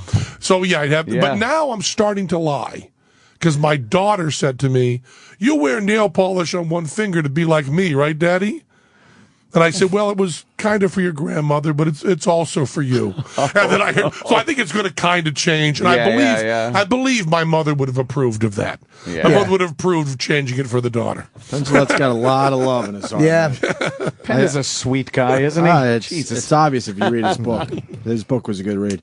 They're saying great, you man. have to go now, so Okay. I guess we'll all go together. We'll all get out of here. It's not a Penn, vacation. always terrific. What a great way to end our year. Thank you so Love much for having coming Penn. in. I just Absolutely. love doing this. Is maybe much the fun. only show that I see on the schedule and not just go. There's a lot that I'm okay with. You know, there's a lot that I don't dread, but I actually go, oh boy, and I actually say, That's cool. leave Fuck, man. headroom Nice so I chunk. can be on there and hang around. It's We like- love we having certainly you. appreciate it. So much fun. Sunday school, that's going well for Penn you. Sunday School's doing great, the podcast, and every day is an atheist holiday, the big old book. Yeah. That's it, I guess. great, man. Jimmy? Yes, New Year's Jim? Eve in Buffalo, 28 through 31, and April 11 through 14 here in New York at Caroline's. And the rest of my dates, I made a commercial that will play over the holidays. And my CD is No Baby for You. It's out. I love how he just goes, How many times can you plug? They've all heard it before. They're tired of it. We know, You're Jim. doing what, three shows up on Jimmy. New Year's Eve? 7. No, I'm doing like 2, 2, 1, and 2. In Buffalo? Yeah. In December? It's fucking, believe me. Who's booking that? I know. Who's fucking booking that? Well, I found out the That's what we fucking were gig in saying. Juneau was already booked, so I figured I'll take Buffalo. I think you're Thursday, Friday, Saturday, Sunday, Monday up there, I believe. I am, yeah. It's only one show Wow. Sunday and 2 the other night. So go see Jimmy in the Buffalo area. It's Come down selling well, from- actually. I think come I'll do down very from good. Canada, The big please. advantage is they have fucking nothing else to do. No, not And at there's all. not one thing that they can do besides see you. It's either see me or you're fucking freezing to death. yeah, Two Jimmy Norton choices. is the Beatles. Come with him on stage and huddle together for warmth. I did 3 years up there. I know what you're talking about, Penn. Yes. 3 years of radio up in Buffalo. Land of the Good people. unfuckables. Good people, though. We used to call them Buffalo Betties. Yeah. Buffalo Shit. Betties. They kept you warm at night. Yeah. Their This big Sunday. sweatshirts. This Sunday. It's this Sunday at 89 North Music Venue in Patchogue. Me and my brother and the other guys from Rotgut going to be playing there, also with Almost Journey and To You. That's this Sunday at 89 North Music Venue in Patchogue. Be there. Yeah, thank you. And that'll do it, I gather, huh? Sure. Everyone have a great Christmas or holiday or whatever the fuck you want to call it. And and we'll see you in the new year, as they call Penn it. Jillette, thanks again. Thank you. Now, because we got Penn Jillette outside the studio, and Roland just handed us ice cream. Yeah, I normally wouldn't eat ice cream this early in the morning, but I'm going to have a couple of Hey, bites. Penn. How you doing, How you doing, man? my friend? Good to see some friendly faces. Absolutely. What's up, Penn? Oh, I'm going to try out some of this ice cream here. You Look, better. The ice cream man. looks all right, brother. It's really good. It's really good. Way better. Look at the packaging. My God. Oh, my God. Will this actually be in stores? What do you mean, will it be? It's in stores now. Oh, sorry. And, you know, we've already bought several cartons. That's what we're supposed to say. This is so creamy and It's delicious. creamy and good, and it's Oh, look mine. at the chocolate in here. Oh, my God. I'll have a couple of bites. I've been on a good diet, but I have to try it. It would be, yeah, it would be impolite. Oh, my God. Ice cream is so good. I'm going to have such gassers on the plane today, too, because lactose does that to me. That's my main motivation in trying some ice cream. That's right. Yeah. Yeah. Jimmy goes, yeah. What's the story behind the ice cream there? Well, you know, I'm on this television program called Celebrity Apprentice. Yes, we do know that. And the final task, 'cause I'm a finalist, you know. And last time I was here, I was already a finalist, but I kept it from you. I know You you did. did. I did. I That's kept it good. from you. We tried And, to get it out of you, too. I know. But I was a but you knew in your heart. Yeah, we did. You're like We did. Nixon. You know in your heart he's right. How good is the ice cream? Oh, my God. So we had a design for Walgreens, or as it is in New York, Duane Reade. We had to design an ice cream, and Trace went with carpet fibers and shit as his flavor, and I went with this rich vanilla ice cream with sea salt chocolate and fudge caramel candy pieces. It's all about the sea salt, sir. This is amazing. Yes, it is, and that's my idea. Sea salt is taking over the You know world. what? Yeah. That's pretty good. You just won. Right I just when you nailed said it. that. I think I did. Yeah. Right when you said that, I got a taste of the chocolate with the sea salt. Yeah. Who would think that would be good with ice cream? It is. Penn Jillette. Exactly. Celebrity Apprentice. That's the answer. You're also a magician with ice cream, my friend. And it's $100,000 to whoever sells the most ice cream to our charities. I thought per carton. Yeah. And it would be a bargain at that, wouldn't it? Wait, I got to ask one question before I endorse your ice cream. Yeah. Does the other guy have peanut butter in his ice cream? No. Oh, okay. I hate peanut I'm butter. all in. I'm He all has in. macadamia maple. Oh, really? No, that's terrible. That's a good reaction. That is it. This is all American. When I said carpet fibers and shit, you went, yeah. When I say macadamia and maple, no. You know, and my charity is a charity Opportunity Village in Vegas. It's kind of a David and Goliath thing because he's got. Yeah, I was hoping he would go for American Nazi Party, but instead he went for Red Cross, which is a fine charity. But you know, $100,000 to a local charity in Vegas that helps people with intellectual disabilities get jobs is huge. You know, $100,000 for the Red Cross. It's like, fuck you, $100,000. Yeah, we got that up our ass. So you know, I'm hoping, and I've been eating this ice cream, you know, because I go on shows. Yeah, you know, and I eat the ice cream for show, but I still end up eating it. I love it. It's so good. And I mean this very sincerely. That might be the best ice cream I've ever eaten. I'm not being polite because you're here. Well, thank you. That is fucking amazing. Did you actually come up with this? Yes, that's the nutty thing about Celebrity Apprentice. I don't know what's real with that shit. Well, no, most of Celebrity Apprentice is just real. They don't read stuff behind the camera. They don't do retakes. All that stuff I've done in every other show, they don't do. Is there a way I could bet on the winner? Because you got this. You got this. Okay, well, good. You know, I hope so. Hold on, I had a second crazy. question. So you came up with this, right? Yeah. It's an amazing flavor. Jimmy's saying it's the best ice cream he ever ate. I really mean it. I can't stop. Does freaking Donald Trump own this ice cream now, or do you got a piece of the action? I have a piece of the action after a year. Oh! No one's going to care in a year. Wait, don't say that. Please don't say that. There's going to be another ice cream in a year. You just throw me away. Discard me like your cum-filled socks in the bottom of the bed, don't you? I'm looking out for you. That Donald Trump is tough, is what I'm getting at. You come up with this amazing flavor, and you don't get the action until a year from now. This has longevity. Yeah, people will come think back it has for this. longevity? Plus, Penn's famous enough to go out and promote it yourself after. It's like You are famous, Penn. Well, thank you. You're very you look famous. thinner too. Oh my God. I'm thinner and famous. They go together. Look at Angelina Jolie. So I'm a finalist. I'm a finalist on the show. Congrats. And it's got to this. me and Trey. We don't know. I think it's going to be very, very close. But the funny thing is, every other year, most of the years, they've had real animosity with the two finalists. Right. And Trace and I get along great. You get along, yeah. Get along wonderfully. There's no because you know why would there be animosity on a television show? But there sometimes is. Yeah, well, people get very competitive. Sometimes we're competitive. We're doing the best we drama. can. I think sometimes they make drama. You know, you guys get along though. Very well. You're performers. Yeah. This ice cream's ridiculous. Fucking, I gave mine to Sam. I ate like fucking 5 bites and it's crazy. You're not going to get mad if I throw this away because I can't eat this whole fucking thing. Give it to like Roland. It's too good. Give it Roland to eat it. So goddamn good. Wow. And it's only until Saturday that it counts. I've gotten to the salt part. You know, there's a bunch of there's every Walgreens, every Dwayne Reed has it. I suggest very strongly you not even try his flavor. Yeah. And if you try his flavor, it doesn't help me at all. Let me tell you something. Don't try his flavor because the guy hasn't come on our show. He doesn't come on your show? No, it's all about Penn Jillette. Good. Don't even try the other flavor. Just buy Penn's ice cream. Macadamia maple. It sounds terrible. Yeah, well, I don't care for it, but some people Maple's do. only good on pancakes. That's a niche. That's it. That's a niche flavor. This is a flavor for the people. This is universal. This is the people's flavor. You got your vanilla and your chocolate right in there. It's all American. You are.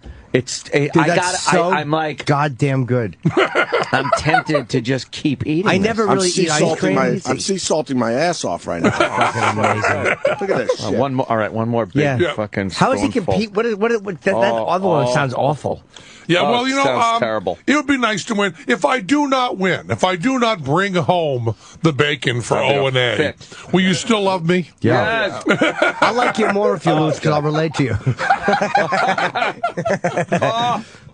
Oh, by the way, on Penn Sunday School, for those who listen, this Sunday is Jim's show. Oh, good. Because I'll be here doing Celebrity Apprentice. We're rolling that in now. So you'll be on. That was a really good show. You know, I understand why you have him on here. He's good all the time. Finally. Jimmy's great. Finally have an understanding of why we have this guy on here. Sam, you're enjoying your ice cream? It's delicious. When is the finale for Celebrity Apprentice? This weekend? Sunday, yeah. Okay, so we're right there now. Yeah. And that's live? Yeah. It is, okay. Well, they do they roll in it's a 2-hour show. They roll in about an hour. And then we come out and they try to get us to, I guess, arm wrestlers. How hard is it not to tell people you're a finalist? You had to keep that quiet for how long now? 4 or 5 months? What if in my skill set, keeping secrets is there? He's a fucking magician. That is true. Oh, fuck me, man. I could deliberately mislead you if I want. I didn't even have to do that. This is like, did. and the NBC says to me, this is very important that you keep. I go, yeah, we catch bullets in our teeth. I think I can handle this. Yeah, I talk an awful lot. But you'd be surprised at how much I'm shutting How up. little you say. Yes. I don't give you the hints when I'm not supposed to. I thought of you. I did a show, TV. I was doing Red Eye, and we were joking about Sylvia Brown and how she was wrong. And so the word fraud came up, and I said, no. I said, I'm not saying she's a fraud. Oh, that's right. I'm just saying I refuse to. We learned that from Penn last time. No reason to go down to Chinatown for that. No. That is not a hill that Jim Norton needs to die on. Absolutely not. I'll bash her. I'll make fun of her, but there's a big difference. Don't call her a fraud, you can't call any of them fraudulent. What's your thoughts on Sylvia Brown? I mean, it's just when you think about the sadness, this is the answer to what harm does it do? Right. Well, it does a lot of harm. Right. A woman died not knowing, that her daughter was still alive, right? Yeah. And for the people that don't know, Sylvia Brown went on Montel Williams, was it? And told the mom that the daughter was dead. I don't know what show is on. Yeah. And it's just heartbreaking, and that's not the people who, lose money and all of that. But I always say that pain is nothing compared to, my mom and dad are both dead, and my sister. And, all I have, and one of my most precious possessions is my memory of my mom.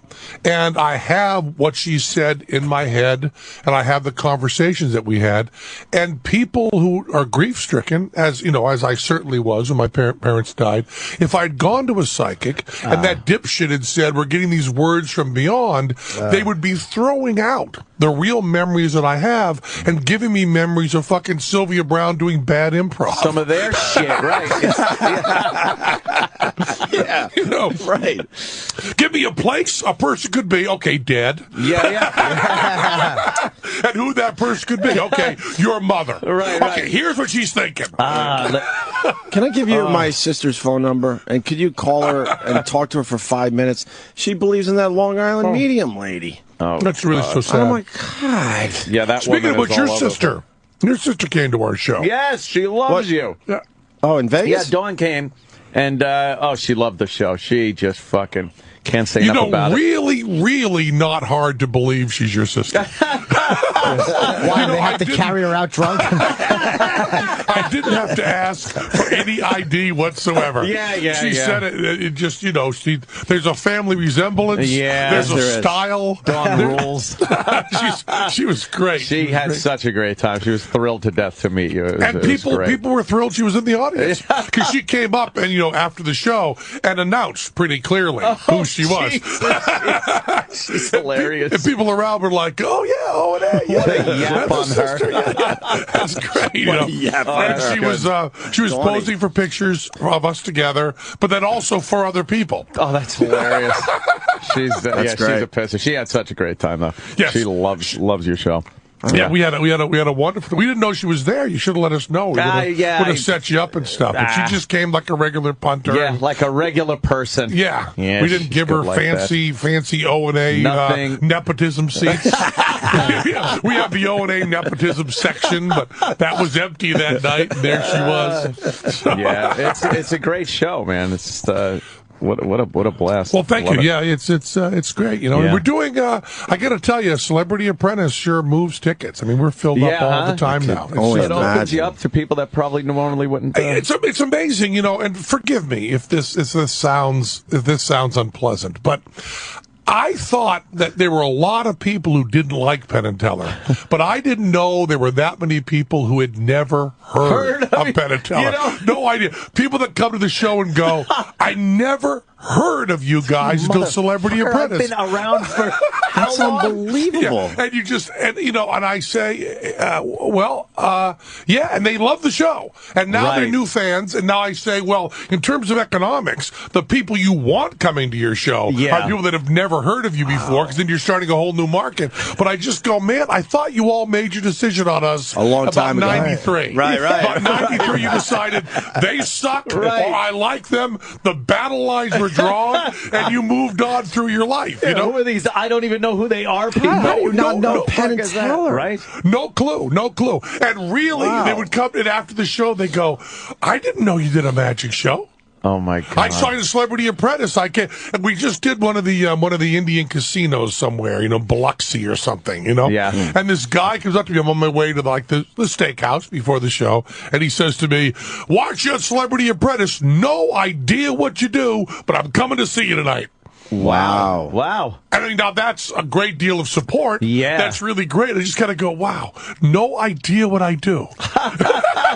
Boy, that's kind of a kick in the ass. But kind of like shit. Saturday Night Live, Letterman, bullshit, all those things just blew right by. There's a certain segment of the population that doesn't know, And I was talking to Bob Dylan's manager, who said, you think you're surprised. Oh, wow. No. All right. No fucking way. And I said, no fucking way. He goes, fucking way. Occasionally I'm on the phone, and I'll say I work with Bob Dylan, and they'll go, who?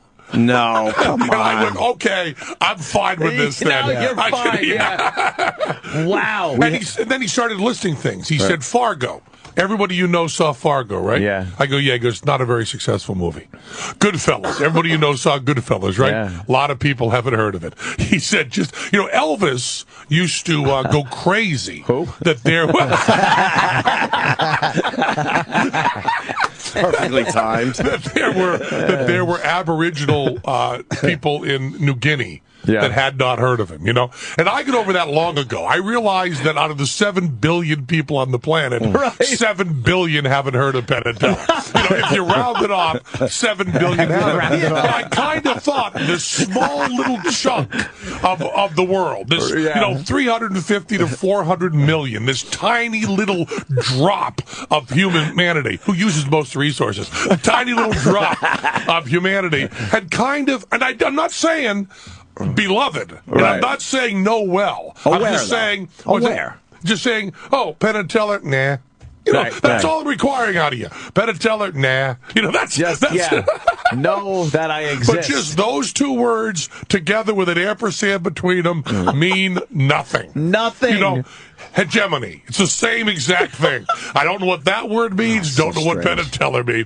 Boom. No idea. And I do want to say, because this is something is that my charity, Opportunity Village, which is what you'll be buying the ice cream for at Walgreens, Duane Reade, it was Elvis's favorite charity. Oh, really? Yeah, the scarves that Elvis used to take off his neck and wipe his brow and kiss and throw.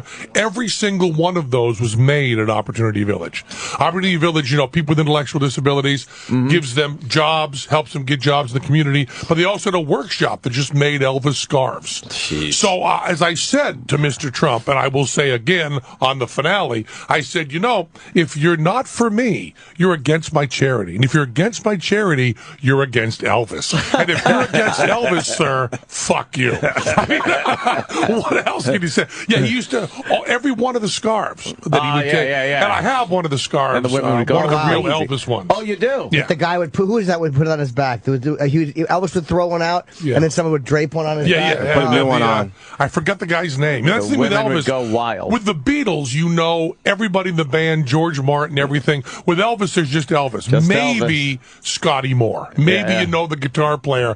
But if you say to somebody, who's Elvis's favorite drummer, no idea. So the guy that put the scarves on, not a chance. He's way out of the mix. Yeah. I met his best friend at Dice's wedding, Jerry. Okay, I'm getting close to you there. Yeah, Jerry. You got that Elvis connection. A little bit, man. Is that the brother of the guy who put the scarves on Elvis? I don't know what he did. Jerry something. I don't know what it is. But he's saying he was best friends with Elvis? No, Would Elvis he's in say all the same videos. thing if he was alive? Yeah, he's in all the fucking Elvis videos. And all I know. the I keep dipping into the damn ice cream. I'm actually staring at Penn's ice cream like it's tits. Because I don't want to throw it away in front of him. That's not the reason. You're actually enjoying it, aren't you? I already said I'm enjoying it, but I'm enjoying it so much I don't want to eat the whole damn thing. I just gave mine to fucking Sam. Yeah. I'd save it for later, but it's going to melt all over the place. I would never have thought that's sea salt. You taste it in the chocolate. Sea salt's there's a little, the shit. Little salt in there. Yeah, it's good ice cream. We get the dark chocolate with the sea salt at home. God, we got to little caramel. We got to go into a lab, like a food lab, and I'm thinking they're putting us into coats and shit.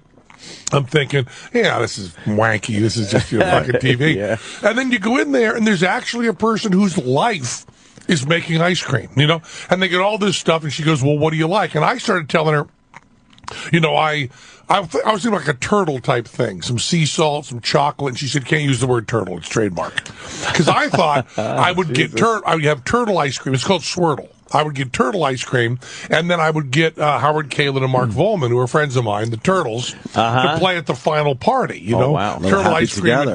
They said, "Oh no, turtles with ice cream. Other people own that. That's copyright problems." They do, huh? So we went with Swirtle. I like Swirtle. It's kind of catchy. It's very catchy. It's got the swirl of chocolate in there. Hey, did you ever think you would see someone you knew on the carton of a dairy product, Jim, that wasn't locked in your closet? No, not at all. Yeah, exactly. I've got quite a few of the milk cartons autographed. Magic really Swirtle. There it is. Yeah. Nice. And a picture of me. Yes.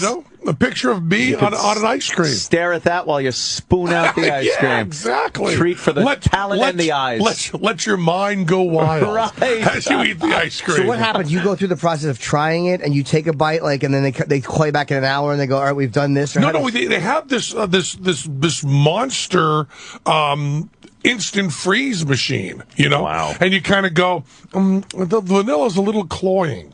And they go, okay, let's pull it back a little bit. And they go, and you go, And Dennis Rodman has this incredibly sophisticated ice cream palette. So Dennis Rodman's sitting there going, a little bit more salt. Really? And she goes, okay. And you go, wow. Because I was satisfied with the ice cream like 3 steps before Dennis was. Right. And so Dennis is just tasting. Then Dennis goes, it's perfect. Like, okay, Dennis, go get dressed for the party. You just brought him along, or he was on your team? He was on my team. I had Dennis, LaToya, and Lisa Rinna were my team, and we put it together. So how's LaToya? Is she nuts? Is she nuts? No, that's she all isn't. I know. That's why I'm asking you. It's surprising. Because we all think people that have met her say that she's not nuts, but she certainly portrays it's remarkable that she's because nuts. I didn't get to work with Dennis or with LaToya for the whole season. And then they threw them on my team at the end as kind of a change-up, see how we do. And LaToya, I was kind of hesitant because I had never worked with her, so I thought that she was nuts. And I thought she was really straightforward and kind of smart. I don't mean, smart like Richard Feynman smart. Like I don't think Stockholm is on the phone going, which Nobel do we give her? It's kind of tough. It's either chemistry or medicine. She's got both in the bag. We can't give her both. Which do we do? I don't think Stockholm's having any trouble with that. No. But for show business, which, is a whole, that's the Special Olympics of intellect. Who's she above in smarts? Well, Who's just below her in smarts? Just below her in smarts? I don't know. Probably Stephen Baldwin. Okay.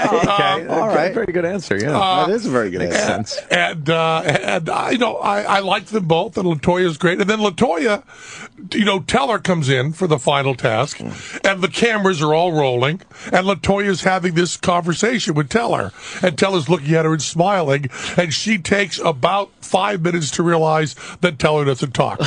And then we realize that LaToya Jackson has never heard of Penn and Teller. She's one of them.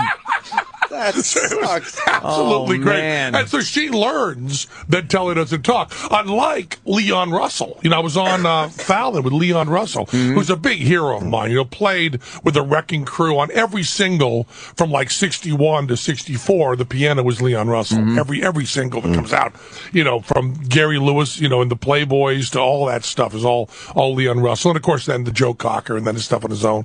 And he's there in a wheelchair with a long beard and the long hair. And I walk up and I go, Mr. Russell, so nice to meet you. He goes, I don't suppose your partner's going to talk to me. Oh, there you And go. I went, So he knows. Wow. Leon Russell knows. Because I'm okay with that. With people that, like Leon Russell, should never have heard of Penn and Teller. Yeah, He's got better things to do. But LaToya Jackson, she's got 5 minutes. Find out who Penn and Teller are.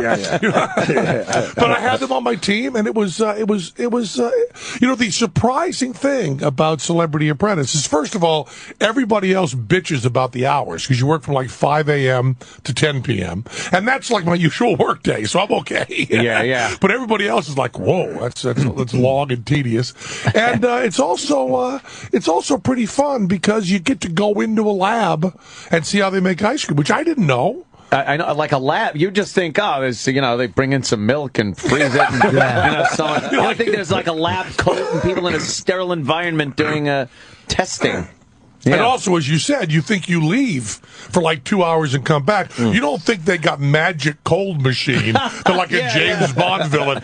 Batman, Mr. Freeze. Oh, you want ice cream instantly? Bang! You would think the quality wouldn't be as good out of that instant freezing. Well, have you ever had liquid nitrogen ice cream? No. Oh, then you have not lived, sir. Really? Find yourself a supplier because it's illegal. Because when I do, other people do illegal stuff. It's like drugs and hookers. When I do illegal stuff, it involves sub-zero gases. Right.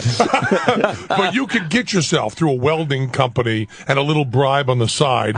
You can get yourself a container of liquid nitrogen. They used to do in the school shows. They freeze a banana and smash it, and then you just take a metal mixing bowl. And you put in some cream, some sugar, some swirl, put that into a bowl, just as soup. And then you take a doer, as it's called in the chemistry biz. See, Stockholm's got me on speed call. And you pour it into there while you mix it. Now, of course, if you spill too much on you get frostbite and you die. Yeah, true. But, that's why they try to keep it illegal. Fucking pigs. And, just because it can really fuck you up making ice cream.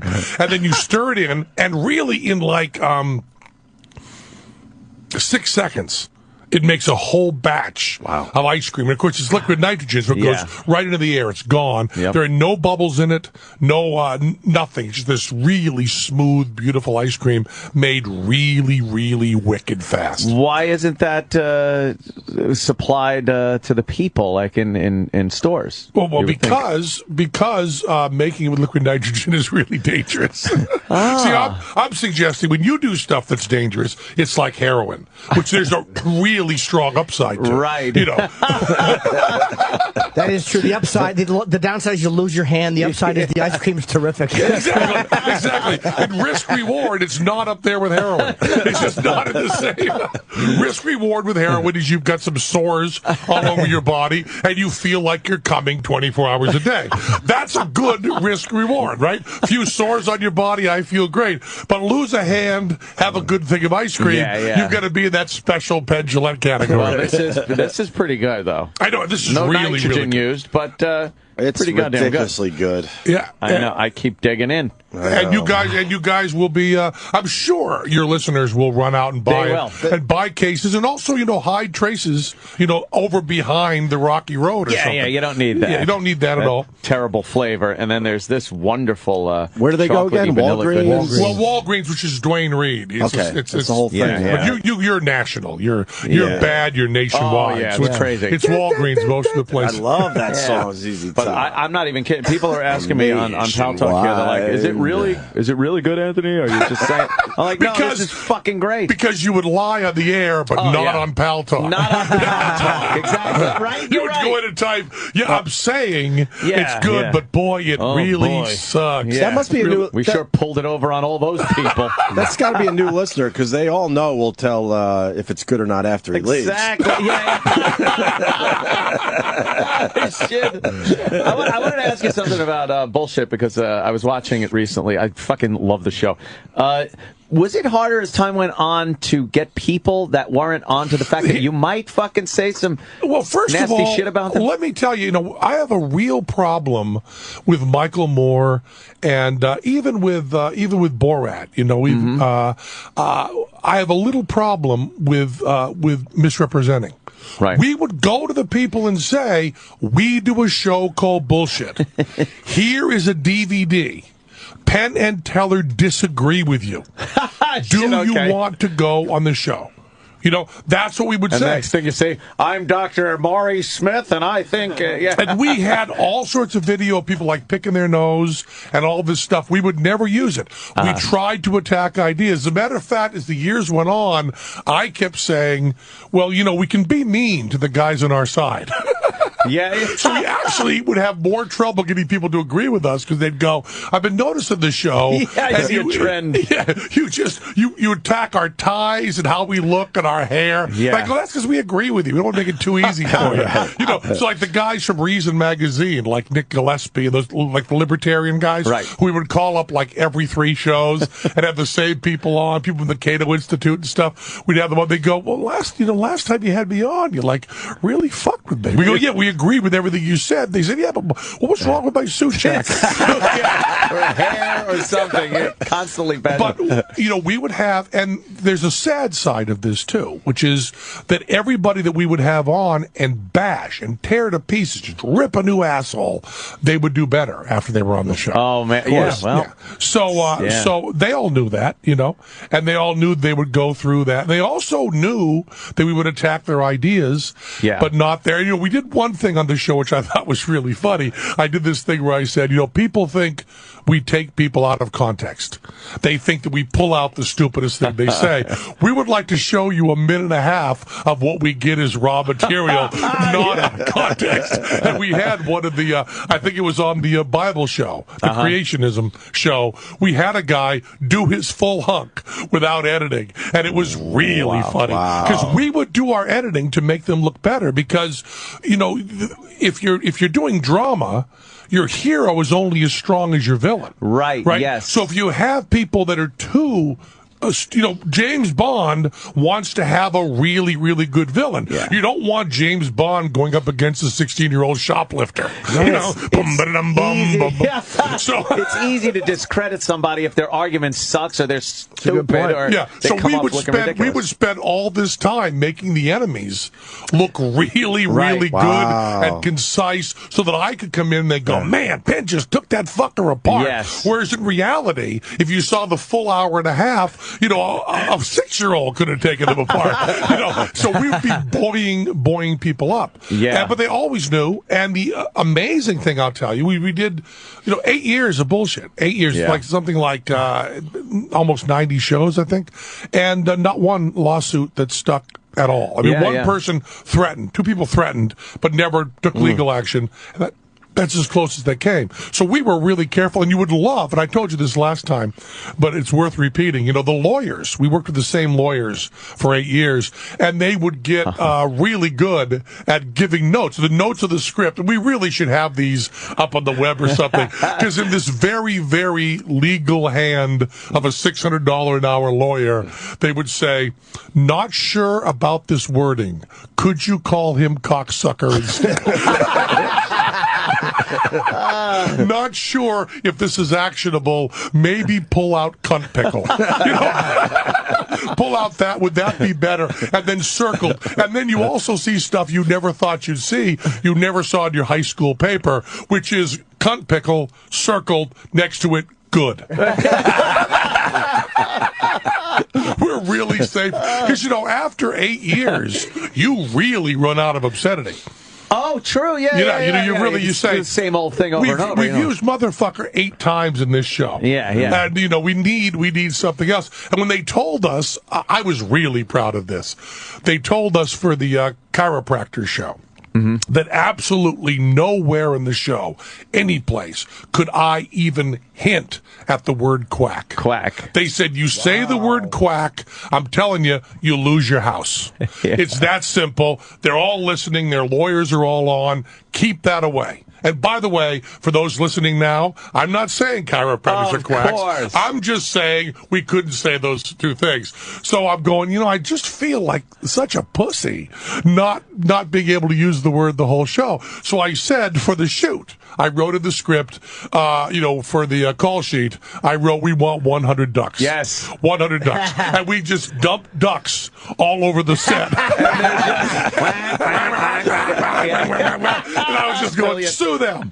Just sue them all you want. So I'd be going, we're talking about chiropractic. Yeah, that was brilliant. And I never said it, and the ducks are all over, and we never even explained. Yeah. We never said, they're speaking for us. Oh, you didn't never have to. underlined and nothing. It's just all, and we did the multi-level marketing. I loved that one. The word you can't use is pyramid. Right. So we had a blue screen of Gaza behind us with the pyramids, and we were in Egyptian outfits, and no mention of pyramid scheme. You couldn't say that word? No. Oh no. Wait, are you worried too when you say they're all watching? Like if you say so and so's a quack or this profession's a quack, that people watching in that profession can sue because you're hurting them, or just people? It's very, very difficult if we say chiropractic in general. But our problem was we had a particular person on screen. Right, okay. And then if the show included that could be all stopping them from making a living, defamation of character. There's all sorts of things that are there. And also all sorts of things that I hate it when this is true, but a lot of times the law is correct. And you shouldn't be able to rip an individual apart without me doing due diligence. And what exactly would be due diligence for me to call someone a quack? I mean, how much research do I have to do before, in good conscience, I'm not even talking legally, but morally, how much do you have to know before you discredit someone's entire medical practice? Yeah. Now, in general, it's really easy to do, and in theory, it's really easy to do, but an individual, you want to be very, very careful. And they could easily call people that would say, this person helped me and changed my life. Sure. So there goes your argument right there. That poor bastard that was selling the drinks on that multi-level. That was heartbreaking. I felt that so was bad for that was one of the shows where we didn't really have villains. We were so much on their side. It was just a fucking cast of victims, that show. Can you explain? I didn't see that one. Multi-level marketing are like when they have a product that you sell to your friends. Right, of course. And there's always X amount of money to get in. So you pay $5,000 and you get a case of this stuff that you're going to sell to your friends. And it's never about selling the stuff. It's about selling the business to another. Of course. Right. So the stuff, you can't possibly make money on the stuff. No, you sell the whole business. Yeah, I want to know about the guy that you felt sorry for. So, we did this when there was a real downturn in the economy, and a lot of people who'd lost their jobs were investing $5,000, $10,000, $15,000 of their savings to get into this business, and then trying to get their other friends into it, and then finding out that they didn't want to rip off their friends and had a cellar full of shit they couldn't sell, and had also taken, if you lose your job, even if you don't lose your job, $5,000 is a serious chunk of change. It's not like, we're not looking at people losing like $100, which still is a serious amount of change. That's a lot of groceries. I don't mean to dismiss that, but I'm talking about $5,000 changes what you do for the next 2 months. It really does change what you do. No matter who you are, that changes it. And we were getting people to put this money in, and these were people who had been ripped off and sucked in, and were on camera going, I'm not going to sell this business to my friends because I would just be ripping off my friends. Yeah, because they realize it just doesn't. So I guess I'm just kind of eating this. When he went when that one guy, how bad was the product though? It doesn't matter. It's a widget. It doesn't matter at that point. The products are all okay. Just okay, though. But they're not. It doesn't not matter. Worth pushing. It doesn't matter how good they are. The fact is, you can't make money unless you sell the whole business. Yeah. And it's simple. It's one of those simple things you see. It's shaped like a triangle. Right. Exactly. Like a three-dimensional triangle. Legally, why wouldn't somebody classify as pyramid? Is the pyramid thing kind of like is that a copywritten thing? Or pyramid is a legal term. Oh. A Ponzi scheme or pyramid. Like a Ponzi scheme would be, let's say, Social Security. There you go. Which is, if you get it early, you make a lot of money. I'm I'm just telling you right now, if you're under 25, Social Security, you're getting fucked. Just in case no one else has told you that, at least you can hear it on O&A. All the money you put into Social Security, you are not getting it back. Look at classic pyramid schemes. The base can never support no, they what's can't. No. on top of it. The big trick of a pyramid scheme is be the first guy. Be that fucking pointy stone. If you haven't thought of the pyramid scheme yourself, you don't want to be involved in it.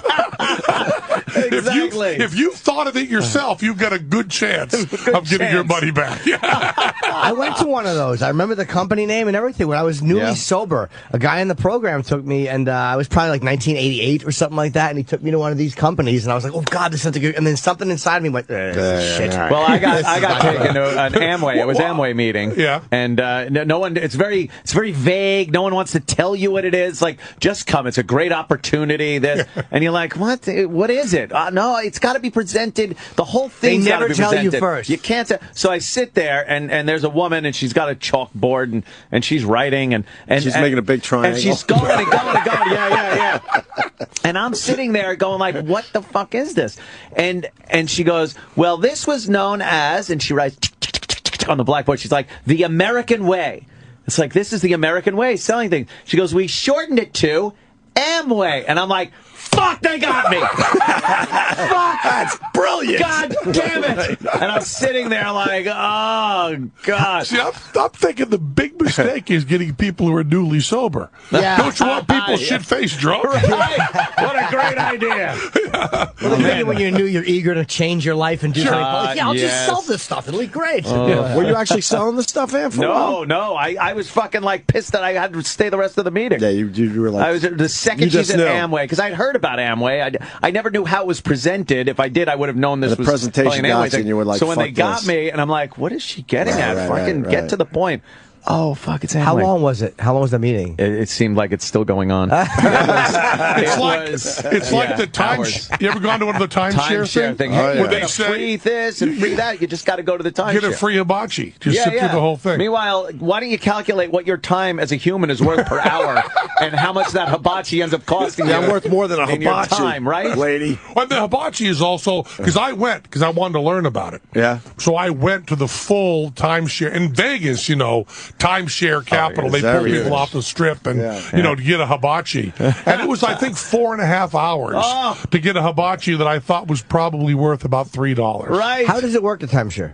A timeshare is you buy a property that you can use 2 weeks a year. Oh, 2 weeks. Okay. So or 3 weeks, whatever. We you had buy. one in our family. You chip in with a bunch of people and like everybody. Well, there's a company that sells them and they break them up. Basically, you got to go on vacation to the same shitty fucking condo every year. That's what it comes down to. And you have to. How far in advance do you work out what weeks are yours? All that depends. It looks great at first, but then year after year, you're going back to the same place. They'll also tell you that you can trade that for another place. You buy your timeshare in Terre Haute, and you can get the one in Aspen. Yes, sure. Yeah, and sure you can. It turns out that deal's a little hard to make. Yes.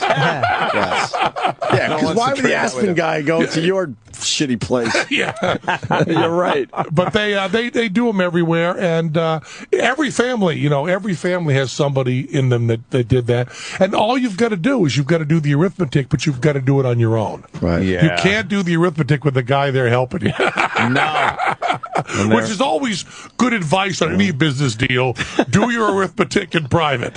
Don't have the guy who's making the deal with you go, you don't have to carry the 3. Oh, I guess I don't have to carry the 3. Okay, right. No, right. Just add it right down there. Whatever you say. Yeah, getting fucked. You got to let Penn go. He's got a busy day. He's a very busy man. Yeah. They're telling us, by the way. Amazing. For real. Amazing ice cream. I love this stuff. I'm going out and buying some. Good. And bringing it home. Please. Yeah. Cases. And it only counts till Saturday. Oh, there will still be cases. ice cream after that, Yeah. but I don't give a fuck about it after that. I want for my charity, Yes. buy it right now.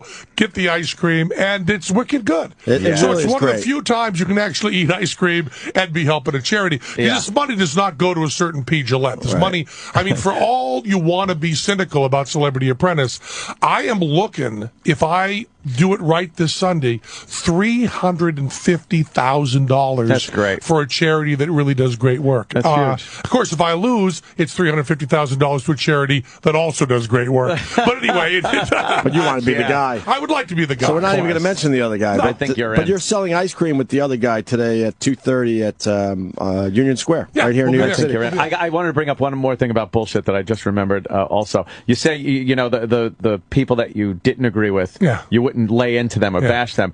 But man, would you do a great job of keeping the camera on them just a little too long? That is when they would talk and they're done talking. They'd look at the camera and do that uncomfortable look to the side thing.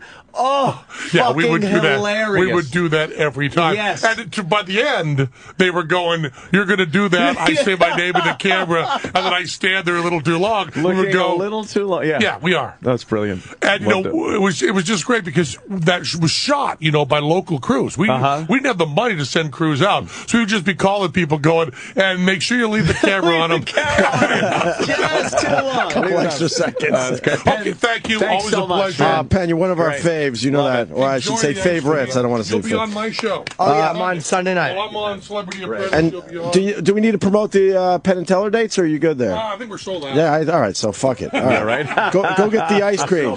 Penn Jillette's Swizzle, right? At Swizzle. Jesus, Swirtle. Yes, the one with Penn's face. But the for problem love of is, God. Swirtle's really small on the packaging. All right, There he goes. Go buy Penn's ice cream. It's look, he's not in the room. It's so fucking Yeah, good. of course I it is. can't stop eating this shit. That fucking ice cream.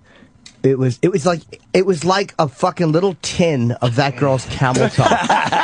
It was really delicious. Penn left his here too. Oh, it's so good. And whoever wants it, I don't like throwing it out because it's fucking good food. It's getting mushy now. Yeah. But which is also good. Got It's him. in that. You want more? It's in that fucking. Oh, it's mushy. Hold on. Does Troy want some?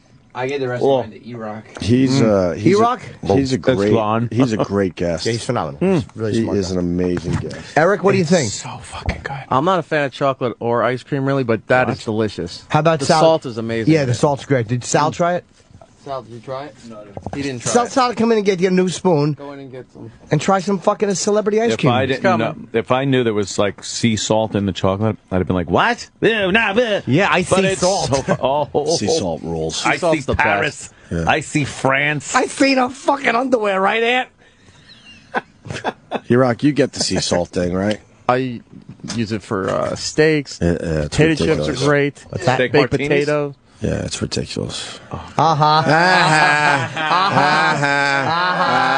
It's all over your shirt, Sal. He's used to that. Yeah, exactly. On his back, though. On the back of the head. Same color, right, Sal? Yeah, it's Sal like got ice fucking cream on his shirt. Sperm on your it's- shirt. it's- No, wait, no. It's like fucking cum. Mr. Gillette, come on in. Yeah, da da da da. Ah, there he is. Gesture. Ah, I'm like, come on there's the in. gesture. Give me that gesture. That's a good Come gesture, on right? in. Very good gesture. All right. How you doing? Come on in. I figure we're friends now, where you could just do Yeah. that We gesture should thing. certainly do All that. right. There was a little accident with some cereal, but Yeah. it smells nice in here. Yeah, It we smells went. very nice. Give Yeah. a nice, We went old- nice pleasant funk. We went. Yes. We went old school. Did a little shock jockery for Oh, everybody. that's good for you. Old That's school. good for you. Penn, and we Please got go this way. We got to start with the Celebrity Apprentice. We haven't talked to you since. I know, and what I heard. How the fuck do you lose to that guy? First of all, I tell you, have Trace on. He's a good guy. You'll have a good time. Didn't I tell you that? Yes, We ended up you did. really liking him. Right, but totally like him to the point We blew you off. I go to that show, my show that night, and they go, I thought O&A liked you. And I go, yeah, we get along great. What was it? They go, well, they're telling Trace he's going to win, and fuck you. And I go, what?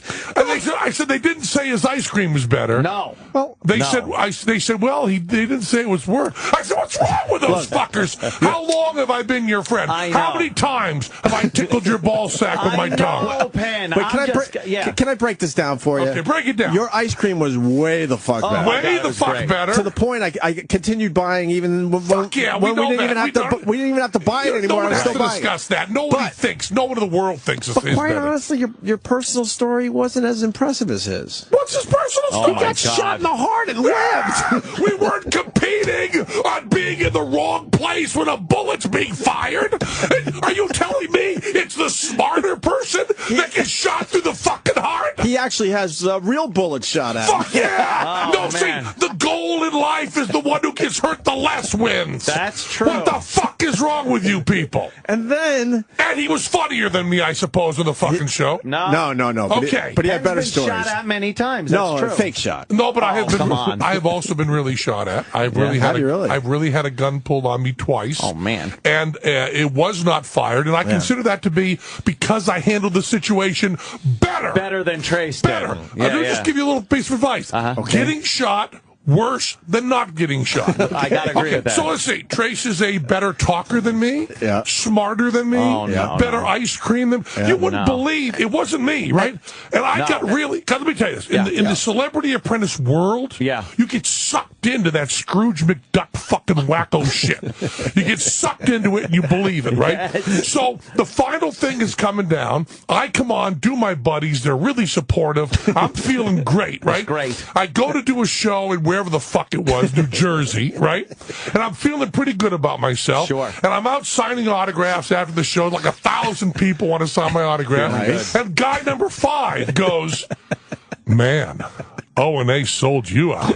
And I go, what do you mean? They go, "Oh, they were saying that Trace should win. Trace was the winner." Oh my God. He's never been on the show before. And they go, "Oh, they love him. They just sold you right to." And so I go, "Okay, well this guy's a nut, right? Because you get nuts, yes, sure, right? Of course you all get nuts. Sign another 10, 15 autographs. Whoa, did you hear O&A? Oh, no. What do you mean I hear O&A? No, they sure love Trace, man. They were sucking his dick. Okay. You bunch of fucking rats out there is what you are. Okay, let me just bring the whole thing Just to a an misunderstanding. end. Yeah. Take all the jokes out and everything. Okay. We finish signing, about 1,000 people. Yeah. I'm standing there. We sign outside. 1,000 people have left. I'm standing there picking up my markers, picking up my water. Glenn comes over. Glenn goes, "You okay?" And I go, I'm a little bummed. It's stupid, but I'm a little bummed. Oh, He says, "What? Why?" And I go, "Well, I heard that like O&A were saying that Trace should win." And he says, "You know that this game doesn't mean anything to you. You don't give a fuck." I said, I don't give a fuck, but it just feels, I feel like I've just gone through some sort of weird breakup. I'm really bummed. And he says to me, "Well, it's all the pressure of the show. You've been working hard. You haven't been sleeping." And I said, it was like 5 people. He said, "I'm sure it's a misunderstanding. I'm going to call tomorrow." And the next day he says to me, "Yeah, I guess they did." Oh, no. Hold on, I do have 2 other points here. First of all, with the Trace Adkins, what impressed us, he gets shot in the heart by his wife or girlfriend at the time, and he doesn't scream. And he's just relaxed and goes, "All right, call 911. No, but that's in the story. What? It was impressive. But that's in the story. It's impressive. Yeah. It doesn't mean it happened that way. Well, we're gullible. We believe half your tricks. They're not tricks. Sorry. And here's the other thing They're about swindles. Here's Swindles and here's the other thing about scams. Celebrity Apprentice that blew me away for real. I saw the finale because I was rooting for you in the end. You know that. Well, I don't know that. Say that again. We were rooting for you. Okay, well, do you mean it? I was absolutely. I was hoping you won, but his goddamn story was like, oh God, how could you? It's like he made it up to win. Yes, it had to be precisely my point. He had to make up for the fact that his ice cream was horrendous. Horrendous. It was horrible. It was terrible. But then this is what I learned by watching the finale because you're on it. That's the only reason I watched. Thank you. And your new boyfriend Trace was also on. He is dreamy. And the whole He thing. is dreamy. He's better looking than me. He's and got I that would voice. think that if any 2 guys would not go for better looking, it would be you two. You're right. So, but here's my point. The whole season was a ruse. Yes. Because Donald Trump hated you from day one because of what you wrote about, what you wrote in your book that's about him. right. He called you So he out. was never going to let you win anyway. No. Do people know this? He said it on the air. He said it on the air. Well, so I'm telling the people that maybe didn't watch the finale. He basically said that he doesn't like you because of what you wrote about him in your book. That's what he said. And then he said, "Do you want to apologize?" And I said, "No." Thank you. And thank you When for saying someone no. says to you, "Do you want to apologize?" It's the moment of truth. Right. That's the crossroad. And then I'm sitting there going, "Oh my!" He had no intention of having you win ever. No, there was no intention, and there was actually fights with Walgreens and the producers who wanted me to win. Right. And they were much more pissed than I was. Yeah, because they could have sold a lot more ice cream if you won. Because in the end, it was a much better product. And the other thing that I can't tell you who, but people involved in the production who were so embarrassed ended up giving me that amount of money for the charity. Wow, they did. Oh, good for you. They just said this was kind of bullshit. Let's write that's you. good. So Opportunity Village made a metric shit ton of money. What's weird about Donald Trump? He dishes out a lot of abuse, but then you give him a little shot and he can't take it. Well, when the shot is as perfect as my shot, It was a good shot. that his hair looks like cotton candy made of piss, dead on. Why is he surprised at that? For some reason, he's decided to have horrible hair, even though he's a billionaire. I've seen better. I've seen better hair systems than that. Yeah, way better. Well, you have. Yeah. Well, I hope we straighten this all out, Penn. And you came out to Vegas. I came out to and Vegas. you didn't wear your baseball hat. No. And you're absolutely unrecognizable. He did not even recognize me. And I knew he was there. That's our biggest fear, though. When you guys finally give us an invite, we show up and like, he doesn't even know. No, He's so once used. I knew you, I greeted you with a great deal of joy. You came back with great stories how you It was treated him. fantastic, and the show itself was just amazing. I loved I it. believe that your baseball hat is what I recognize. I know. I didn't have the hat on because it's a classy joint. I want to be in a classy joint with a hat on. But what a great time, and the show was so much fun to watch, man. I got to just see a it. blast. And now, you guys, although I imagine there's someone else who's better looking with a better voice who can seduce you, I am now doing a fund anything. I'm doing a crowdfunding campaign. Yes, I know you yes, are. Yes, and I you saw watch any this. of it? Did you see any of the Jim Norton or anything? No, I didn't see that. Okay, because we went, the idea, I wanted to make this movie called Director's Cut. I made The Aristocrats, which did very well. Sure. I made that with my own money. I made this thing called Tim's Vermeer, which is a smart, artsy movie that's doing fabulous on the circuit that we made with our own money. And then I wanted to make one movie that was like a horror movie, thriller movie, down and dirty. And the idea I had was to do a movie that had a director's commentary over it. But you realize that the director's commentary is not by the real director, but rather by a psycho. And What an original idea. He's gotten onto the set and stolen all the outtakes from an FTP site, and he's kidnapped the lead actress, and he has her tied up and is making her do scenes that cut in with the movie while he's doing the director's commentary. Pretty goddamn good. And I wanted to be the bad guy. After 2 years of going on Celebrity Apprentice and sucking corporate dick, I wanted to be a bad motherfucker. And I'm right on the edge of bad motherfucker. Yes, you are. So I decided to crowdfund, make Penn a bad guy, and I got all my friends. Let me just tell you this test here. The idea is it's fundanything.com. You just go right there. There's a page. Click right to Penn, or you can go to fundanything.com/Penn, Penn. Take you right there. And I asked 50 friends, including Jim, to make me a video to help me sell this movie. I need $1 million to make the movie.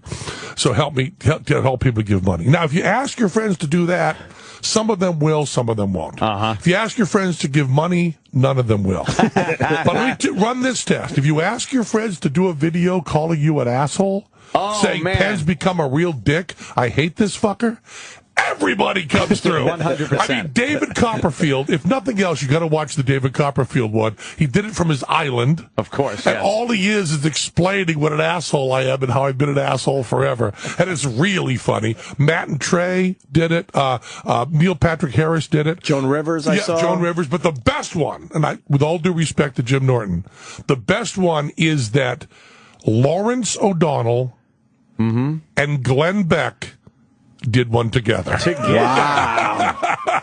Wow. How did that come about? They're both friends of mine, and they did a script that were together, were cut together, and they have agreed to, for the first time they'll ever meet, they will act in my movie.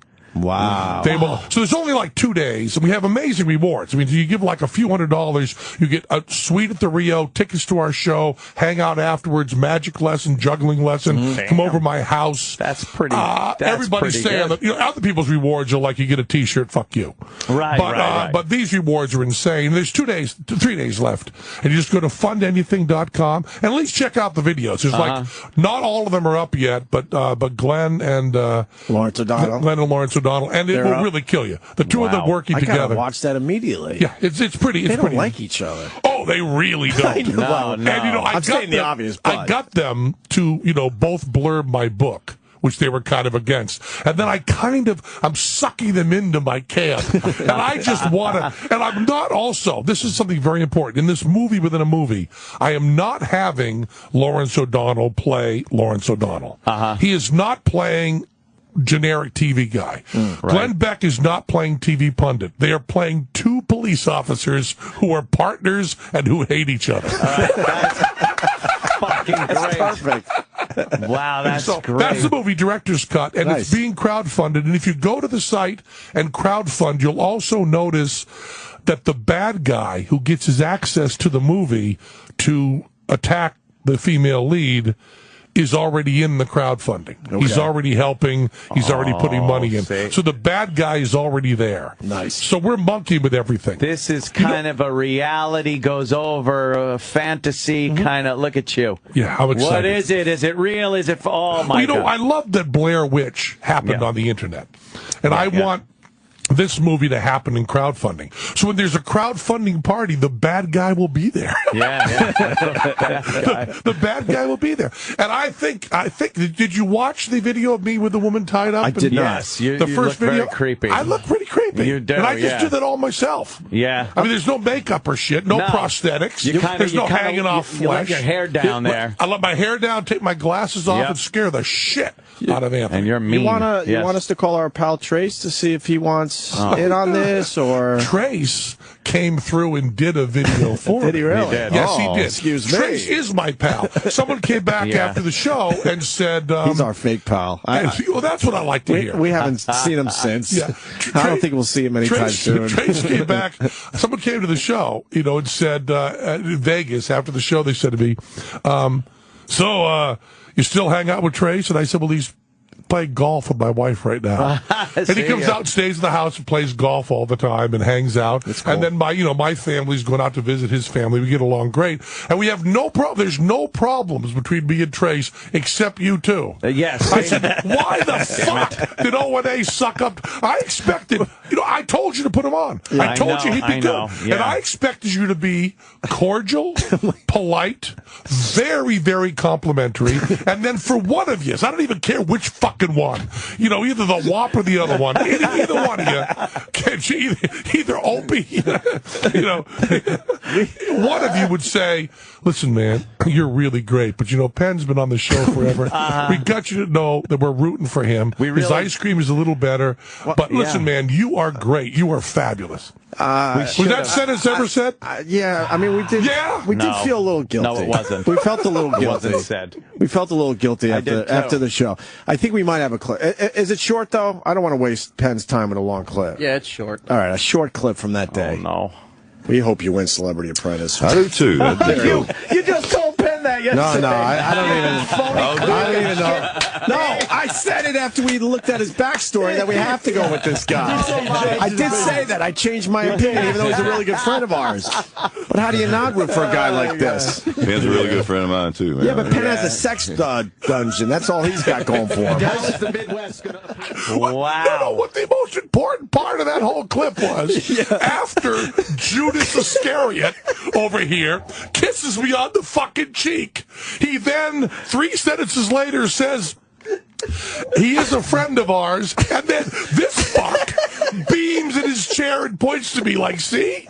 After I said I wanted you to lose, I said you were my friend. See? I'm an okay guy. If you'd have sat there with your head down in shame, like the fucking piece of shit you are, it would have been better. But it's the point of the smile. I'm sweating.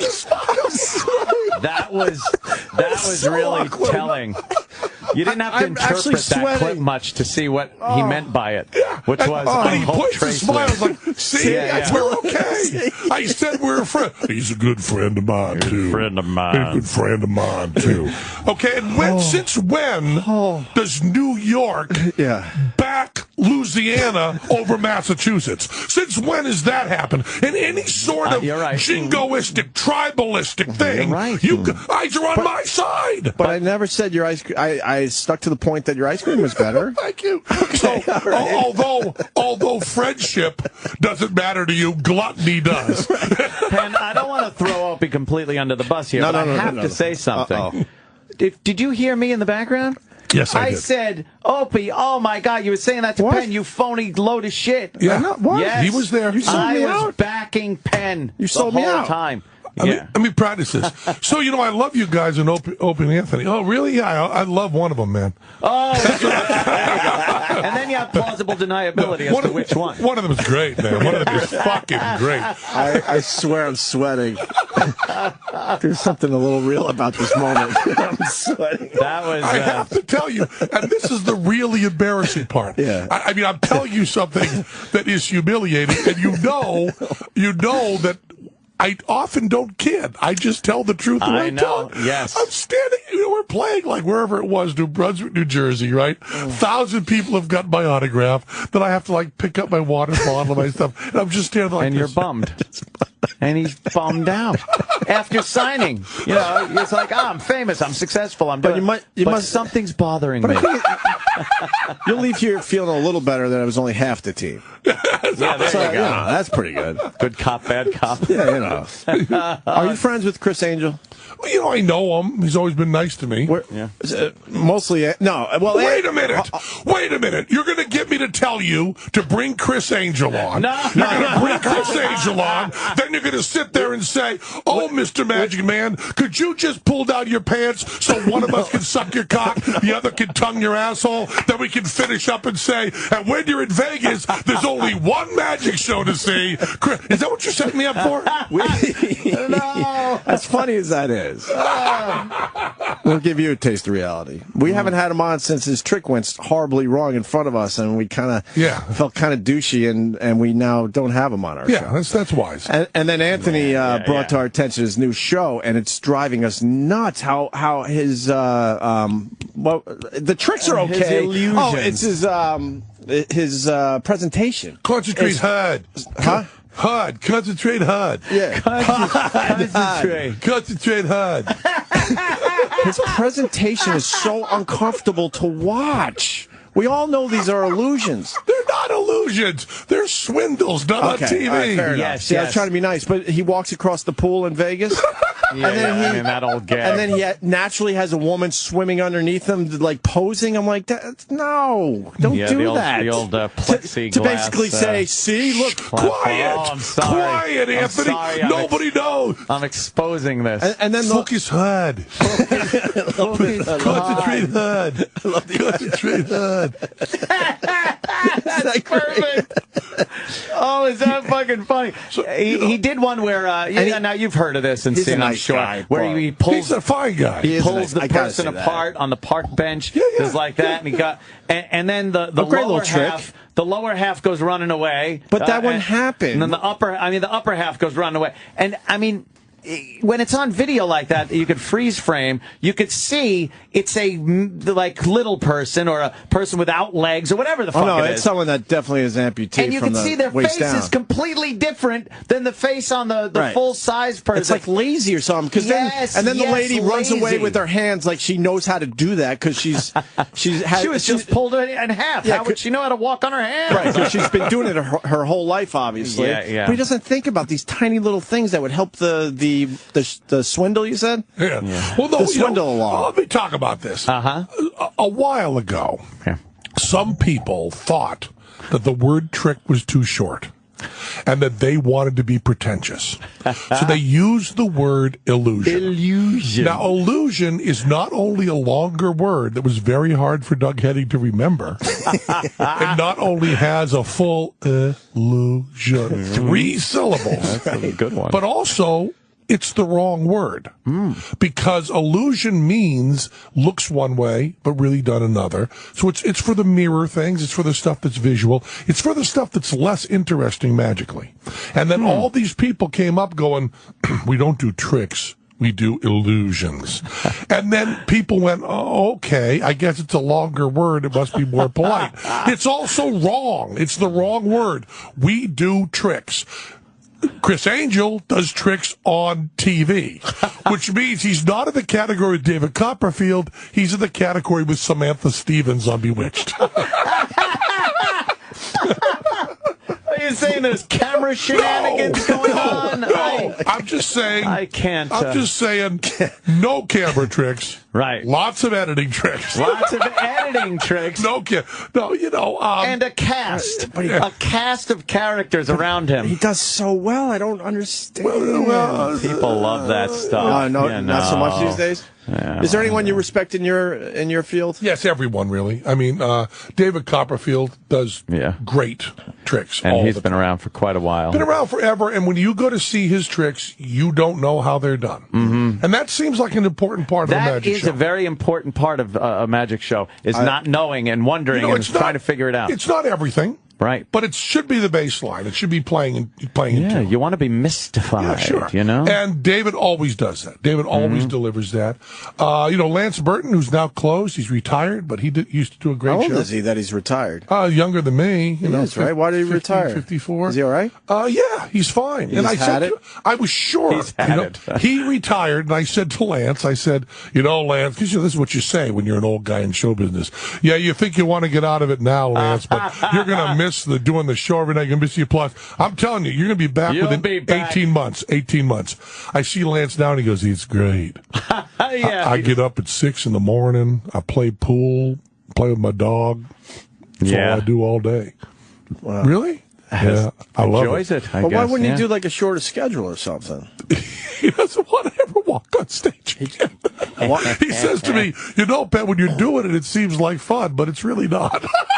Well, yeah, because, you make it fun for yourself because you got this over-the-top personality. I have a blast, that's wonderful. and I but love these it. guys, a friend of ours did Broadway for a while. He goes, I will never do another Broadway. It's Stephen Lynch. Yeah, we saw him backstage. He's like, I will never do this again. I can't do the same exact thing. And I go, what do you mean the same exact thing? When you guys fell in the dumpster, you didn't improvise that? He goes, nope. Every fucking night we fall in the dumpster exact same way.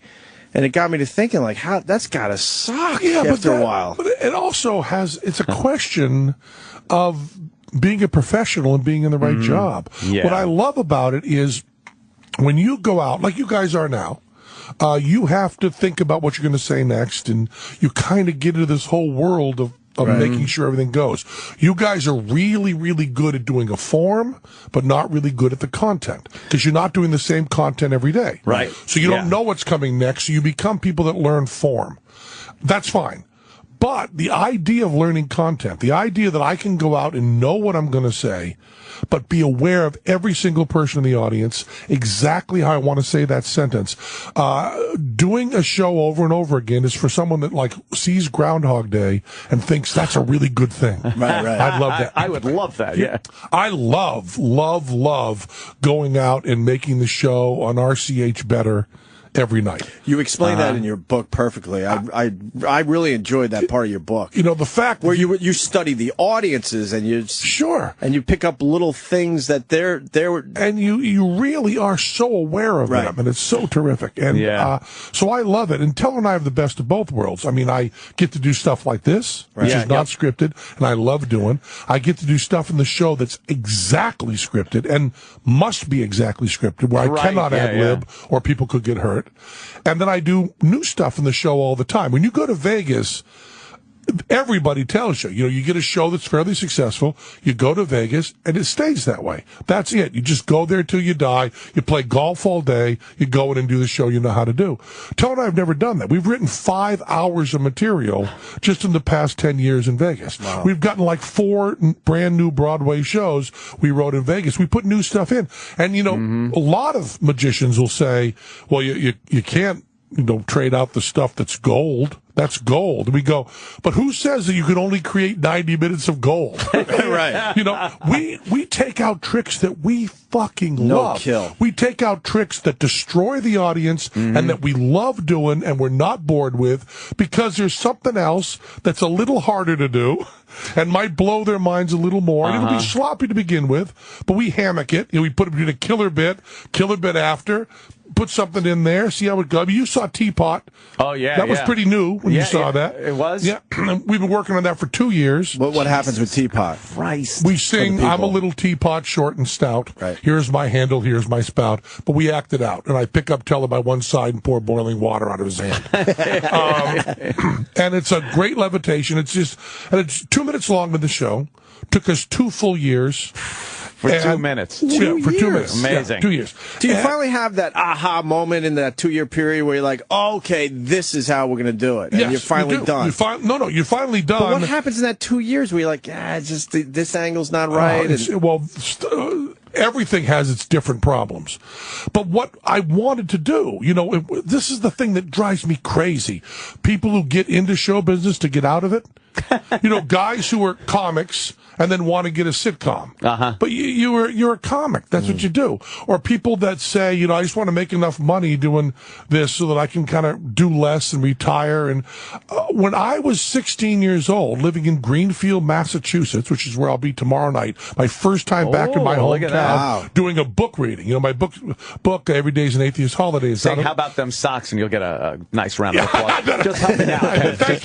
Thank you so much. Because we know you're not into sports. No, I'm not. Do you know the Sox won last night, at least? No, I didn't, but thanks. It was a big thing, right? The big game? It was pretty big. Yeah. The World Series. Oh, they won the World Series? Yeah, last there night. you go. I know enough to know that's a big deal. Oh, yeah, just say that. They'll be like, Wait, but before you move on, though, one question in there. That's why I went down that road. How much ad-libbing per show? Almost none. Almost none. Okay. Once we get a bit tight, So when I was in Greenfield, 16 years old, never met anybody in show business, hoping that I could do this. If you told me you can have what to me in Greenfield would have been infinite amount of money, right? Yeah. And a partner who is the best magic mind alive. You can write new stuff, and you'll have 2,000 people that'll come every night and see it. That's heaven for me. Right. If you told me you're going to get to a certain place, you'll make a lot of money, and then you'll just not think about the magic anymore, just go in every night and cash your check, I would have gone, well, then I might as well work at Sears. Yeah, right. I mean, the money's different, but it's so we've been working on this bit. I'll tell you a stupid bit. I may have already mentioned this to you. We got in our heads that Siegfried and Roy worked with big animals. Yeah. Now we can't work with a tiger or an elephant, not just because we're cowards and scared, but also because it's too dead on. It's not the right comedy for us. So we got in our heads 5 years ago, we got to do something with a cow. Because a cow is bigger and heavier than a tiger, stupider, impossible to handle, and podunk. So you make fun of the fact, Penn and Teller vanish a cow, but it's going to be an impossible fucking vanish. Yeah. So Teller and I 5 years ago start studying cows. And, big animal vanishes are really hard to do. You have to use a box, and Penn and Teller don't push out boxes with glitter on them on stage, so we can't do that. Right. Also, explaining the joke to them.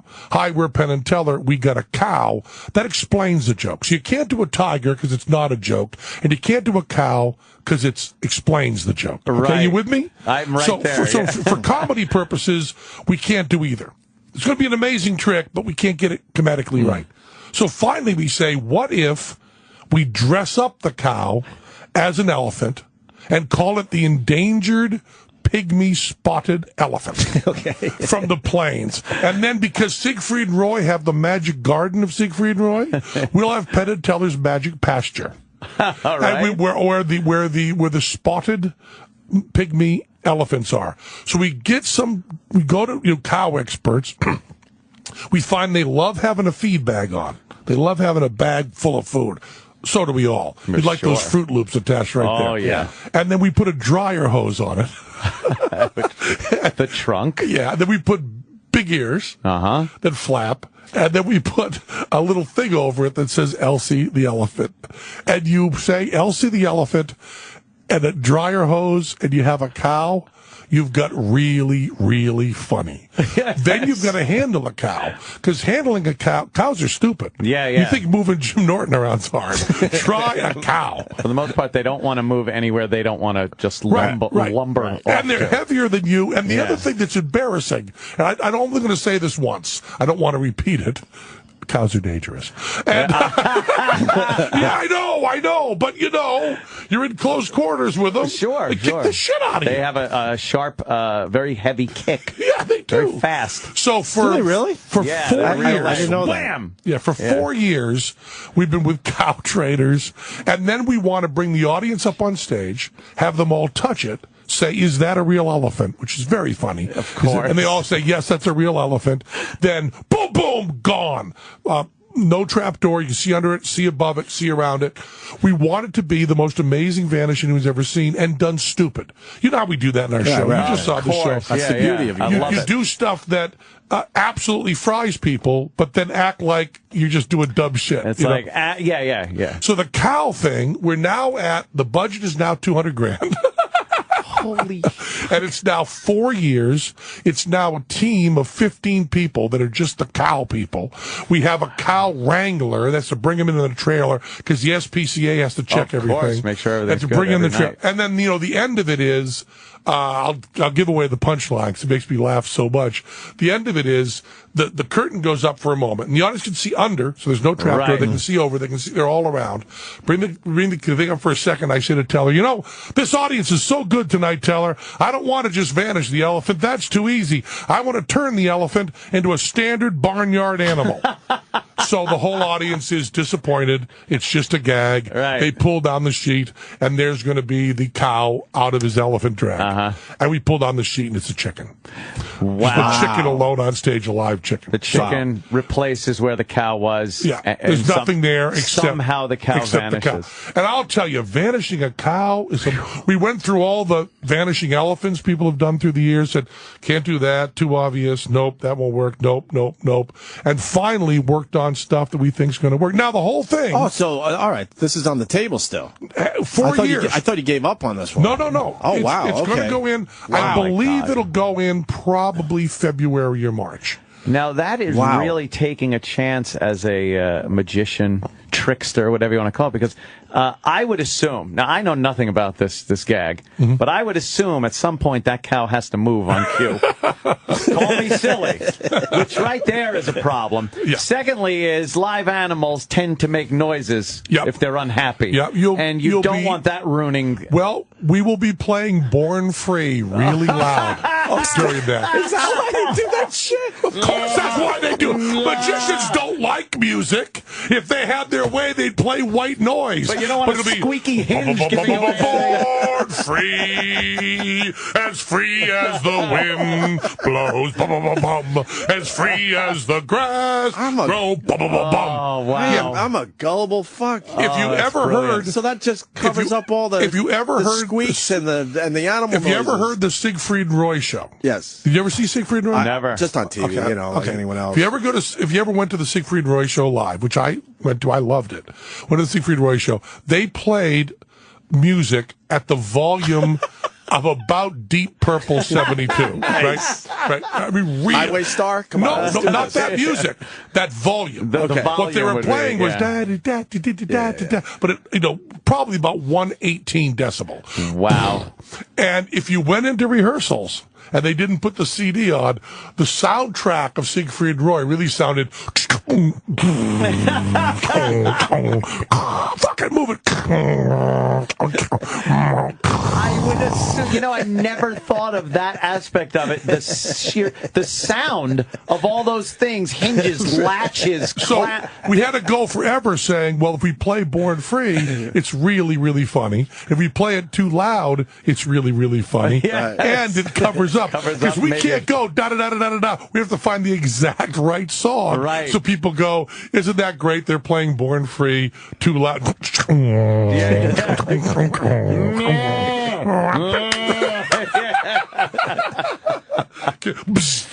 Cattle prod. Great. Yeah. 4 years though. Yeah, we work forever on this shit, and It'll drive me nuts to work on something for 4 years. It'll be a full 5 minutes. Now, a gag like that. And we're also selling. I love this. We're going to sell little wheels of LC elephant cheese. Oh, you know those elephant little. cheese. Of course, it's wonderful. The cow. We're getting the labels put on. Laughing cow. Yeah. We're going to get little labels put on called LC elephant cheese. Oh man, I wonder what a trick like that. How much of that when you first conceive of this gag and go, oh, this is what we want to do.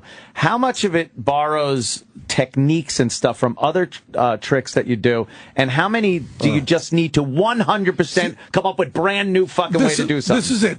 Teller has used this analogy, and it's really right. He said magic is like if you were in music and every time you wrote a song, you had to build the instrument and learn to play. Okay, see, I know exactly right. That makes sense, so right. you can't just say, okay, now we're going to do this song, we'll pick up the... Because, what are we going to do? Pick up the teapot and turn it into an elephant? Yeah. No, you start from scratch. It's one of the reasons that I enjoyed being on Celebrity Apprentice, because if you tell me, tomorrow, the three of us are going to go do something none of us know how to do, you two might go, ugh. And I go, okay, hey, great. That's kind of exciting. Right, yeah. Speaking of Celebrity Apprentice, I didn't feel good about Ant throwing me under the bus. No? No. Been doing a little research on my own here. Did you put E-Rock on an assignment? Maybe. So, Penn, if you will, bear with me and just listen to this. Thank you.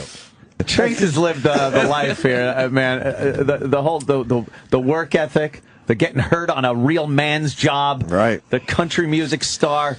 Weapons charges. Jesus Christ. It's fantastic. Are we going to tell Penn Jillette that we're not rooting for him anymore? I know. Should we call him? Told him. I'm all in with Trace now. Yeah. And this is fantastic. Yeah. You asshole. Did I say that? And I saw. I can't have Penn leaving here today thinking you're a good guy and I'm not. I saw Trace, because I had my sad moment. Yes, and then the very next day I see Trace. And I didn't hear your fucking piece of shit show. So I'm in the green room with Trace, and I go, so I heard you had a good time with O&A. He said, yeah, thanks for getting me on that show. That was really great. And I go, I heard they he said, oh, your boys sold you out.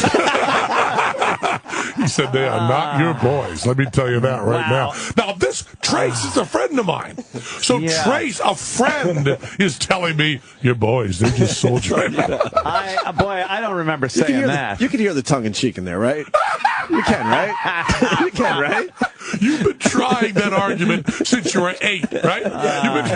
You hear the tongue-in-cheek. Has it ever worked? No. Has it ever, I was just kidding, Mom? I got to take an acting class. No, he does that Wounded Warrior commercial. I know. And you feel so good for him. And he sings about the soldiers. Oh, my God. It's not a dry eye in the house. What a great American. Guys? Yeah. Yes. This is not what's making me feel the best. No. Okay. I'm sorry. Oh, man. You did come back today, though. That's a good sign. Okay. Jeez, Opie, had it all settled out and you had to throw that out there. I was feeling good. Yeah, I was telling stories that had nothing to do with that. I moved right up. it was great. Penn's got to go. Elephant. But they're saying you got to go. Okay, we would love listen, to have you for another half hour or you so. guys have got to yourselves. I'm going to check it out today. Fundanything.com. There's only like 3 days. There's some great stuff left. One of the rewards we have is Jet Tilla, who's this fabulous chef who gave me cooking lessons for this show. World-class chef. If you give money to this movie, you can come over my house and Jet and I will cook you supper along with your friends. Pretty cool. You can come to the show. We'll teach you magic. You talk about how many tricking the show is done afterwards. I'll teach you to juggle. We can hang out. suites at the Rio. Come by, and also huge chances to be in the movie. Nice. I mean, you can also, we have a chance of you to put a friend of yours in as one of the 8x10s that's held up as a corpse. You can do that kind of stuff. You can also put names in. You can get your name in the movie. We're also allowing, because the idea of the movie is to that I do the director's commentary. Also on the DVD, there's another 20 tracks. We are letting people do their own director's commentary track over it that you can have all set up. What a great idea! A way to involve people. Yeah, in this. we're all making a movie. We're probably, it's either L.A. or Vegas, but we're probably going to be shooting it in Vegas, and there'll be a huge rap party that everybody's invited to. My band's going to play. Everybody, everybody that's involved in the movie. What about me and Ant? Oh, well, you're going to put money in the movie, aren't you? Sold them out right now. I sure am. You better. That's right. This is where you can come back. I want to go there, and I can see who the contributors are. I want to see you guys there for at least a Blu-ray package, maybe for a line, and come back. And maybe you could put where they say the comments. Yeah. You could say with apologies to Trace Atkins. I am definitely. I'm going home. I'm going on the website. What's the website again? Fundanything.com.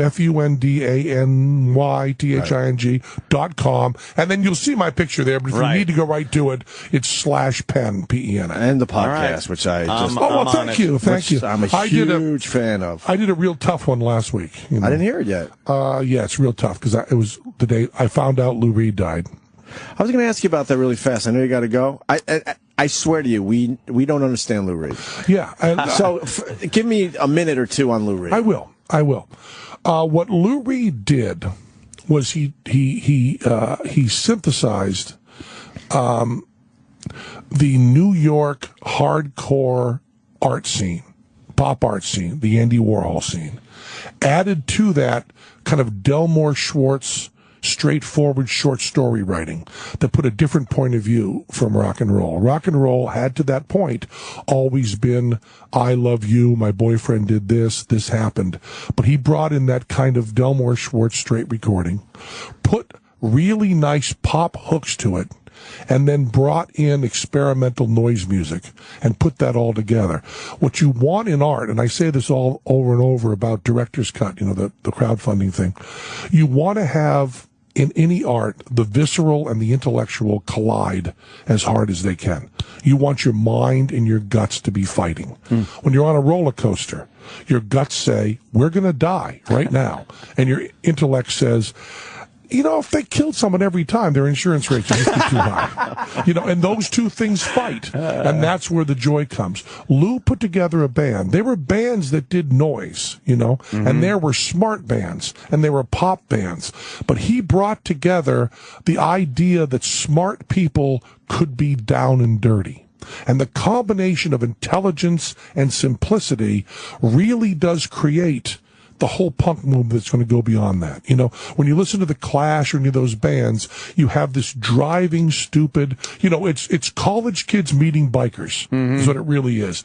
And Lou brought that together, used that monotone singing to give you the idea it was a short story, and then took Phil Spector's wall of sound and turned it completely inside out and turned it into something menacing as opposed to something comforting. See, that's how I felt about the Bay City Rollers. the same type of... What song would you suggest by Lou Reed for people that don't know him? Well, Not Walk on the Wild Side, which we all know. No, you all know Walk on the Wild Side, which is, Give me one song, because I like a few of his songs, yes, but I don't go deep with Lou Reed. I'm going to give you a hard one. Okay. I'll give you a really hard one. It's 11 minutes long.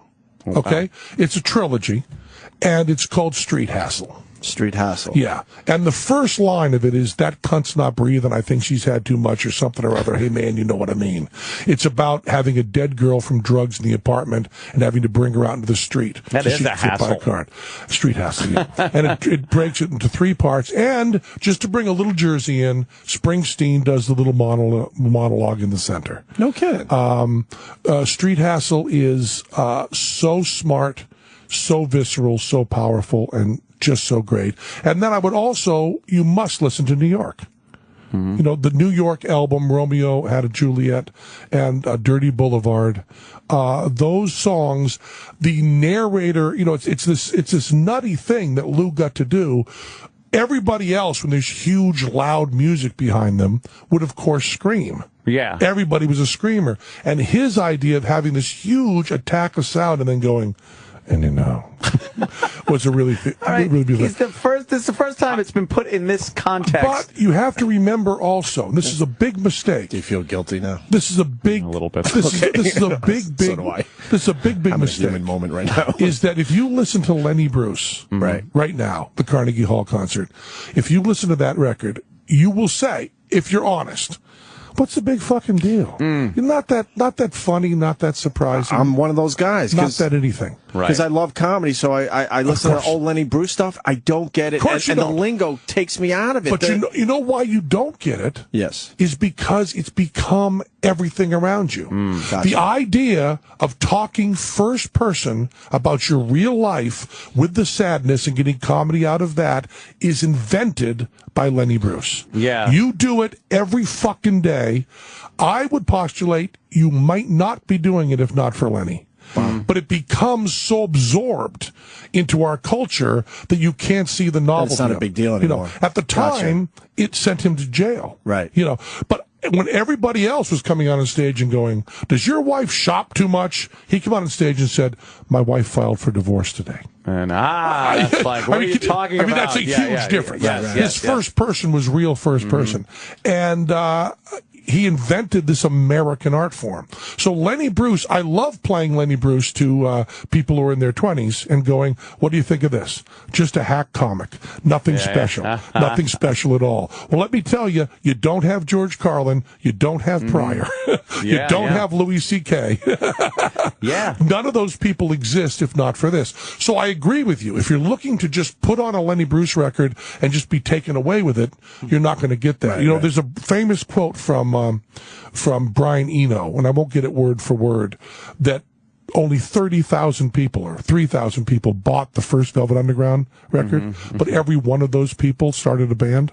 I mean, you don't have David Bowie without Lou Reed at all. You don't have Iggy Pop without Lou Reed. You certainly don't have Nirvana. You certainly don't have any of the 90s stuff. You certainly don't have U2. All of those people, and they all acknowledge this. I'm not saying that. And the reason is the balls it took to say, instead of talking about how I miss my girlfriend, I'm going to talk about what I saw happening on the streets of New York. Instead of talking about candid, sneakily about we went to Ichiku Park, we got high. Instead of doing that, I'm going to say heroin, when the blood shoots up the dropper's neck, I feel just like Jesus' son. That kind of reporting is a whole different thing. Right. All of a sudden, it got really wicked real. And would someone else have come along and done that? Almost certainly. But Lou did. When you're the first. Lou was the first. And, he's also, I must add, a very good friend of mine. And you guys were close, huh? Yeah. Really, really smart. And just rocked like a motherfucker. And such a sense of all that. But it's exactly true. If you'd have heard the Velvet Underground in 68, 69, your reaction would have been, what the fuck is this? Right. You might have hated it. Most likely would have hated it. But you certainly would have got a what the fuck. Now you hear it now and go, this sounds like every single thing on the radio. And I would say, that's precisely my point. Precisely my point. It's like when Debbie Harry came along and all of a sudden all beautiful women looked like Debbie Harry. Well, that's because she brought that high cheekbone, beautiful look into it. So, Lou is a You big got live loss. TV, Penn. Okay, Sorry. live TV, I'm being yelled at. Yeah, they're panicking. Shaking his hands like, right. Keep talking about fundanything.com, and you guys will be part of it. Is Trace doing a fund anything? I'm kidding, Penn. Let me say these really important words. Yes. You are forgiven. Oh, thank you. I Penn. love you. And Trace is very seductive. He's a friend of all of ours. I know, Did you say right? that? Isn't he? We got a new friend. Penn, Kazio. thanks so much, All right, man. Penn Jillette, everyone. The great Penn Jillette. Take it easy. Love having Penn Never on. disappoints. Here he goes, crunching away on the cereal on the floor. So push it. All right. God damn. Very cool. I love Penn Jillette. He sure can put things in perspective, can he? That Lou Reed speech know. was just amazing. Fucking, boy, he really has a way of I had a human moment there, like, oh, all right. Maybe we should have talked to Penn before we did Does our that thing feel on like? Lou Reed. Yeah, I wasn't going to say How anything does about it feel like? It's a little weird. fucking with Lou Reed's dead dick. I wasn't going to. That was a friend of his. You know, See you in the end. See you in the end. I do love you. I'll throw you under the bus, man. I'm not gonna go man, not that far. Oh, my Wow. God, that could've been That a was problem. hilarious. What I said was 20 times worse than the clip that you. Oh, there was no refuting what I had said. All right, where are we? Let's get Penn Jillette in here. Yes, we got a Penn. very busy Penn day. is waiting outside. Yes. The inimitable Penn Jillette. No? Anything? Anything? There, here it comes. All right. There's Penn. Penn Jillette, everyone. How What's you going doing, on, Penn? buddy? Good to see you guys. How you doing, Penn? I got magic questions. Oh, okay. I save all my magic questions for when you show up. Well, I'm flattered. It's not really magic, though, Opie. That's what I learned. No, it's magic. It's magic. It's absolute magic. All right. We Swindles, rip-offs. Swindles, rip-offs. We like to consider ourselves rip-off artists. That's, we're Okay. so I put the headphones on in case you... You could, in case there's a caller or something. you those don't flat have down, to. It's up to you. We're But you sound so much more intimate then. yeah. Yeah, it really does. That close to the mic thing. It's like you're whispering in my ear. Right. What are you thinking? Hi, Ben. We're obsessed with Chris Angel these days. Well, why wouldn't you be? Fellas like you. Yes. No, don't do that to us. We think he's a hack. And I'll tell you why. Because he's lazy with his presentation. We all know they're illusions, but he's lazy. Well, first of all... The steamroller one that he did. Oh, was that terrible? That was amazing. Where he was going, I think it was a half mile an hour on a steam, and the steamroller was going over him, and there was glass and Well, stuff. steamrollers are not known for their speed. Thank you. Don't bust them on that. True. Thank really. you. The funny car steamrollers. Top fuel eliminators. Nitro-powered steamrollers. They're going 7 miles an hour. But my point, he puts a towel on the side of the steamroller to protect the audience because he has to obviously cover up the shenanigans, the old switcheroo. And we're sitting there embarrassed for the guy because there it is. No one's buying that a steamroller is going to pop shit into the audience. Well, the problem is he called it the steamroller manhole trick, and he kind of gave himself away. It's... Well, that's Johnny Thompson. That's he works with us. Johnny's great. Oh. Well. Yeah, I think that's what... But see, look at the towel on the side, and he needs that towel so he can do what he. Well, that's where the shenanigans. Thank you. That's where the shenanigans And happen. every time we see this, we always go back to you, and we go, Penn and Teller would never just have a towel hanging. They would figure out, okay, we have to modify the steamroller so it looks like that piece has always been there. Or the fact is, I don't know if you guys noticed this, it's on fucking TV. Right. They can do anything. Right, sure. Yeah, it's Avatar. Look, do whatever you want. It's not even going a half a mile an hour, but the towel is there for the audience's protection. You're burying your lead. The lead is you got this genius idea, which is really fast steamrollers. Never mind Chris Angel, right? That would be great. If there was a show on TV, drag racing steamrollers. O&A's drag steamrollers. Right. How much would you pay to see a steamroller go 90? And see a steamroller like peel out? Yeah. Smoke show with a steamroller, just sparks flying out? Yeah. That'd be great.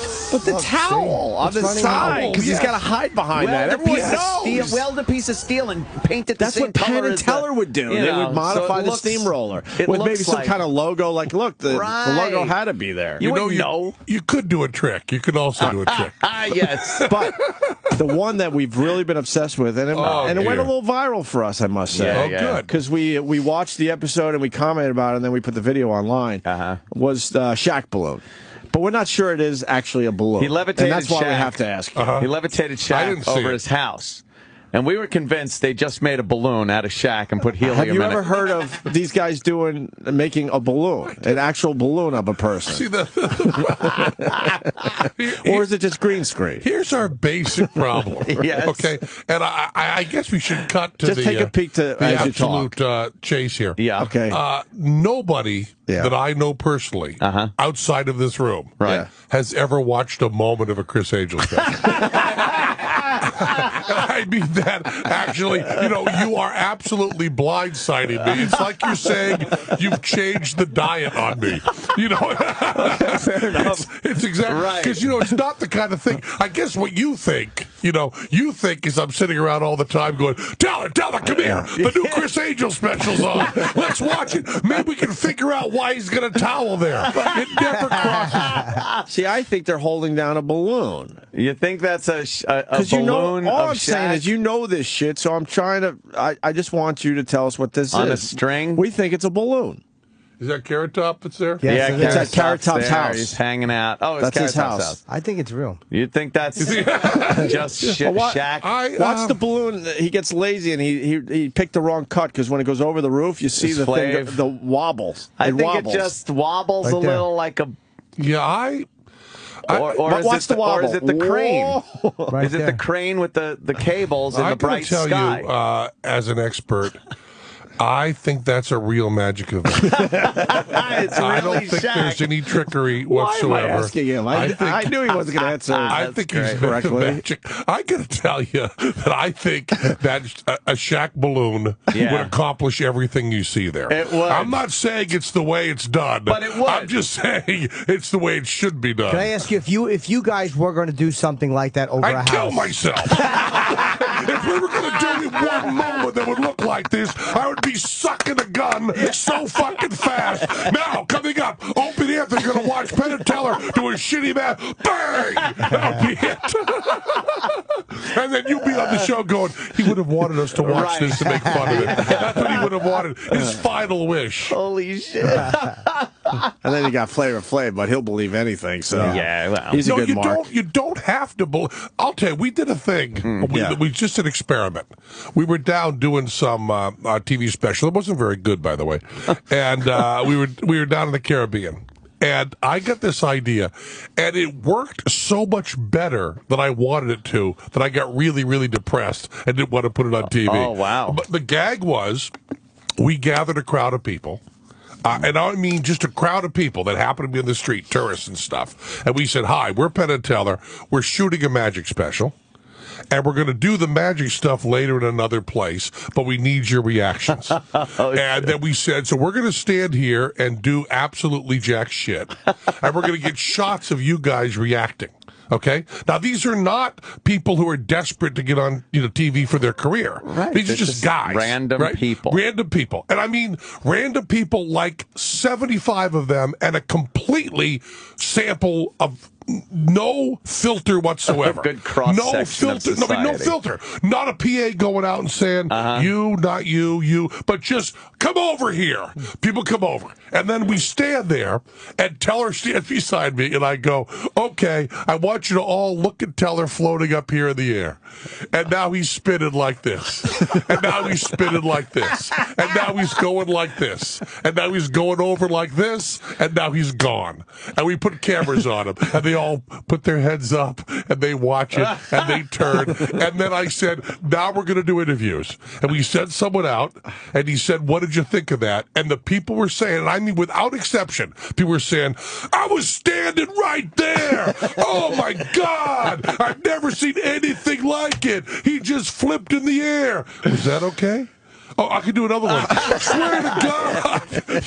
Because the fact is, you are not reporting on what's happening in Afghanistan. Right. There is no moral issue whatsoever. I'm asking you to lie about something that doesn't fucking matter. Right. So they'll say to people, people say to me, well, there were those people in the audience at the Chris Angel show. Are they set up or paid? I go, why bother? Anybody will Anyone will say do it. anything. Right. You know what I mean? If I asked you guys, and I mean, let's speak honestly. Penn and Teller doing a special with celebrities. We're bringing in Opie Anthony. We're gonna do this amazing. This sounds nice. Right, first thing we say is who canceled. We're gonna bring you guys in. We're always good for a good cancellation. And I'm not even doing a gag here. Okay. I'm not even doing a gag at all. I just want you to hypothetically think about this. We bring you into a room, and we do a couple little card tricks for you, and then we say to you after, we need a couple of cutaways. Couple of cutaways. Couple of cutaways, and we want you to say, well, we didn't get a chance to have you shuffle the deck, Anthony, but just say you shuffled the deck and you brought the deck with you. Are you going to go, absolutely not. I have my integrity. I have never been so insulted in my life. Scruples. Cut us out of the show. Right. You're going to say, what the fuck? No. They're buddies of mine. We hang out. Who cares? Yes, Make it look I good. shuffled the deck. Thoroughly. Yes. I've never seen anything like it. Did I shuffle the shit out of those cards? But I'll tell you, when we were in the Caribbean doing this, Teller and I did this as a really funny thing, and then we were really so depressed about it because it means we didn't have to do anything. Ever. Right. Ever. Yeah, why work? Why work at it? So did it look good when you put it all together? We cut it together a little less depressing because the problem was we'd shot a segment that undercut the whole rest of our show. You see what I mean? Right. Because the rest of the show we were doing stuff with an audience reaction, and it was just this and people are weird going to little start thinking, "Hey, wait a minute!" This weird little pet experiment where I said, "How much do we have to do to get reaction out of people?" Wow. And it turns out nothing. Nothing. Now I don't know if you could do it without a TV camera, because the TV cameras are kind of the magic. Right. True. And then you say we're shooting an NBC special. Oh. It's going to be on in the fall. If we get good reactions from you people, you'll be on TV. Yeah, because everyone's thinking, "Oh my God." Right. Was that okay? Should I do another one? Because they want to be on TV in the end. Well, they want to be on TV, but also that even that's a little bit too cynical. They're in the Caribbean. They want to have a good time. Right. The real question is not something unpleasant and cynical like I want to get famous, I want to get on TV. It's it's the afternoon, we're fucking around, who gives a fuck? Yeah. You have to remember that when the answer is who gives a fuck. So you show up at a Chris Angel shoot, there's a guy there who does a lot of sit-ups with, you can't draw an anarchy symbol, you know what I mean? And he's there with his baseball hat, Sure. and there's Flava Flav and Carrot Top, and you're gathered around there, and they go, we're going to float Shaq in the air. You go, far out. Great. Yeah. Very cool. This will be fun. Sure. It's show business. And then you also are going, you're looking up there going, this will probably look okay on TV. You look around the sky, like, I think Shaq would be floating around here by now. I bet they cut that big crane out. I bet they keep that out of the picture. Sure, it's going to look great. You guys didn't do the reveal on the audience thing, though? We did. At the end, you said this is what they really were reacted to? No, we didn't even do it at the end. We did it as absolutely honestly and unpleasantly as you could do. We shot me saying all the stuff. We shot me with the audience behind me going, and now he's doing like this, and now he's doing that. It's a pretty funny clip. And I'm just standing there, and it's just so fucking naked. It's just completely naked. And when you watch the cut we gave you, there's just no doubt in your mind that every show you'll ever see on TV is bullshit. There's not even, you could put out all conspiracy, all cynicism, nothing. Just picture you and your friends fucking around on an afternoon in the Caribbean. Right. They go, hey, come over here. You got drinks in your hands. You've been laughing your ass off all morning. There's two dipshits that you might have seen once on TV. You know what I mean? And, one of you guys heard a joke he did once and kind of liked him. So you're going, hey, look at he's over here, man, shooting the magic show. I've seen those. What are those like? And you and your friends gather around. You see the show. You have done absolutely nothing immoral. You have done nothing wrong. You've had a good time. Then you go and watch it on TV. And unless the people that are doing it are actual sons of bitches and then show themselves doing nothing. Right. The chances of getting fucked that way, just about zero. Hey, we better not do big reactions because these fucks might shoot the angle of us seeing nothing. No, that's not going to happen. You don't protect yourself against that. Right. You sign the release. You don't think they're going to actually show me asking you, just lie your ass off. And you're going, okay. Oh, you rule. rule. It's God, you rule. Yeah, and the way it's presented when the show actually is playing, it's very serious. Yeah, like they're all having fun. It's like, yeah, just fucking say that you saw this and it's great and you had a good time. But then the ominous music is being played, the angles, and he's very like But stoic. people, you have to remember, it was like when Clinton was running for his first term.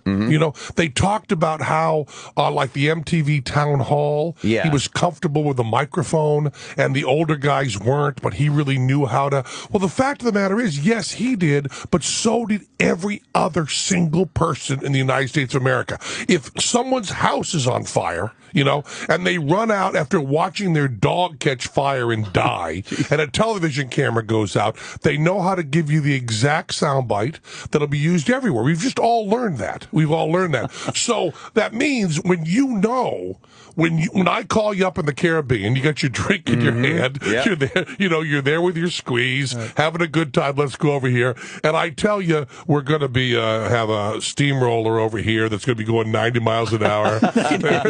It's going to be running over me in a scarecrow outfit, and you go, there'll be a towel on the side, and you go, oh, okay.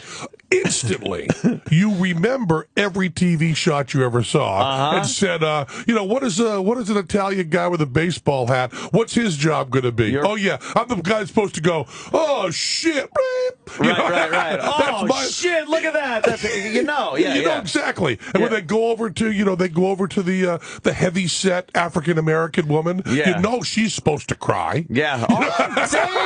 Damn. Each person, and you've learned that since you were a child from every time you've watched CNN. And every time you watch Chris Angel, they're teaching you how to do the next Chris Angel show. You know how to react because you're going to be on TV and you're going to have a good time. We got a phone call coming in. I got to take Kirk in Houston. Go ahead, Kirk. Hey guys, when Trace Atkins is on the show tomorrow, you're going to side with him that the magic is 100% real. You bastard. But so you do understand my point. Completely. Absolutely. Now take everything I just told you and add to that these are B-level celebrities who desperately want to be on TV. Yeah. That ratchets it up a little bit. It really is. But he still has to get the amazing. shack balloon in the air. Well, didn't matter. Yeah. All cuts and no, I know all the cuts and stuff. But it just amazes me that people put such credence in it because it's on TV. Just grasping. Yeah. No, because Daddy, isn't some magic real? No, isn't it possible? No, I'm coming from a different. You're just saying, isn't it possible that maybe you never heard of him, but Peter Pan somewhere could actually somewhere really could. I mean, Dad, you never heard, but isn't it possible that like in Nigeria, there's Peter Pan? I'm coming from a different angle. I completely understand everything you're saying, but then I get mad that he thinks that a shack balloon is good enough to fucking float in the air. Yeah. And it moves like a balloon, and we're all supposed to go, oh, but that's, not a balloon. The thing is, I like trying to figure out shit. That's you're all. not supposed to be watching it. Good point. Good point. It's not for you. It's good point. They looked at the demographics and said, "Will anybody be watching this with the brain of their fucking head?" No, we're fine. Okay, we're safe. But what if, like that guy from O&A, nah, probably not. They wouldn't be He'd watching. have to be really like real insomnia or something. There's got to be nothing on at all. Not even on demand. Some brains are going to be watching. We better up our budget a little bit. That's our great. special effects budget. And you guys. No. If someone with brains is going to be watching, we'll hire someone else. Yeah. Nice. Hey, John in North Carolina wants you to talk about the most expensive card trick you ever did in the 90s. Is this a real story? Yeah. I think it's okay. We were, it's the way we almost got Saturday Night Live shut down. They almost turned it down for being live. We got this idea, which I thought was really funny. All my stories of nightmares start with, I got this idea I thought was really funny. You've got a couple of those too, don't you? A few. Yeah. Plus us a few years on the radio. Yes, we do. We do have a few of those. So the idea was that we wanted to do, I'll talk about it philosophically for a moment. Our idea was that the new magic was computers. And that people believed computers could do anything. Right. So, whereas in the 17th century you'd say I'm in league with the dark arts, in the 20th century, the late 20th century, you'd say we have a computer that can do this. So the idea was we were going to do a card trick that would cost $300,000, and it would involve this very simple thing where I would take a fan of cards, fan them out. The TV camera would throw the picture of the fan. Take the cards, shuffle them up, hand them to somebody, they pick one card. And then I fan the cards to the camera. The camera takes it. The computer looks instantly at all the faces, figures out which one is missing, takes that card, throws it to the Jumbotron in Times Square, and puts the picture up in Times Square on the Jumbotron over the guy's head. And then I say, you pick the 7 of diamonds. Well, at that point, and even now, a computer couldn't look at all the faces and recognize them. Also, excuse me, you have to do a perfect fan. Right. And doing a perfect fan is not that easy. You'd have to expose every I'm not saying no one can do it. I'm saying I can't do it.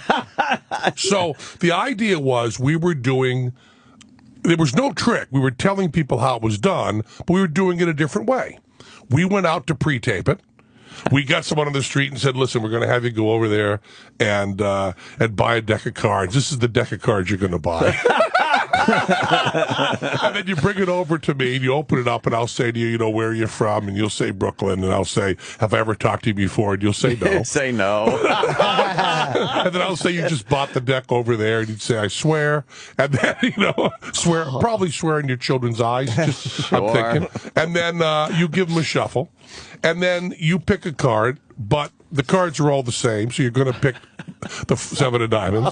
We already know that. And then you look at it, don't let anybody see it, and then put the card back in, and there's a guy who you're not going to see because the camera's moving around, who's crawling around between my legs. And when I drop my hands down, he's going to take the cards that are all the same out of my hand and put in a glued together fan that's perfect. And he's going to show it up there. And then we're going to spend 3 days in post doing a fake computer graphic that goes through and goes right, and picks every card and pulls that one out. And then it's going to be up on the Jumbotron. And then I'm going to look up there and go, your card's a 7 of diamonds, and you go, oh my God, that's amazing, I can't believe it. And your girlfriend looks up and points, and by then it'll say, like, nicely done, Rob, whatever the guy's name was. That's the gag. So we go out, we pitch it to Lauren, right?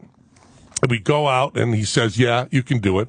So we go out, and we shoot the whole thing. It's a full whole night shoot there, working the whole thing out, And the gag is that Teller is back in the studio running the computers. He's doing the screen capture and doing the whole thing down there. So we get the whole thing shot. It looks fucking great. And we show it to Lauren, and Lauren says it's really, really wonderful.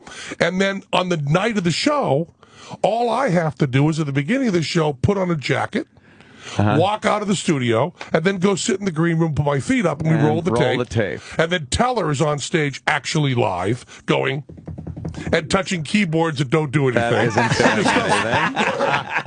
the stuff's popping up in the world's most expensive card trick. Shit. And everybody goes, man, this is great. This is fabulous. And of course, there's no real lie involved. We're telling you it's a fake card trick, just we're doing it a different fake way. Right, sure. And it's a funny trick. We're doing the whole gag and saying we're spending, hundreds of thousands of dollars to fool this one guy in Times Square. The whole premise is there and everything else. So we do the rehearsal, and the FCC guy comes over and goes, your Chiron says live in Times Square. Oh. And we've already recorded this. As a matter of fact, you have the Chiron that says live on the pre-recording thing. Pre-recording. Yeah. And I go, yeah, it's a gag. And he goes, yeah, but we can't use the live chyron.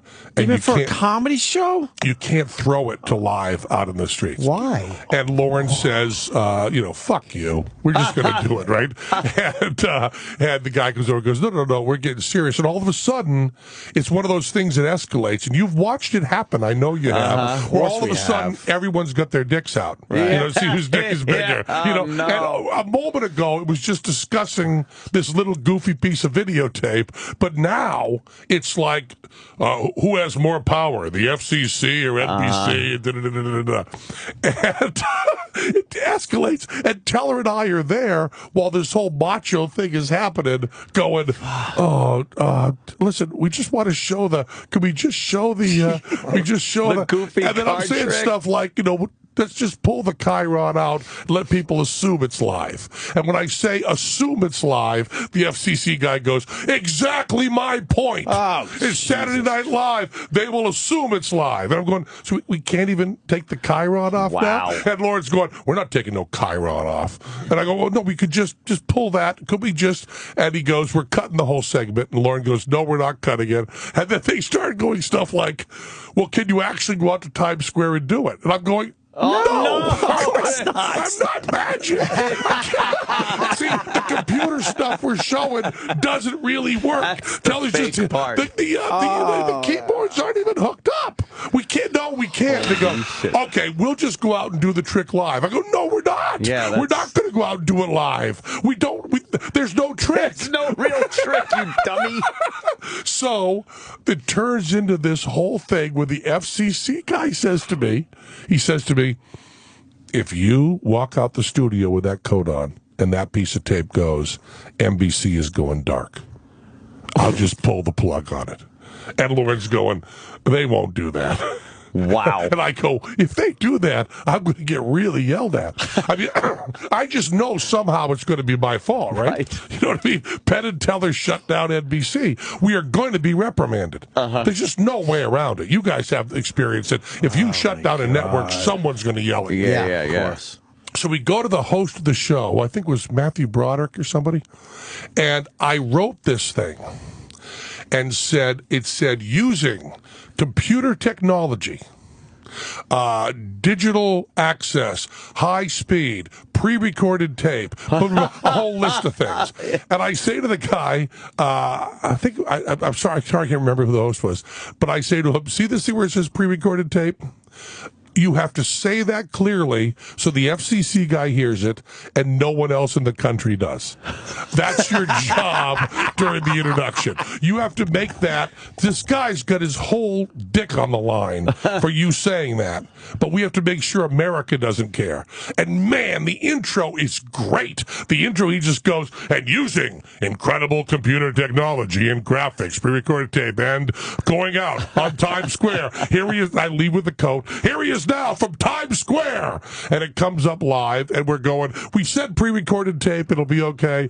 And they let us do it. And the FCC guy was still pissed as we're going. It's brinksmanship, right? Yeah. And he goes, if he doesn't say pre-recorded tape, we're just pulling the plug at NBC. So he went out and did the trick. Of course, now I think you'd be able to do it. I think a computer would be able to, if you didn't have Sasquatch with fucking lobster claws trying to do a fan in 20-degree weather out in the cold so that every index shows. True, yes. You have to be able to do that. Yeah. Oh, he's found it. You got it right there. Wow. Wait, I got to hear it. What's that? Steve Gutenberg. It's Steve Gutenberg. Steve Gutenberg's introduction. He's the guy. Can you make? What year is this, Penn? What's that? What year is this? I don't know. I got a stupid haircut. Steve It Gutenberg is a looks while like ago. someone knows him. It was 86. 86. Whoa, shit. 86. He works out in our gym and no one gives a fuck. I've never seen him there. So computers could really knock you to this. Yeah. Wow. We thought, it is so funny. You know when something's escalating and you know it's escalating? There's just no way to get the lead rod into the reactor? You can't bring it back. No, there's going to be a meltdown. It's always nonsense that gets in the way. FCC. Well, the whole theme of that is we're just annoyed at the FCC now. Well, we've been through this. I know you guys love the FCC, and I hate to bum your shit. I really do. What? Yeah. I'm just saying, guys. The FCC's probably right about everything else. Oh, sure. Just this one case. No. In the end, we didn't care about the FCC. It was our own lawyers that were in our way. Well, that's true. Yeah, we would talk to them and go, "What? This has nothing to do with the FCC. It's going to be okay." They always got in the way of creative people, and they were the nightmares. What is that exact sentence? This has nothing to do with the FCC. It's going to be okay? Yeah, it's going to be fine. Precisely what I said. 1986. But that's what you should have been saying. Precisely what I said backstage. This is not showing video of the Kennedy assassination. Right. Yeah, the FCC would have laughed at that. They wouldn't have gave a shit. They wouldn't. No, it was an FCC guy there. But it was an FCC. Yeah. So what? They just have an FCC guy hanging out? I don't know what was going on. You never know what the real situation is, right? All right, when you're doing every month you're doing a bit on Saturday Night Live, right? You are so out of what's actually going on. You're just a card on the wall. Penn and Teller do 6 here. Boom. Penn and Teller will do 6 there. Boom, and Lauren okays the bit, and you go on. You have no idea who they've been fighting with before that. Well, my question is, what were the lawyers doing? Whose side were they on? Do you remember? I couldn't even remember Steve Gutenberg. All right, fair enough. Now let's see how this plays out. I actually want to see the whole bit now. Are you rolling? Combined pre-recorded elements, graphics, and computer data, and created the world's most expensive card trick. Ladies and gentlemen, Penn and Teller. Pre-recorded elements. We are Penn and Teller. My name is Penn Jillette. Wow. I am live and freezing in Times Square. Although we've had a little break in the weather here, we're in Times Square, Manhattan, New York City, and my partner Teller is live in Studio 8H, and he's toasty and warm. We're going to do the world's most expensive card trick. We're going to spend $56,000 of NBC's money to fool 2 people chosen at random. Now, Teller does all the work on this one back in the studio, and we're going to show you all the sneaky stuff. We got 2 computers with 140 megabyte hard disk drive each. We've modified the hardware of one of the computers to allow it to communicate in ASCII to the digital graphics generator of the NBC studios. We've got a direct phone line and the appropriate modems to communicate with the spectacular screen high over Times Square, and we reserve the online time in advance. I got a couple bucks to buy a deck of cards. Let's do a card trick, okay? All right, here. Joe, send them over now. Oh, yeah, over now. Yeah. Hi. You're Billy, is that right? Hi. And you are Kate. I want to make clear to people at home that although we've been standing here waiting for a queue and freezing together, that I haven't set anything up with you. I haven't talked with you in advance. Is that right? You already lost Anthony, by the way. Okay. Now, the beauty part of this card trick is that you can use a brand new sealed deck. Oh, this rules. Now that you explained the whole thing. Excuse me, sir, can we have a deck of cards, please? Deck of cards? Yeah, actually, I'd rather they actually pick the deck, okay, sir? Just actually pick one. Pick that. Is that the deck you want right there? That's the deck you told them to pick. It's fucking great. George. On NBC, okay? Here's a knife for you, Kate. Let's step over here, okay? And open the deck, obviously. It was sealed when you started opening it, is that right? Yeah. And just open it, pull out the deck, and remove the jokers. There'll be one on the top of the deck and one on the bottom of the deck. There's 1 joker and there's 2 jokers, okay? Now, I want you to pick a card, but I want you to make sure that I don't see it and the people at home don't see it, the camera doesn't see it, none of the people around here see it. They're all the same. Choose the card when you both know what it is, put it right there in Kate's pocket, and do not say the name of the card aloud because you have microphones on. Right over there, pick the card. Okay. Okay, now here comes the real tricky part for me. I have to do a perfect fan. Now there's a guy right underneath, right at my dick level, crawling around with all the props. The indexes of those 51 cards. Now this is a really tough move to do, anyways. It's hard to do quickly, and it's especially hard to do in Times Square. God, you're selling it. Freezing cold. Let's love it. Let's hope I don't screw it up. They should be set. Are you guys set? Would you move back over here, please? Okay. Now you chose the card. Is that right? And you, reaching down. Yeah, the guy's handing me the stuff. You actually know what the card is. Is that right? Yeah. And then we're over there. Oh, Jesus. Look at these graphics. I actually touched the cards. I didn't have to touch them at all. I wasn't supposed to touch them at all. Now, let's give the cards a shuffle, okay? Now, it's freezing. Holy shit. Have you seen Penn and 4 Teller? of diamonds is the missing card. We've been on Saturday Night Live like 6 times or so. So, the card That's great. is the Four of Diamonds. Is that right? Show the card. Let's pull the card out where it's been. Four of Diamonds right there. Keep the rest of the deck. What a Keep great the Four gag. of Diamonds. The confidence of Penn and Teller, the cast and crew of Send That Live, NBC, and the parent company, GE. Thank you so much. Parent company. Oh, my God. That really looks authentic, especially for '86 when people didn't know that computers could not possibly do that. You think it's just a balloon shack? Best job. And the Four Diamonds on the And Jumbotron. we do a little gag, we give it away at the end. Nice job, Kate and Bill. Thank you. Good night. Dude, that's 28 years ago. My God. Jesus. 28 years ago. Good job. What did reserving online space mean? What did that mean? Do you remember? Means jack shit. Oh, man, no, nothing. no. What it means is reserving time for the sign.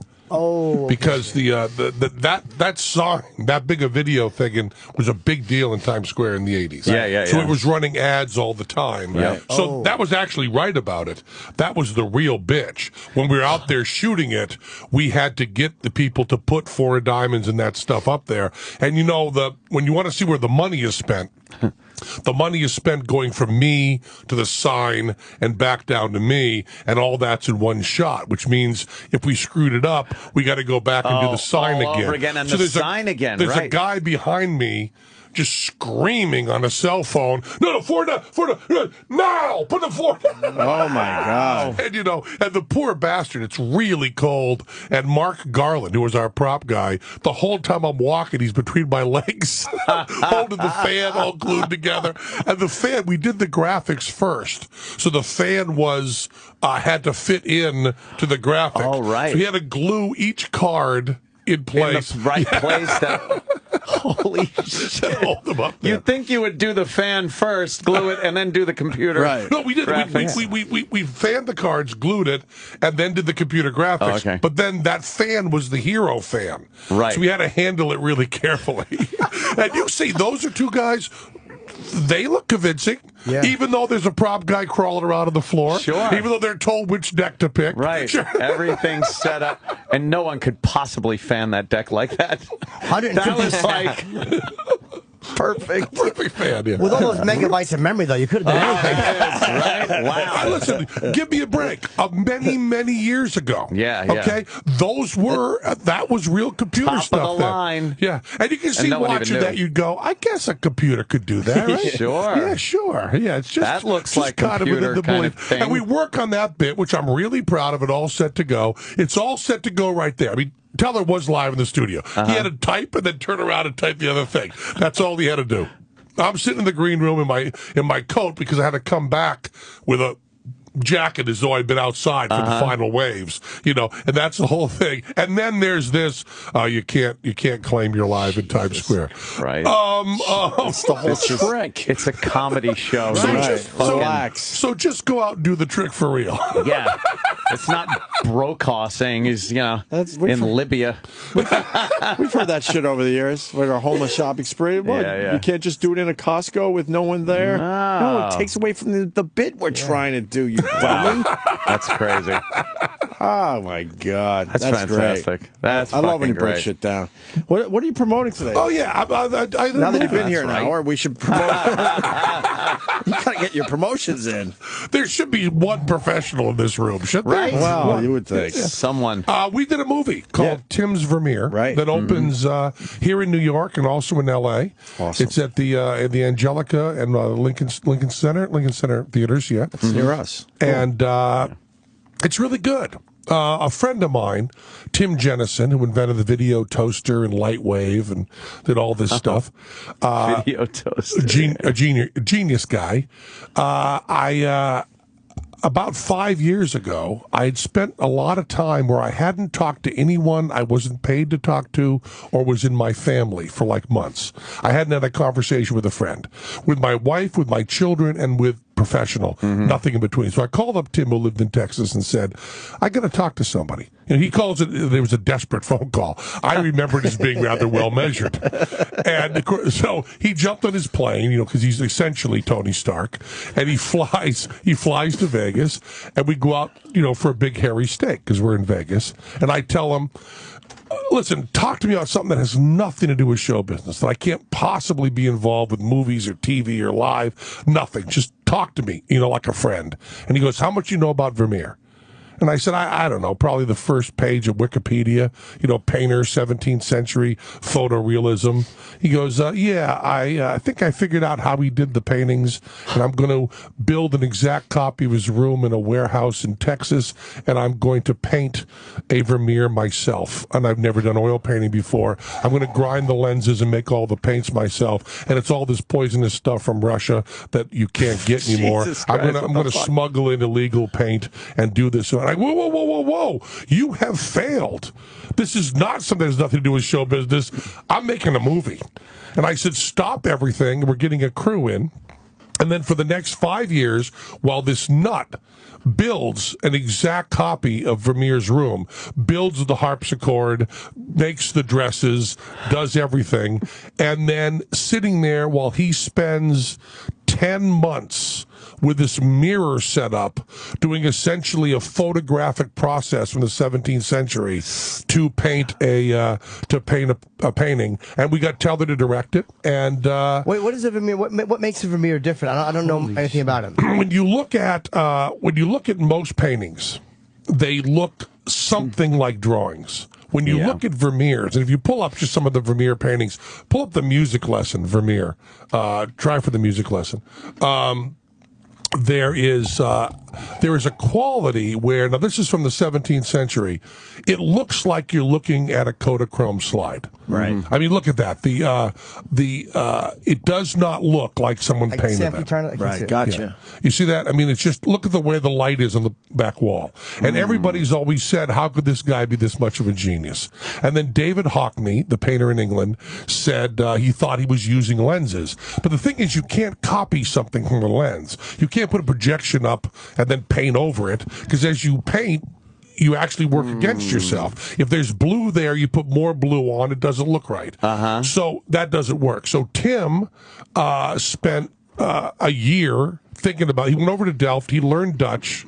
I mean, we're talking about a committed guy. That is a commitment. We're talking about a committed guy. Wow. Yeah. Right. He started going over to Delft all the time. Wow. He studied this and finally figured out this elaborate arrangement of mirrors that would allow him to do this incredible painstaking process.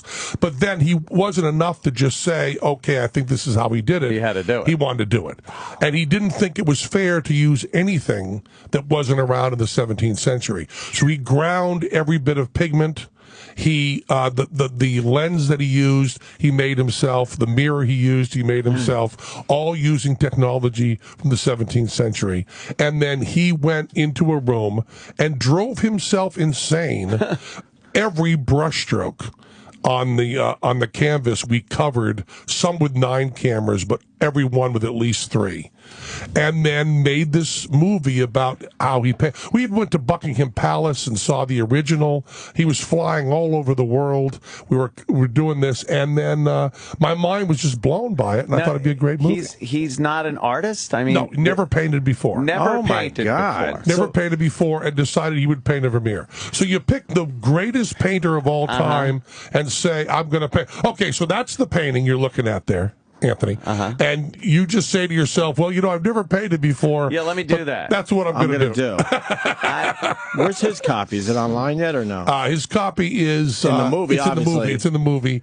And we don't have them up A-B yet, because here's the problem. And this is maybe giving away a little bit of the movie, but Tim's looks too good. We're getting a scan from Buckingham Palace of the original, so they can both be the same resolution. This is very low resolution here. Yeah. It's all that's available is low resolution. It's photographs of it, and it's Teller directed it. I produced it. I do a little bit of narration, but mostly, we make the joke in the movie that you really are what you're doing now. People, is you're watching paint dry. I mean, the plot of the movie is a guy does a painting, but But I think it's really funny and really entertaining. And it's been getting just blowjob reviews. So he more than right? Was it? Blowjob. yeah. Okay. So he more than pulled it off in the end. That's unbelievable. I think you might like it. I think you should go see it. I'm in. It's in my art. I think it's in our artsy theater over there. Yeah, it's it's artsy. It's not not Spider-Man 4. Anyone even think? What would make anyone even think to go like, how do you do that? like, why would you even think that? I mean, it's amazing, but why would you even think that's what Tim is, and I think the whole story of this is that Tim's youngest daughter went away to college, and he was just like, "What am I going to do? I've invented stuff. I've made there's." Wait, can we get the? I want to watch the trailer. Is the setup life size like that scene that he painted? Is set up. He built it. He built it. He built the chair with a lathe. He got the rug. Then somehow that is focused onto a canvas. Yeah. Well, yeah. To be traced over for the most part. But the colors also have to be traced. Right. You can't just trace the shapes. Sure. So that's so he built with no artistic ability as far as he a built painter. the original set. It's like a set, basically. Yeah. Well, it's not. Except it's more. Jesus Christ. It's a little more real than a Right, set. I got you. The stuff has. That's unbelievable. I am don't so even know in. how this fucking. I am so in. I'm completely in. Yeah, it's pretty. It's pretty mind blowing. And Louie, There's Louie. Hey man, What's up, Louie? How's it going? What are you doing in town? Louis C.K. Everyone. What are you doing in town? I live in New York. Oh, that's right. live in New York. We're talking about Penn's new movie called Tim's Vermeer. This thing is fascinating, to say the a least. friend of mine painted a Vermeer without ever painting before. Using a device. And he made a movie Don't you have to be Vermeer to paint a Vermeer? You think so, yeah. Almost by definition, it's not a Vermeer if someone else paints it. So it is, we are using some sloppy language there, Louie, and thanks for busting us on that. Hence Tim's Vermeer. Tim's recorded a Van Halen song last night. Louis Van Halen. Louis Van Halen. Louis Halen. Yeah, you're really supposed to be Vermeer to paint. Hey, you know what I'm addicted to watching? Is your, it'd be funny if it was totally unrelated. Yeah. I'm totally into Downton Abbey. No, your show. Bullshit. No, the one that Fool Us, yeah. Fool Us. It's really good. Yeah. Oh, thank you. It's totally. It's actually coming out on CW. They're going to show all the English shows. Right? It's from BBC. We did it over in England. Actually, Channel 4. It's really good. But we're doing the English. It's exactly like the Beatles in this one way. The 9 shows we did over in England become 10 shows over here. Right. Because of more commercial time and so on. So, the way Beatles albums were remember Yesterday and Today. Yesterday and Today is the Beatles record that doesn't exist in England, only over here. Right. And that's why the Beatles did Butcher Cover, because they thought they were butchering the records by putting a couple songs off to make more money in the USA. Right. That's right. Nothing to do with that Fool Butcher Us. cover's worth a lot of money now. Yes, the Butcher cover. I have 2 of them. You do? I have one because when I went into interviews and they said, if I wanted to know all the secrets to your show, what would you give up all the secrets for? And I said, if I have an unpeeled, sealed Beatle Butcher cover, I want it in mint condition. By the way, there are 10 in the world. I want one of them. Wow. You give me one of those, I will tell you how every secret in the show is done. You sit down with me, I'll tell you everything. I said that in an interview, said that in a bunch of interviews, thought it was really, really funny. About 3 weeks later, there came a Beatle Butcher cover, beautifully packed with everything there. I pulled it out, held it up. There was a note with it that said, "Love Teller, now shut the fuck up." So Teller got me the Beatle Butcher cover. So and wait, put an end on that. It's the one you don't need.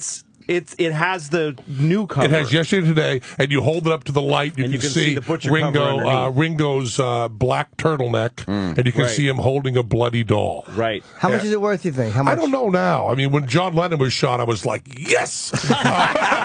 Big George Harrison died. Cha-ching, cha-ching, cha-ching. Harrison is dead. I'm waiting till the other two kick it, and then, I don't know, probably thousands, not tens of thousands. Yeah. Right. Wow, that's pretty cool. Unless you take it to the Pawn Stars place, then they'll be like, we gotta frame it. There's no real market. The Beatles weren't a very popular band. $10. Yeah. Louis. I'm so glad you like Fool Us. I'm so glad watching you do. it. Have you seen any of it? You guys seen No. No, it's guys. No, not that one. No. You would see it illegally, like on Louis YouTube. does. I watch it on YouTube. And, I'm gonna go check that out. The gag is magicians. We did this all legit. There was no. I mean, we were kind of nuts about how legit we were. Yeah. We were separate rehearsal days, and magicians come out and do a trick for us once live. Teller and I watching it. They do it once live in front of a live audience, and then Teller and I have a minute or two to talk about it. And if we cannot figure out how the trick is done, they get a shit ton of money and get to fly to Vegas and open for our show. Oh, cool. Pretty cool. And as it went on and as it got more popular in England, it was pretty successful over there.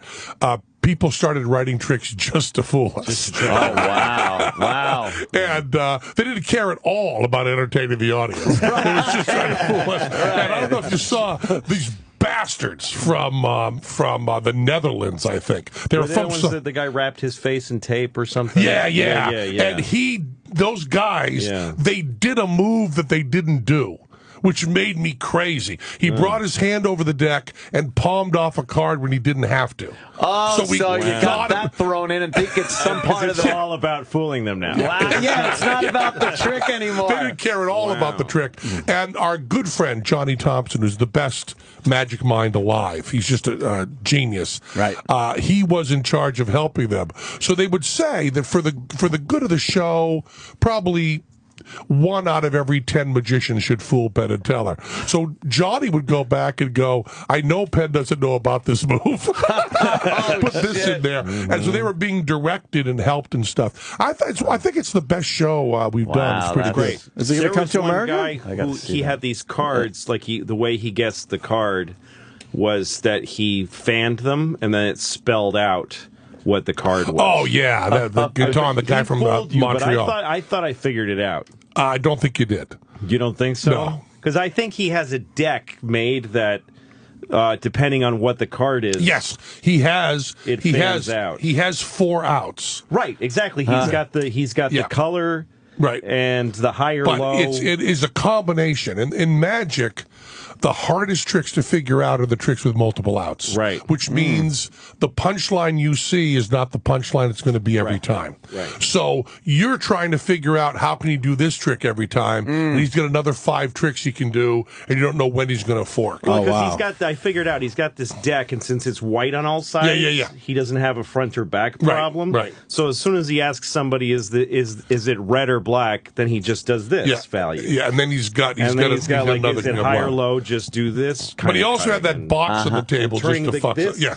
Does it a certain. Yeah. And then he had this box that he kept talking about the box. Yeah. And so these guys decided it's the box. The box is the thing. Right. And so he opens the box and the box says no. So he even had a clever way of saying fuck you. Yes, he knew exactly. And some of the guys would come out and do a fabulous routine and then look at us and go, yeah, I know you got it. Thanks, good night. Not really. I'm on TV already. I'm on TV. But wait, didn't they blow the trick by telling you how they did it? That's or no? what we did. They were told backstage. The producers told them, if Penn and Teller get it, they will tell you they got it, and they will give you little hints. And if you believe they've really got it, be polite, walk away. They will never bust your trick. If you make them prove it, you're going to lose your trick. If you push, Penn will take you out. Yeah. So don't. And there's one guy who was he did a beautiful routine. I don't know if you saw. He did coins across and hands. He had 2 audience members hold their hands out, and he moved coins across here and there. Right.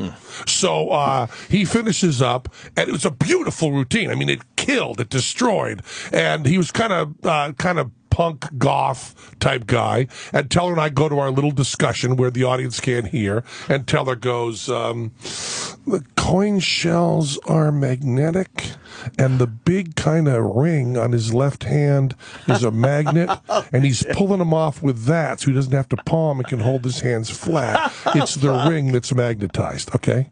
So I go, yeah, okay, cool. So they come to us, the audience hasn't heard this, and I go, oh man, great routine. Never seen that done that well. That's great. I think we've got it. I think we have it. He goes, well, I don't think you do. And I go, yeah, okay. Well, what I'm asking is, would you be able to do that in a different wardrobe than you're wearing? Right. And he says, yes, I could. And I go, okay. Would you be able to do it with different jewelry, changing your watch and so on? He goes, my watch has nothing to do with it. And I go, idiot. That's You right. dummy. That's right. Your watch has nothing to do with it. But I'm just saying, if you were doing it with no jewelry at all, would the trick still work? And he goes, I don't know. And I go, listen, asshole, you've got a magnetic ring on your left hand. It's the big one that looks like the devil. They're all shells on top of the coins. You're pulling the coins out. That's the way you did it. Get off the stage. And the guy is just totally heartbroken. And he was the only one that we really ripped a new asshole because we told him. Right. Good magician, shitty hint taker. Yeah, it's usually this really careful. Was it a trick? And the guy's like, yeah, that's enough. All right. Yeah, there were those, and there was someone else, and I really should tip this, but I'm going to, figuring it's away from their act, and enough people won't put it together. Sure. But the one that made me laugh the most was was a guy and a woman, I guess, and the guy vanished on stage and appeared in the back of the theater. All right. Okay? And it was a really good trick, and they were like 19 years old. Okay? And they were good. They finished the whole act, and Teller and I look at each other. We didn't say a word. We just look at each other. I go, okay, we got it. And we come back to the guy, and I go, if Teller and I weren't old and fat, if we were 19 and could run as fast as you could and could do everything as fast as you could we do this trick? And the guy goes, well, I don't know. And I go, right, okay. Let me tell you, I have an older sister, and Teller's an only child. If we could run as fast as you, could we do this trick? Well, is there a genetic component to your trick? And I said, he said, I don't know exactly what that question means. Oh, yes, I said, is there someone else in your family that appeared in this trick that not everyone here is aware of? And he goes, I don't know what. I said, okay, here's what's going to happen. You are twins, identical twins. The guy in the back, the guy I'm talking to now is not the guy that started the trick. You are twins, and you are 19 years old, and you are magicians, and you have a whole career ahead of you, and I'm not willing to blow it. So what we're going to do right now is you only blow it for this audience here. We're going to go back to me saying, could we do this trick? And you're going to say no, and then you're going to smile. Oh, wow. And you're going to go away, okay? Because I'm the nicest guy in the world. Right, you cut him You understand slack there, that? man. And he goes, yes, sir. So I go, okay, audience, back to the applause. And there's no director or anything. I'm just doing this on my own, director. And then the director comes to me and goes, I really want to use the hunk of you saying their twin. I go, I really think we shouldn't. You don't want to wreck their careers. Yeah, well, what if they can't use that again? And I'm sure they used that twin thing in more than just one trick. Sure. Yeah, of course. Good, Well, no, for the rest of their lives. I mean, there is a famous magician who is a twin, and you don't know it. The great Danton. You could do worse, though, than dissuading a couple of 19-year-olds from being magicians. Absolutely. That's true. Or you could, the two of you twins, They you might could just go go into get a porn. skill that is actually... You could go into porn and make some real money. That's right. That's right. You're twins, for Christ's sake. A more noble career. I wonder if there's any magic porn. I wonder if there's porn that involves sleight of hand. Let me just You have you've thought of it, right? Well, just now. So there's a porn version of it. Right, that's right. Well, hold on. Were they identical or fraternal?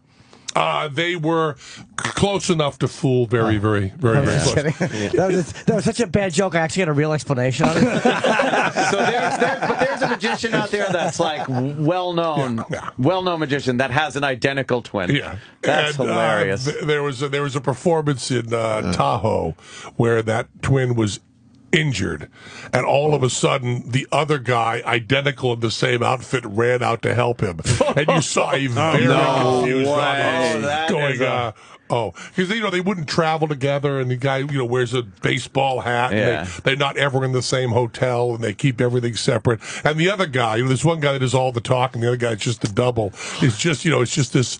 Okay, that's my job. I'm the fucking twin. I go around the restaurant, and of course you have to remember that the guy who did all the talking up front, is the talented good talker, and the guy who appears in the back is the idiot. Wow. So when I'm giving them the explanation, I'm talking to the idiot. And the other magician's in the back going, "Shut the fuck up, you moron!" He's backstage. You're ruining my.